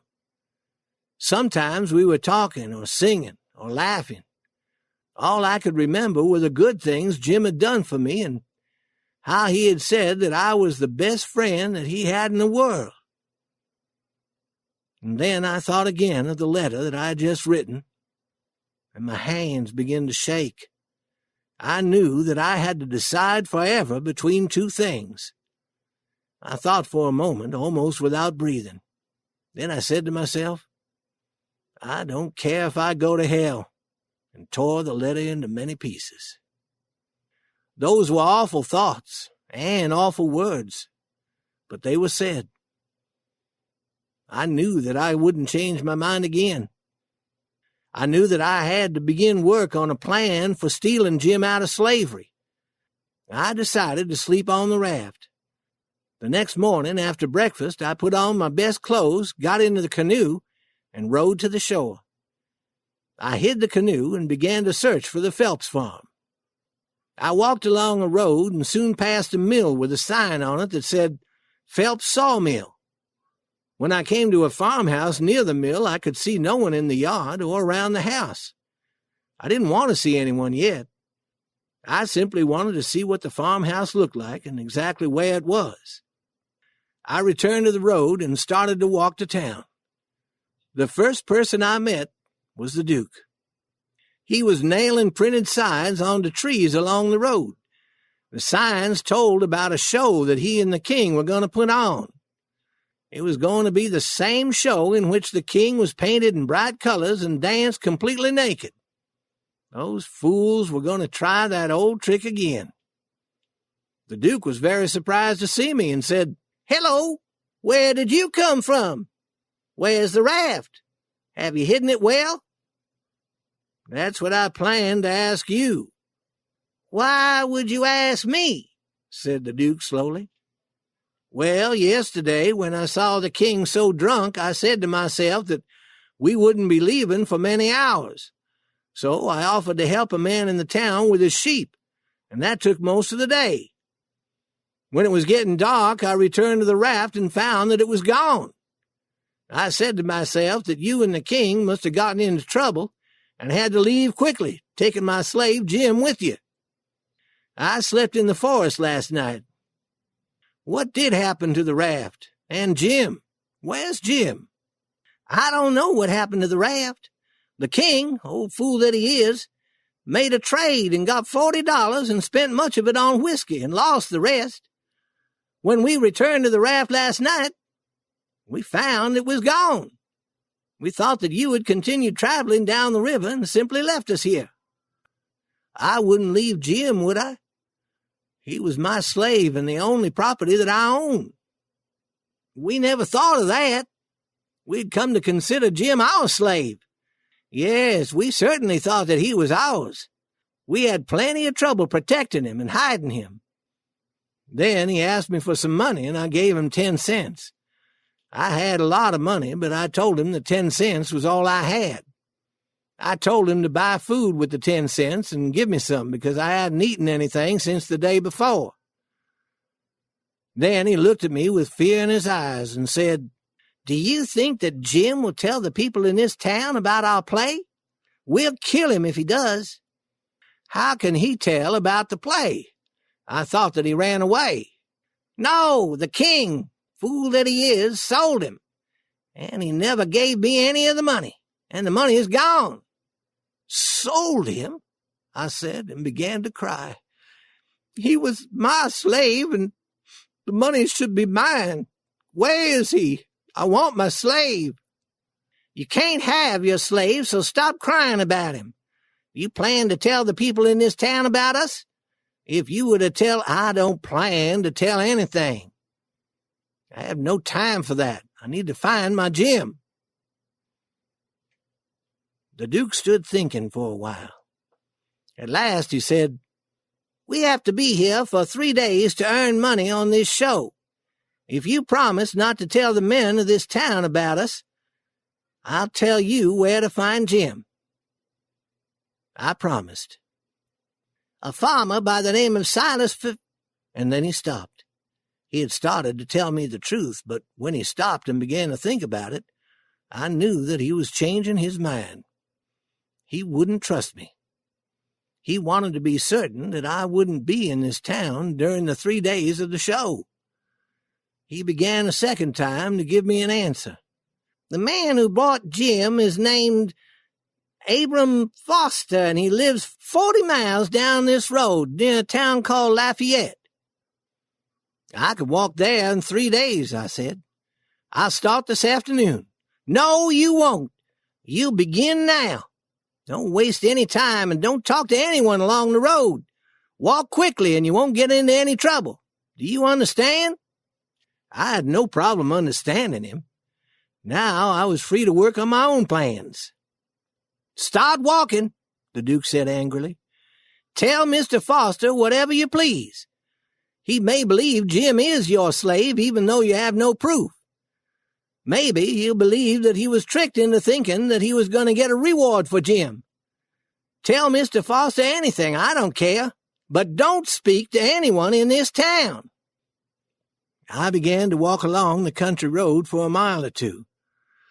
When I knew that the Duke couldn't see me any more, I left the road and ran through the forest to the Phelps farm. I needed to talk to Jim. I didn't want Jim telling anyone about the king and the Duke. I wanted no further trouble from them. I was afraid of what they might do to us if we were to reveal the truth about them. Chapter 32. Huck changes his name. When I arrived at the Phelps farm, all was quiet. The black slaves were working in the fields. I could hear the quiet sounds made by bugs and flies. This made the farm seem so lonely. They raised cotton, and the farm looked like many other small farms that I had seen in the South. The farmhouse was large and made of logs. Behind the houses was a small building used for smoking meat. Behind this smokehouse were 3 small log cabins where the black slaves lived. Off by itself, near the fence, stood a small log building. I didn't know what it was used for. I walked toward the farmhouse, not sure what I would say to the people who lived in it. As I neared the house, a great number of dogs, perhaps 15, came running toward me, barking and jumping and showing their teeth. I stopped and faced towards them and stood very still. It was as though I were the center of a wheel, with dogs in a circle all around me. A black slave woman came out of the house and shouted at the dogs, "Go away, all of you! Run off!" And she hit several of them with a stick. Behind the black woman, a white woman came running from the house. "Is it you, finally?" she shouted. "Yes," I answered without thinking. She put her arms around me and kissed me with tears in her eyes. "You don't look as much like your mother as I expected, but I'm happy to see you anyway. How are you, Tom? Have you eaten breakfast? Did you eat on the boat?" I said that I ate on the boat. She then led me to the house and asked me to sit down. "I've waited many years to see you, Tom. We expected you a few days ago. Why was your boat late?" I said the boat developed engine problems and we were delayed. "Why don't you call me Aunt Sally?" she asked. "Your Uncle Silas has gone into town to learn if you arrived. He's been looking for you for 2 days now. He should return very soon. You must have passed him on the road." "No, I didn't see anyone, Aunt Sally. The boat arrived at daybreak, and I hid my traveling bags and decided to walk to your house." "I'm surprised that you were given breakfast on the boat that early in the morning. Usually they don't serve breakfast until later. Are you certain that you ate?" I began to fear that my lies would be discovered. I needed to find some children to question if I were to learn who I was supposed to be. Who had this woman been expecting? Mrs. Phelps continued to talk in her rapid manner. I hardly listened to what she was saying. Suddenly, a great fear came over me as I heard her say, "Now I'll stop talking for a while and give you a chance. I want to know everything about my sister and about all the others in your family. Everything. How are they? What are they doing? What did they tell you to tell me? I'm ready to hear what you have to say." I didn't know what to say. I simply had made no plans for this. I could think of nothing to say and began to feel sick. I opened my mouth and began to tell the truth when Mrs. Phelps suddenly pushed me under the bed. "Here he comes," she whispered. "Stay hidden under this bed. I don't want him to see you. This'll be a great joke." I could think of nothing to do but follow her instructions. I could hear someone enter the house. Then Mrs. Phelps said, "Has he come?" "No," said her husband. "What could have possibly happened to him?" "I don't know, but I'm beginning to feel a little frightened." "A little frightened? I'm very frightened. Could you have passed him on the road and not realized it?" "Sally, that could not have happened. You know that." "What will my sister say? He should be here. I'm certain that you passed him on the road without realizing it." "I'm also worried about him. I have no idea where he could be. He should have been here several days ago. I'm afraid something has happened to his boat." "Silas, look, up the road. I see someone coming." When Silas ran to the window to look out, Mrs. Phelps pulled on my legs and had me come out from under the bed. When he returned from the window, there she stood, smiling and smiling, while I simply looked uncomfortable. The old man stared at me and asked, "Who's that?" "Who do you think it is?" "I have no idea." "It's Tom Sawyer." I nearly fainted, but I had no time to show my surprise. The old man shook my hand and kept shaking it, while his wife danced around and laughed and cried. Then they asked a dozen questions about Sid and Mary and all the other Sawyers. If they felt joyful, that was nothing to what I was feeling. I felt like I had been born again. I was so happy to discover who I was supposed to be. In the following 2 hours, I told them more about my family, the Sawyer family, than ever happened to any 6 Sawyer families. And I told them my boat had developed engine problems and that it took 3 days before the engine was repaired. I was feeling both comfortable and very uncomfortable. It was easy to act like Tom Sawyer because I knew all about him and his family. But then I heard the sounds of a large boat on the river. What will happen if Tom Sawyer is on that boat? What will happen if he walks into this house and calls out my name? I simply could not allow that to happen. I had to meet him along the road and tell him of my problem. I told Mr. Phelps that I would go into town to get my traveling bags that I'd hidden. He said that he would go with me, but I insisted that I could go alone.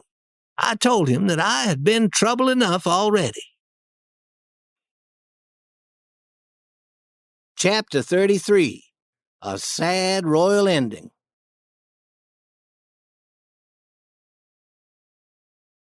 I took a horse and wagon and started down the road to the town.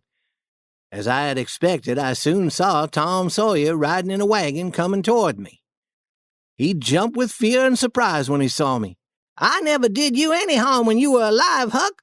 Why do you return from the dead to frighten me now?" "I'm not a ghost. I never died." When Tom heard my voice, he seemed less frightened, but he still was not quite ready to believe me. "You're not playing a trick on me, are you? If I were dead, I'd never return to play a trick on you. I don't understand. I thought you had been murdered." "No, I wasn't murdered. I played a trick to make it look like I was murdered. If you touch me, you know that I'm not a ghost." Tom touched my hand, and that satisfied him. And he was very happy to see me again.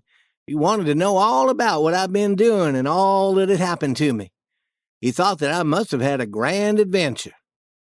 Tom loved a mystery more than anything in the world, and he loved a good story. Tom asked the man who was driving him in the wagon to wait a few minutes, and he climbed into my wagon.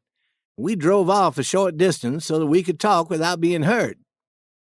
I told him about Aunt Sally and how she thought that I was Tom Sawyer, and asked his advice on how to manage this difficult situation. Tom thought and finally said, "I have a good plan. Take my bags with my clothes and put them in your wagon. Pretend that they are your clothes. I'll return to the town and wait. Then I'll come out to Aunt Sally's house and time my visit so as to arrive 30 minutes after you. Pretend that you don't know who I am. Wait, I need to tell you one more fact, a fact that no one knows but me. There's a black man that I'm trying to steal out of slavery. His name is Jim, old Miss Watson's Jim." "What? But Jim is—" I stopped him before he could finish. "I know what you're thinking. You think that I shouldn't be helping a runaway slave. I don't care what you think. I plan to steal him, and I need you to help. Will you?" Tom looked very excited. "I certainly will help." I couldn't believe what I had heard. I had always thought very highly of Tom, and never dreamed that he would help a runaway slave. I never dreamed that he would be an abolitionist. "Are you joking, Tom?"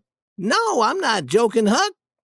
"Remember, then, if you hear anyone talking about a runaway slave, act as though you know nothing about him. I'll also act as though I know nothing about Jim." Tom put his bags into my wagon and returned toward the town while I returned to the Phelps house. About a half hour later, Tom's wagon arrived at the Phelps house. Aunt Sally saw it through the window and said, "I wonder who that could be. He appears to be a stranger." Everyone ran toward the front door. Tom was on the front porch and watched the man turn his wagon around and return toward the town. Tom was wearing his best clothes, and I could sense that he was planning an act of some kind. He lifted his hat and bowed toward Silas Phelps and said, "Mr. Archibald Nichols, I assume?" "No," said Mr. Phelps. "I'm sorry that your driver brought you to the wrong house. Mr. Nichols lives 3 miles from here, but come into the house." Tom looked down the road. "It's too late to call my driver. He's gone." "Yes, he's gone. But please come inside and eat your dinner with us. Then I'll drive you to the Nichols farm." "Please come in," said Aunt Sally. "We've already put an extra plate on the table. There's plenty of food." Tom thanked them in a grand fashion and came into the house. He told them that his name was William Thompson and that he was from Hicksville, Ohio. He told them many stories about Hicksville and his family there. Suddenly, he leaned toward Aunt Sally and kissed her on the mouth. She jumped up in surprise, wiped her mouth, and shouted, "How dare you!" He looked sad and said, "I'm surprised that you did not like my kiss. I expected you to want me to kiss you." "What made you think that I would like it, you fool?" She picked up a wooden spoon, and I was certain that she was going to hit him with it. "But they told me that you would want me to kiss you." "Who told you? Tell me their names before I hit you with this spoon." "I'm sorry that I kissed you, but everyone said that you would like a kiss. I won't kiss you again, though, until you ask me to." "Until I ask you? What makes you think I'll ever ask you?" Then he turned to me and said, "Tom, was I wrong to expect Aunt Sally to open her arms and say to me, 'Sid Sawyer'?" Hearing these words, Aunt Sally jumped up and said, "You bad boy, I had no idea," and she attempted to kiss him. "No kisses, not until you ask me first." She quickly asked his permission. "My sister Polly told me that only Tom would be coming. She never said that she would be sending you also." "She never intended for both of us to come. I had to beg and beg her for permission, and only at the last minute did she allow me to come. While traveling on the boat, Tom and I thought it would be a great joke for him to arrive at your house first and for me to arrive later and act as though I was a stranger. But that was a mistake. This is not a good place for a stranger to come." "Not a place for strangers with bad manners. I've not been so upset by anyone in years as I was by your unexpected kiss. But I don't mind. I'm so very happy you have come to visit us." We ate a large dinner. There was enough food on the table for 7 families, and all the food was hot and tasty, the best food that I'd ever eaten. Later that afternoon, one of the Phelps children said, "Pa, can Tom and Sid and I go to the show?" "No," said Mr. Phelps. "There won't be a show. The runaway slave told me how they had tricked men in other towns. I told Mr. Burton this, and he said that he would tell other men in town, and I'm certain that they have caught those 2 men by now." I felt very sad when I heard this. I knew that I had to warn the king and duke. Tom and I said that we were tired and would go to bed early. As soon as we could, we climbed out of the bedroom window and jumped to the ground. We were soon walking quickly down the road to the town. As we walked, Tom told me how my friends thought that I had been murdered, and how my pap disappeared soon afterward and was never seen again. I told Tom about the king and the duke and about their foolish play. When we reached the town, we saw a crowd of people rushing down the street, shouting and screaming and making loud noises by hitting sticks against large pans. We jumped to the side of the road to allow them to pass, and as they moved past us, I could see the Duke and the King in the center of this angry crowd. They were covered with feathers and a sticky black substance called tar. They didn't look human. I felt sick to see them. I was sorry for them, even though I knew how cruel they had been. It was awful to see them in this condition. Human beings can be very cruel to one another. We were too late. I knew that we couldn't help them. We asked some people what had happened. They told us that everyone who had gone to the show had been told in advance about the trick the king and the duke would try to play. When the king was doing his little dance naked on the stage, someone gave the signal, and all the men ran onto the stage and seized them. We slowly returned to the Phelps house. We were both feeling very sad after what we had seen. I was feeling guilty for some reason, though I'd done nothing wrong. It seemed to make little difference to me whether I did right or wrong. I always felt guilty. I wished that I could get rid of that part of me that was forever trying to decide what was right and what was wrong. It filled a big space inside of me, but was of little use to me.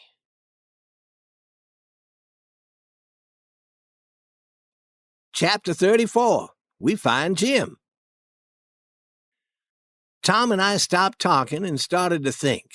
After a while, Tom said, "Huck, what fools we've been. I think that I know where Jim is." "Where?" "In that small cabin down near the fence. When we were eating dinner, I saw a black slave walk down there with some bowls of food. I thought he was going to feed the dogs, but he had fruit in one of the bowls, and dogs don't eat fruit. I watched him unlock the door of the cabin as he went inside, and then he locked it again before he left. I'm certain that a man is being held prisoner inside, and that man must be Jim. We need to think of a plan for stealing him. We can easily discover if Jim is inside. Then tomorrow night we can row my canoe to the island where I have my raft hidden. The first dark night we can steal the key from Mr. Phelps' trousers pocket after he's gone to sleep. We can unlock the cabin door and free Jim. Once we get him to the raft, we can travel south, hiding in the daytime and traveling only at night. Will this plan succeed?"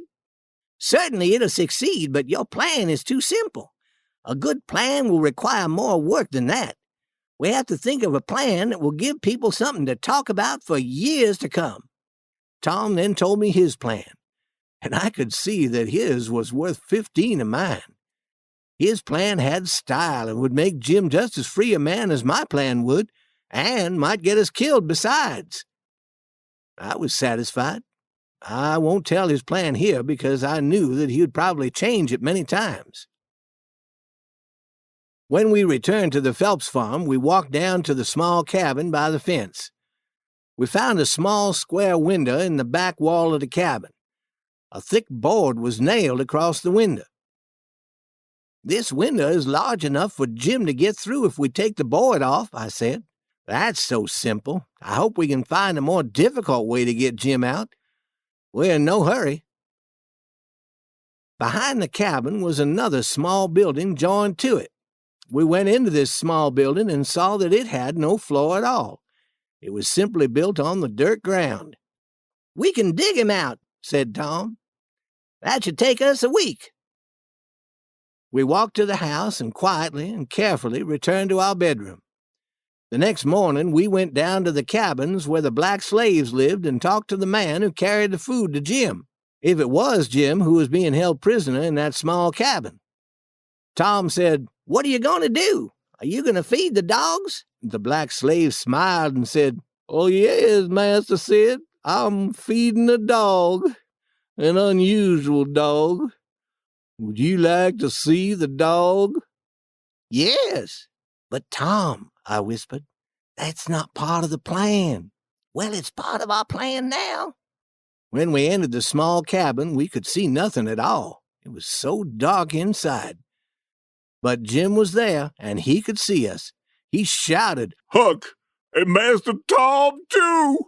I knew that this would happen. I expected it. Now what were we going to do? "Does he know you two gentlemen?" asked the slave. Tom looked at the black slave and asked, "Does who know us?" "This runaway slave. He's never seen us before in his life. What caused you to think that he knew us?" "But he called your names as if he knew you well." Tom shook his head as though he were puzzled. "Who called our names? When did he speak?" Then he turned to me and said in a perfectly calm voice, "Did you hear anyone speak to us?" There was only one answer that I could give, and so I said, "No, I heard no one speak to us." Then he turned to Jim, looking at him as though he had never seen him before in his life, and said, "Did you speak to us?" "No, sir," said Jim. "I said nothing, sir." "Not a word?" "No, sir, not a word." "Have you ever seen us before in your life?" "No, sir, never." At last Tom turned to the black slave, who looked very unhappy and frightened. "What's your problem? How can you hear voices when no one has spoken?" "It must have been the devil. The devil is always troubling me. Please don't tell anyone about this. Master Silas would be very angry if he learned that the devil was troubling me again." Tom gave him 10 cents and said that he wouldn't tell anyone. While the black slave stepped to the door to look at his 10 cents, Tom whispered to Jim, "Don't let anyone know that you know us. If you hear anyone digging around your cabin at night, that'll be us. We're going to set you free." Chapter 35. Helping Jim. As soon as we knew that everyone was asleep that night, Tom and I went down to the small building behind Jim's cabin. We closed the door and began our digging. Tom said that if we dug in a certain place, our hole would come up inside Jim's cabin directly under his bed. No one would be able to see the hole because the blankets on his bed would cover it up. We dug and dug for many hours until we were very tired. Our hands were covered with sores, but we had dug a large hole.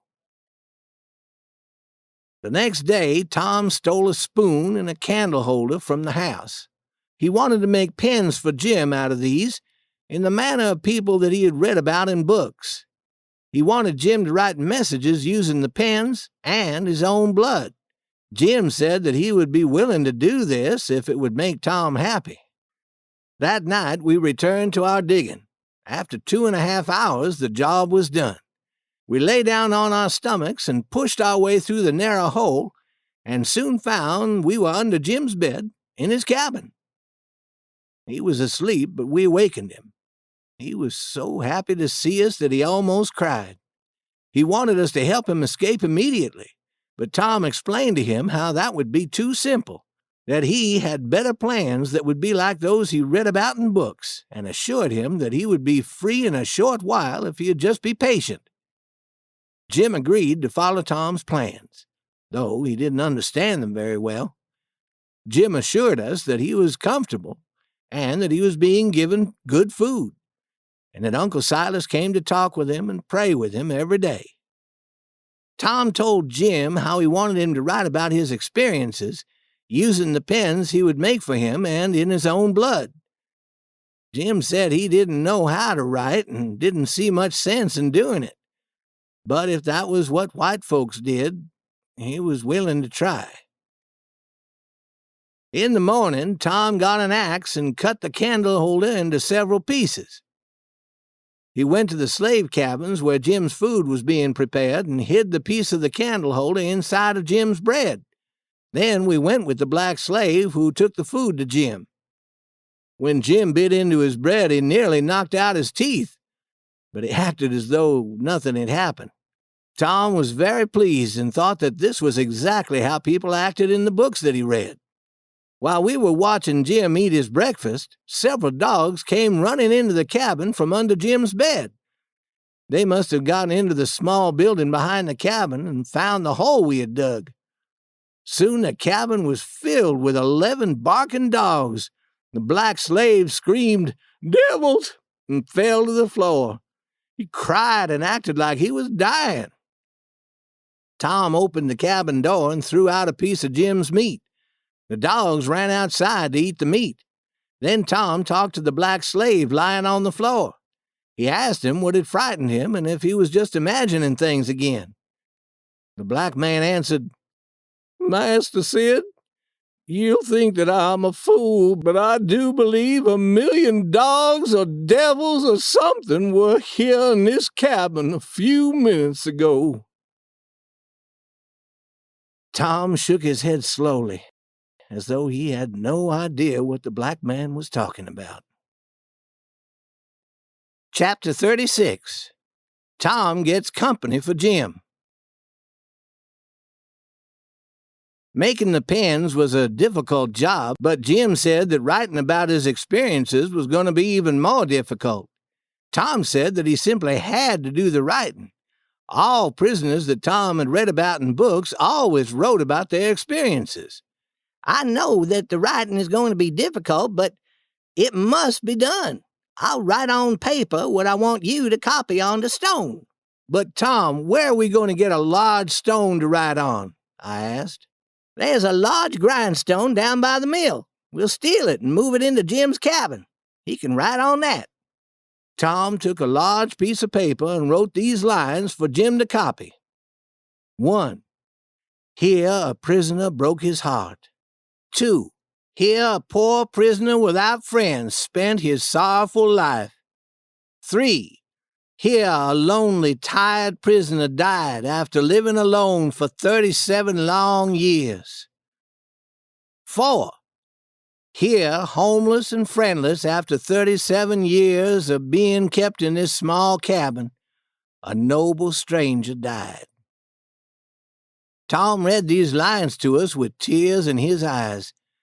At first, he wanted me to choose only one of the lines for Jim to write on the grindstone, but he thought they were all good and decided that Jim should write them all. It was nearly midnight when Tom and I left Jim's cabin and walked to the mill.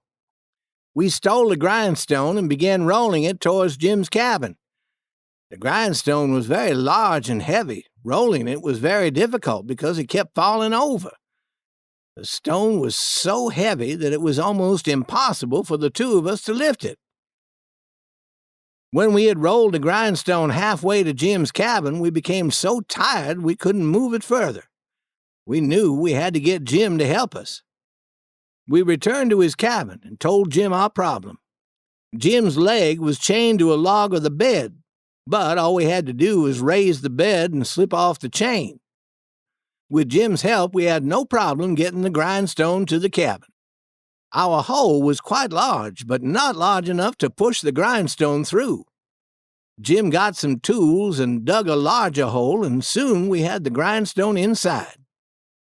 Tom marked on the stone some words for Jim to write. Jim began to work by the light of his candle and continued until the candle was completely burned out. Then we slipped his chain around the bed leg again and told Jim that he could go to sleep. Suddenly, Tom thought of something. Do you have any bugs in here? No, I don't. Then we have to get you some. But I don't want any bugs in here. I don't like bugs. I'm afraid of them. I'd rather have a poisonous snake in here than bugs. Well, that's a good idea. I'm sure that that's been done in some book. Where could you keep it? Keep what, Tom? A poisonous snake. A poisonous snake? If a snake came in here, I would break through the door and leave in a hurry, even if I had to use my head to break through the door. You wouldn't be afraid of it after a while. If you treated the snake in a friendly manner, you'd begin to like it. The snake would begin to love you, too, and want to sleep with you. Tom, I don't want a snake to love me. What the snake will do is bite me. Can't you at least try to live with a poisonous snake? All I'm asking is for you to try. But I'll die if the snake bites me. Then you won't need to set me free. If you refuse to cooperate, we'll bring you a harmless snake. We'll simply imagine that it's poisonous. I could manage with a harmless snake, but I would far rather have no snakes at all. I never knew that it would be so difficult to be a prisoner. It's difficult when it's done properly. You have any rats in here? No, I haven't seen any rats. Well, we'll get you some rats, too. But, Tom, I don't want any rats. They might bite my toes and awaken me when I'm sleeping. You can put a harmless snake in here with me, but not rats. But, Jim, you must have rats. All prisoners have rats with them. They teach the rats tricks and become very friendly with them. The rats will run over you and have a good time. I know that the rats may have a good time, but what kind of time will poor Jim be having? I don't know why rats are needed, but I'll have them here if I must. Tom wanted to think of other things for Jim to do. Could you raise a flower in here? I don't know. It's very dark in here, and a plant needs sunlight. I don't need a flower plant in here. That would be too much trouble. We'll bring you a small plant, and you can water it with your tears. Why water it with my tears when I can pour water on it from my glass? Prisoners have always watered their plants with their tears. That's the way you must do it. The plant will die, Tom, because I don't cry easily.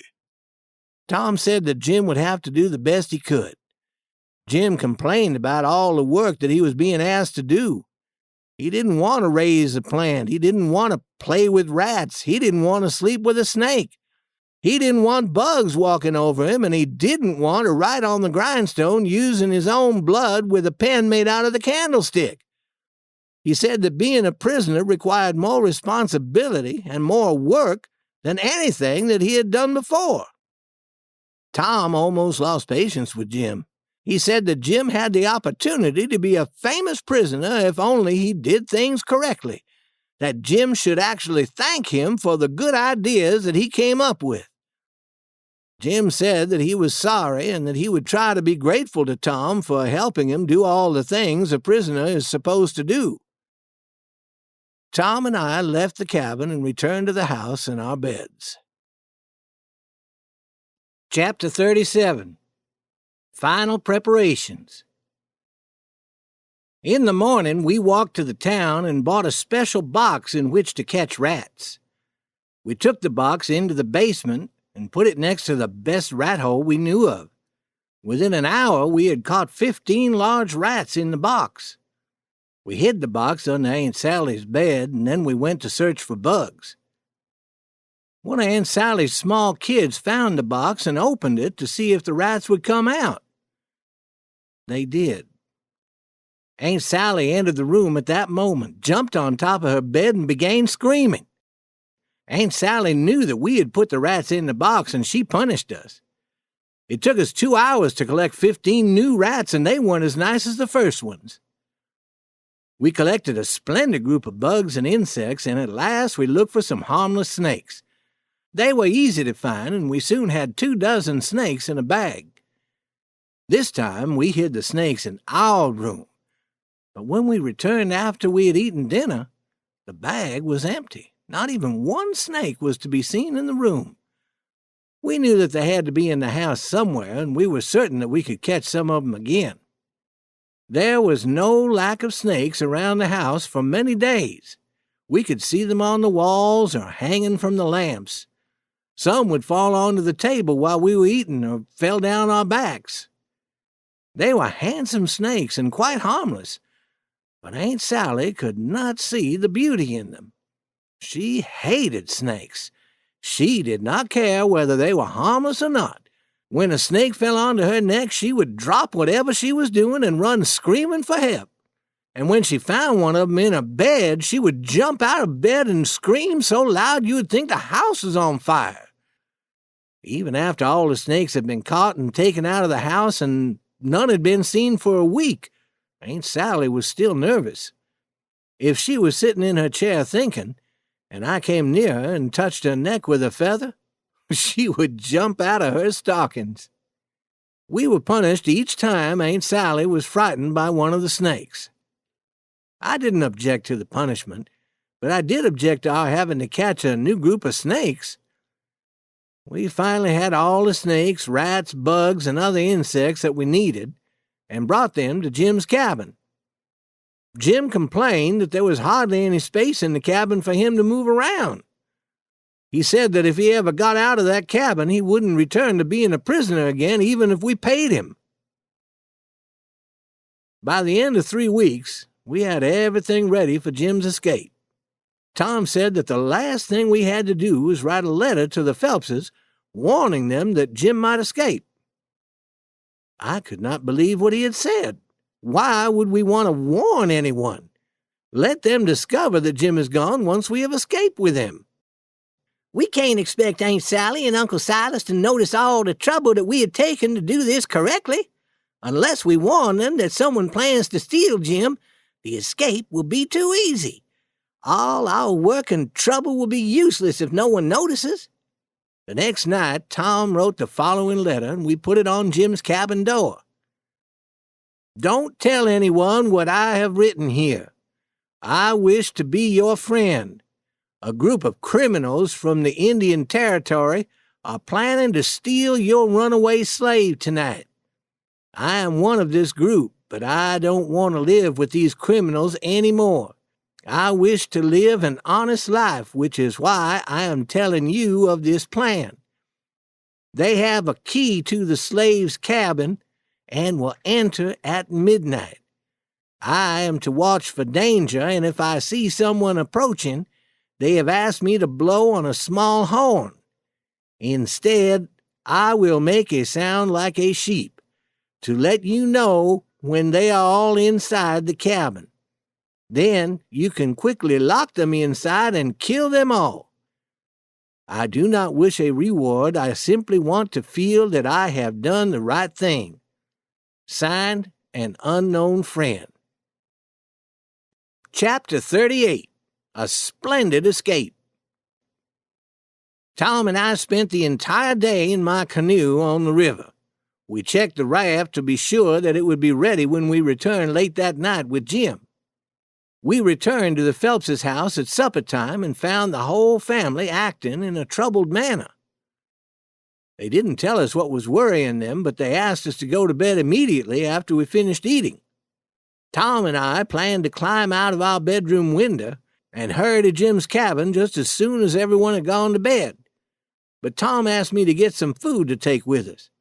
And as I went down to the kitchen to steal some food, Aunt Sally saw me. "What are you doing down here?" "Nothing, Aunt Sally. You must be down here for something. What is it that you want?" "I don't know." "Go into the living room and wait for me. I want to ask you some questions. I'm busy at the moment, but I'll be free to speak to you soon. I have this feeling that you're down here for no good reason and are going to cause trouble again." I walked into the living room and found a crowd of 15 farmers sitting in there. Each of them carried a gun. I felt sick to my stomach. I knew why they were there. I wished that Aunt Sally would punish me quickly so that I could rush upstairs to warn Tom. When Aunt Sally returned, she asked me some questions, but I had trouble listening to her. I was too busy listening to what the farmers were saying. Some said that they thought everyone should wait for the sheep signal. Others said that they wanted to get inside the cabin first and wait for the criminals. I nearly fainted. Suddenly, Aunt Sally thought that I looked sick and told me to hurry upstairs to bed. I ran upstairs in a second and was soon out the window and running through the dark to Jim's cabin. Tom was already there, and I told him as quickly as I could about the 15 men with guns waiting in the house. Tom became very excited and said, "Well, that's great. If I were to plan this again, I'm sure that I would have 200 men. If we could put this off—" "Hurry, Tom. Where's Jim?" "He's standing right next to you in the dark. Everything has been done, and we can now escape with him." But then we heard the sounds of men outside the cabin. We could hear them testing the door to see if it was locked.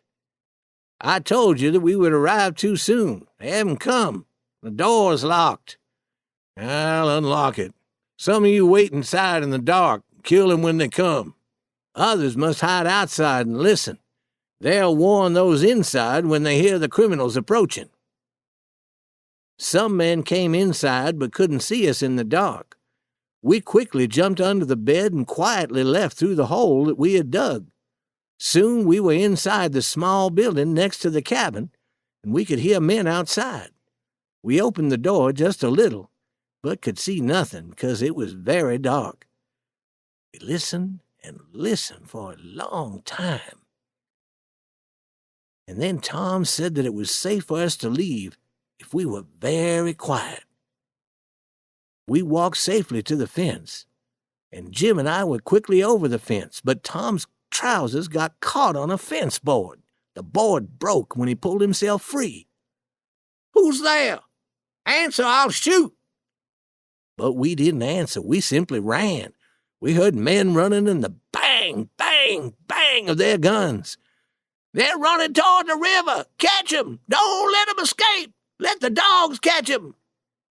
We could hear their heavy shoes running after us. They couldn't hear us because we didn't wear shoes. The dogs ran past us and were not interested in us because they knew us. They were the Phelps dogs that we played with all the time. The dogs ran on, searching for strangers. We reached the canoe and soon rode to our raft. When we finally got to the raft, I said, "Jim, you're a free man. You won't be a slave ever again."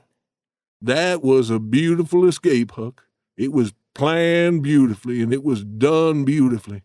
There's no one who could have thought of a plan that was more splendid than that one. We were all happy to be on the raft, but no one was happier than Tom. He said that he was happy to finally get to sit down. He'd been shot in the leg. Suddenly, Jim and I didn't feel as happy as we had felt before.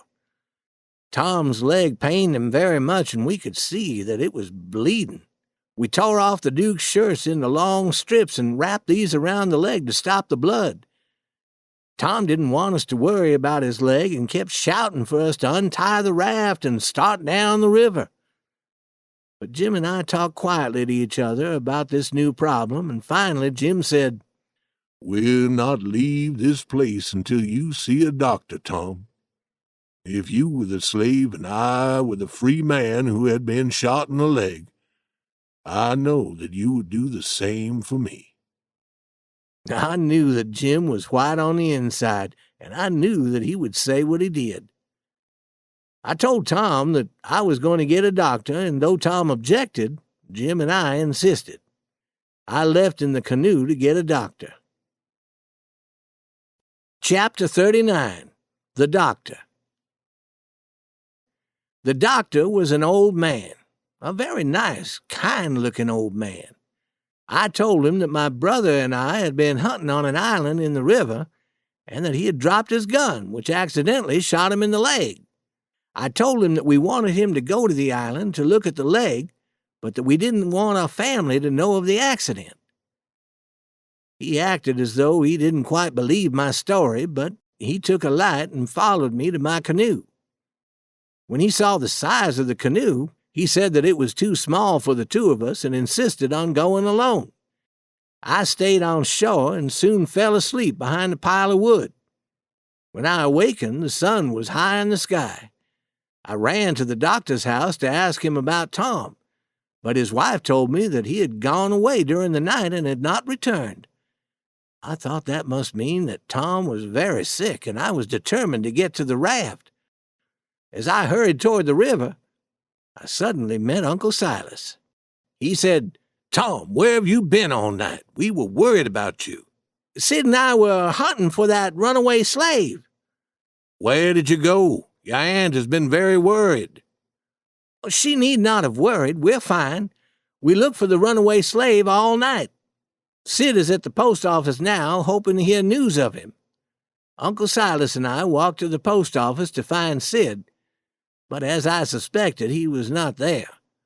We waited, but Sid didn't come. The old man insisted that I walk home with him and said that Sid could follow later. When we got home, Aunt Sally was very happy to see me. The house was filled with farmers eating dinner and talking about what had happened the night before. They kept discussing how the black slave must have been crazy to have written those strange words on the grindstone. And how did he get that grindstone inside the cabin? And who dug that hole? He couldn't have done any of those things without help. And did you see the pan made from the candle holder? Who sawed off the leg of his bed? A dozen men must have helped him. No, 40 men. A dozen couldn't have done all that. All the black slaves on this farm must have helped him. And Sid and Tom were watching all the time and never saw anything happening. Later that afternoon, when all the farmers and their wives had gone home, Aunt Sally finally remembered about me and wanted to know where I'd been. "And where is Sid?" I told her the same lie that I'd told Uncle Silas about how Sid and I had looked for the runaway slave. "It's nearly night and Sid hasn't come home. Where is that boy?" "I'll run into town and get him," I said. "No, you won't. One lost boy is enough. Uncle Silas will go to look for him." When Uncle Silas returned at 10 o'clock that night, he had not found Sid. He told Aunt Sally not to worry, that Sid would surely be home in the morning. I went to bed early, but Aunt Sally came upstairs to my room and sat on my bed. She talked to me for a long time and said what a splendid boy I was and what a splendid boy Sid was. She didn't want to stop talking about Sid. She was sure that he was lying hurt somewhere, or maybe even dead. She wanted to be near him to help. She cried softly as she talked, with tears on her face. She kissed me and told me to sleep well and not to climb out the window. "The door won't be locked, Tom. But you'll be good and stay inside, won't you, to please me?" I wanted to please her very badly, but I knew I had to go see what was happening with Tom. I really intended to go to Tom, but I felt so sad about Aunt Sally that I just could not disappoint her. Twice during the night I climbed out my window and went around to the front of the house and saw Aunt Sally sitting at a window watching the road. I wished that I could do something to help her, but I could not. All I could do was promise myself that I would not make her unhappy again. Chapter 40. Tom Tells the Truth.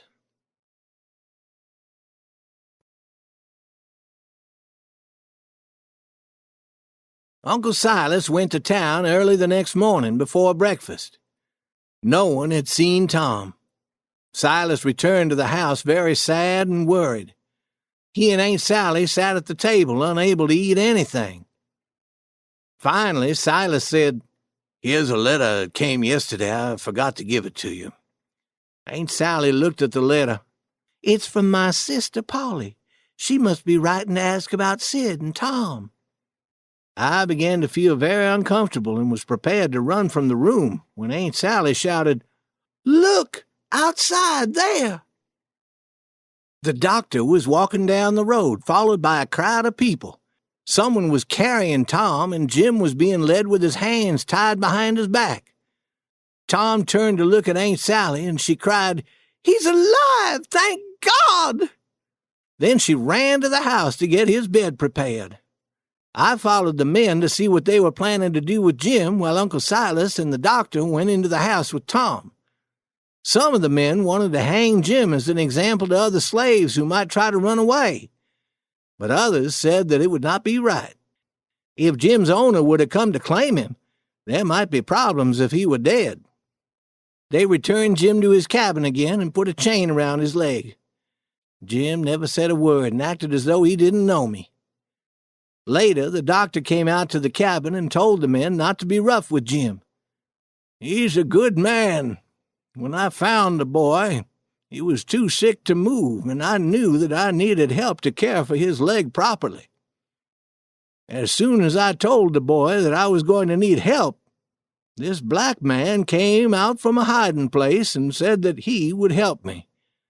And he did help. He did a very good job of helping. I never knew a person who was a better nurse than he. He lost his freedom by helping.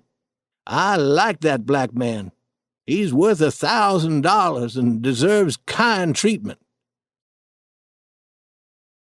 The men promised to treat Jim kindly, and all agreed that he was a good person. I felt thankful to that old doctor for doing a favor for Jim. I was happy that the doctor agreed with my feelings about Jim. From the first moment that I met Jim, I knew that he had a good heart and was a good man. I knew that I had much to explain to Aunt Sally and didn't know what I should tell her about how Tom was shot in the leg. I avoided her as much as I could, but that was easy to do since she spent all of her time at Tom's bedside. The next day I was told that Tom was a little better, and that Aunt Sally had finally gone into her own room to sleep. I went in to speak to Tom, but I found him sleeping peacefully. I watched Tom sleep for a long time, but was afraid to awaken him. Later that day, Aunt Sally came in to sit with me. She whispered how we could all be happy now that the worst part of Tom's illness had ended. He had been talking in a crazy manner when the doctor first brought him home, but she was certain that his mind would be clear when he awakened. We sat by the bed watching Tom sleep. Suddenly he began to move a little, and then he opened his eyes. He looked around the room and said, "Hello, I'm at home. Where's the raft?" "Everything's fine," I assured him. "How's Jim?" "The same." I tried to sound like I was telling the truth, but my voice didn't sound natural. Tom didn't notice. "Good, splendid. We're all safe. Did you tell Aunt Sally?" I wanted to quiet Tom, but it was too late. Aunt Sally spoke.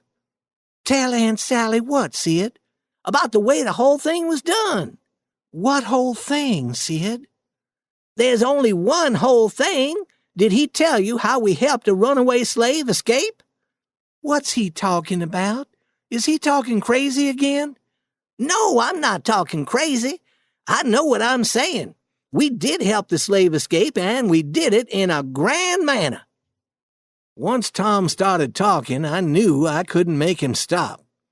He told Aunt Sally everything about the weeks and weeks we spent planning and working, and how we never slept at night, how we moved the grindstone and made the pins, about the snakes and the bugs and the rats, and finished by saying, "You can't imagine what fun we had." I never heard such a story in all my life. "I can't believe it was you two who have made all the trouble for us and frightened us nearly to death. You get all the enjoyment you can out of this now, but if I find you helping him again—" "Helping who?" Tom asked. "The runaway slave. Certainly you know who I mean." Tom looked at me sadly and said, "I thought you told me everything was fine. Is he on the raft?" "The runaway slave? No, he's locked in that cabin again," said Aunt Sally. "We'll keep him there until his owner comes to get him." "You have no right to keep him a prisoner. Let him go free immediately. He's no slave. He's as free as any man who walks this earth." "What do you mean?" "I mean every word that I have spoken, Aunt Sally. I have known him all my life, and so has Tom. He belonged to old Miss Watson, and she died 2 months ago. She felt such great shame when she remembered how she had threatened to sell him down to New Orleans that she left a letter setting him free." "Then why did you go through all that trouble to set him free if he was already free?" "Don't you understand anything, Aunt Sally? I wanted the adventure, that's why. I would have been happy. Why, Aunt Polly, what are you doing here?" Aunt Polly was standing there, right in the room. I could not believe my eyes. Quickly I hid under Tom's bed. After Aunt Polly had kissed Aunt Sally several times, she turned toward the bed and said, "What do you have to say about all this, Tom?" "Oh, has he changed that much? That's Sid, not Tom. Where is Tom? He was here just a minute ago." "You mean where's Huck Finn? I should be able to recognize Tom Sawyer when I see him. Come out from under the bed, Huck Finn." So I came out. Aunt Sally couldn't understand what was happening. She had to be told several times before she would believe Aunt Polly. Then Uncle Silas had to be told, and he too had trouble understanding it all. I said that I had not planned to act as though I were Tom, but that when Aunt Sally assumed that that's who I was the very first day that she met me, I could never figure out how to tell her the truth. And when Tom Sawyer arrived, I knew that he would love the mystery and adventure, and he was happy to act as though he was Sid. Aunt Polly said that Tom was correct. Miss Watson had set Jim free before she died, and that Tom Sawyer had gone through all that trouble and all that pain to set a free slave free. I had wondered how Tom, good citizen that he was, could have helped a runaway slave, but now I understood. Tom was not an abolitionist.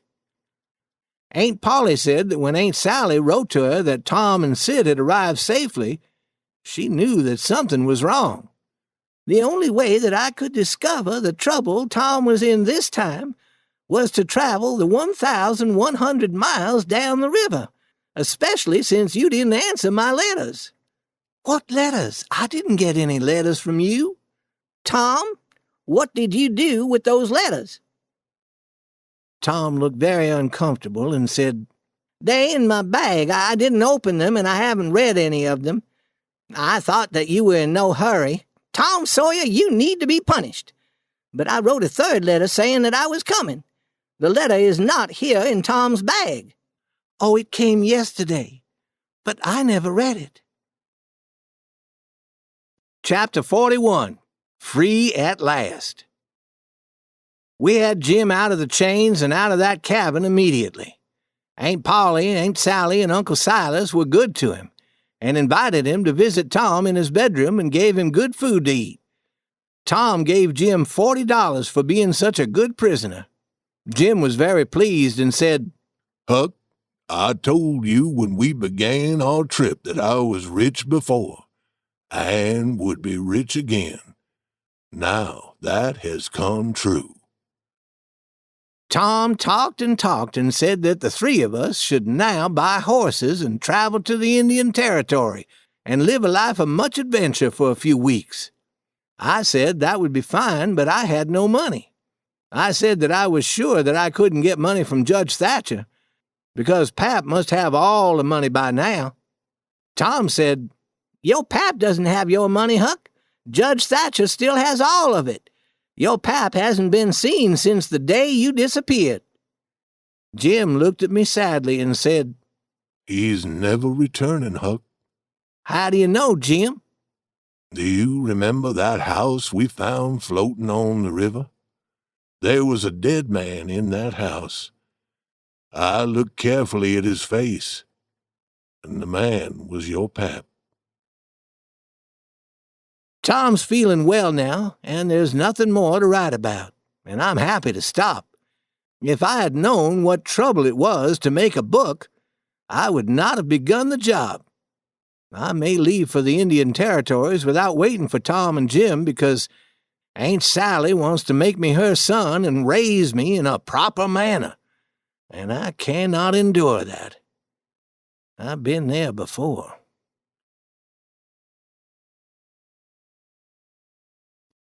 And this is the glossary. The meanings that are explained here are only for the use of the words in this book. Abolitionist, a person who was in favor of ending slavery in America in the 19th century. Actor, one who performs in a play. Adventure, an exciting experience, often requiring much daring. Arrow, a mark or sign shaped like a line with a pointing V at the end. Cabin, a small house often made of logs cut from trees. Candle, a stick made of wax with a string through its center, which gives light when burned. Canoe, a small boat light in weight. Cave, a deep hole in a hill or mountain. Drown, to die by remaining under water. Drunk, the state of losing control of one's actions because of drinking too much alcohol. Duke, a high-ranking noble.